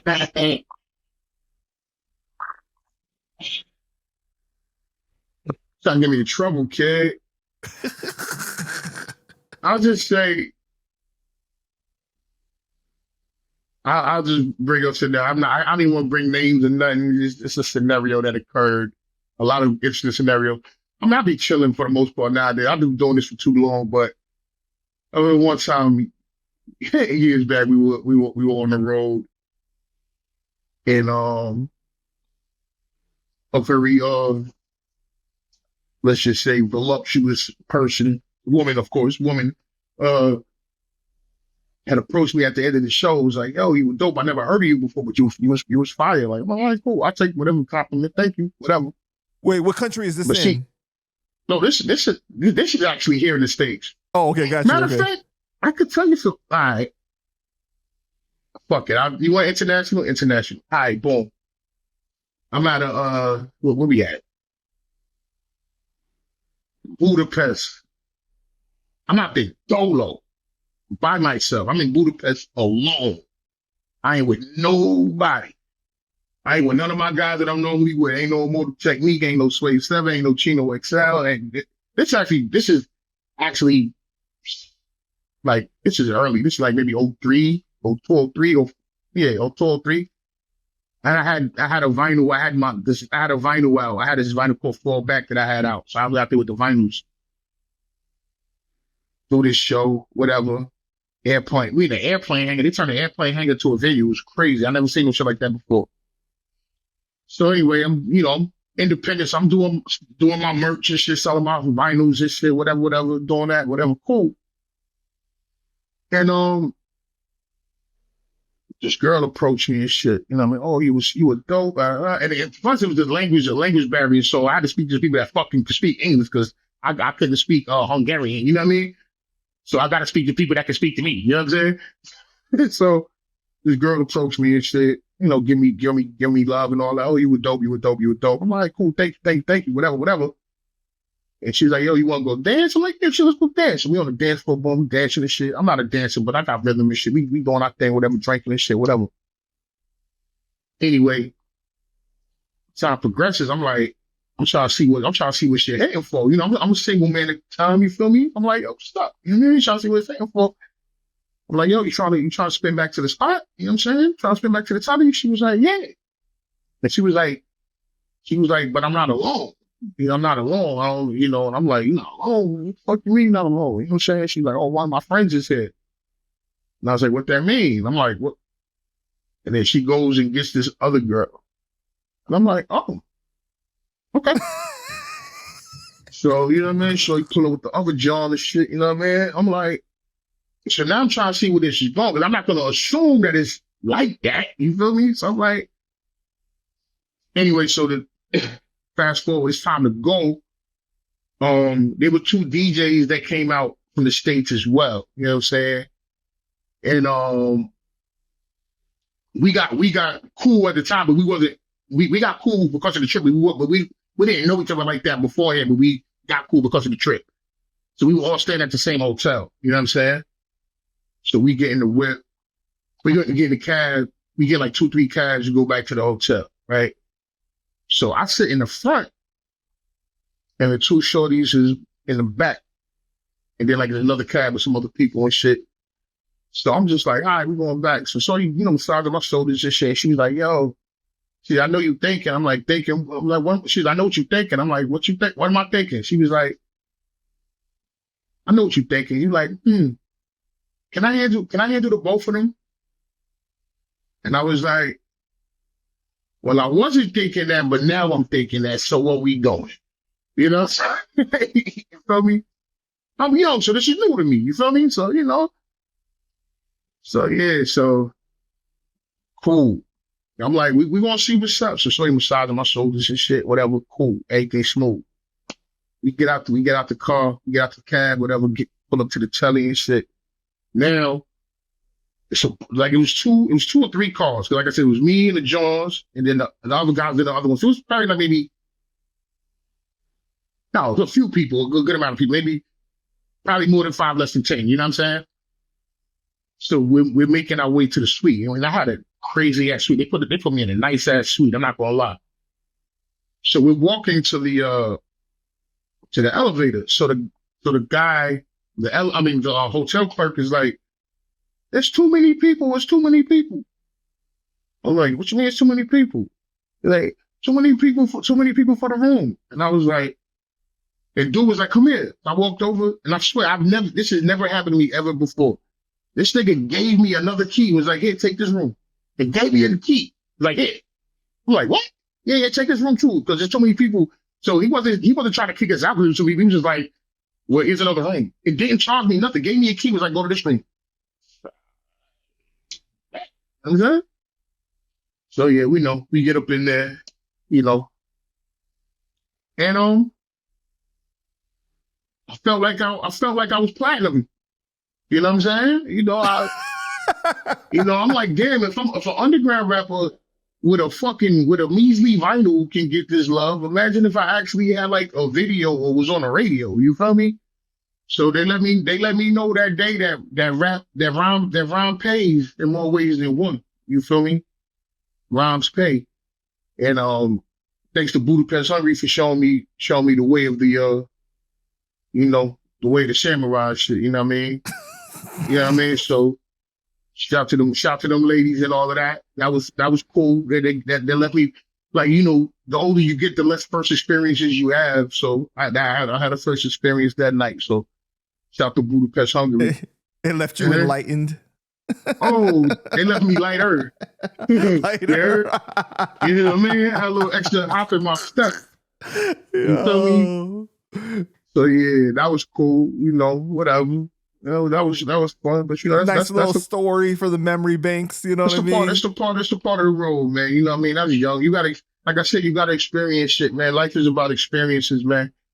You know, like I don't necessarily wild out as much as I used to. I'm fucking grown, but life is about living experiences. Think about it. It's about the stories to tell. You feel me? Absolutely. Like it's about telling these stories so motherfuckers can be entertained and like, yo, we done seen it did some shit, yo. You know what I'm saying? And they was talented. They was super talented. It was super talented, yo. The short one was putting in pain, son. The tall one, she was a little timid at first, and it's funny because she was a little nervous. If we could only see the visuals inside his mind right now. Yeah, it was. Bro, that shit was crazy. You see him looking up at the light, reminiscing already. You see it coming back to him. Like, yeah, it was fun, man. It was fun. I'll say that. I'll be respectful. It was fun. You know what I mean? Shout to y'all, man. I just want to thank you so much for your time, bro. We definitely got to do this again. I know you got stories for days. This is barely scratching the surface.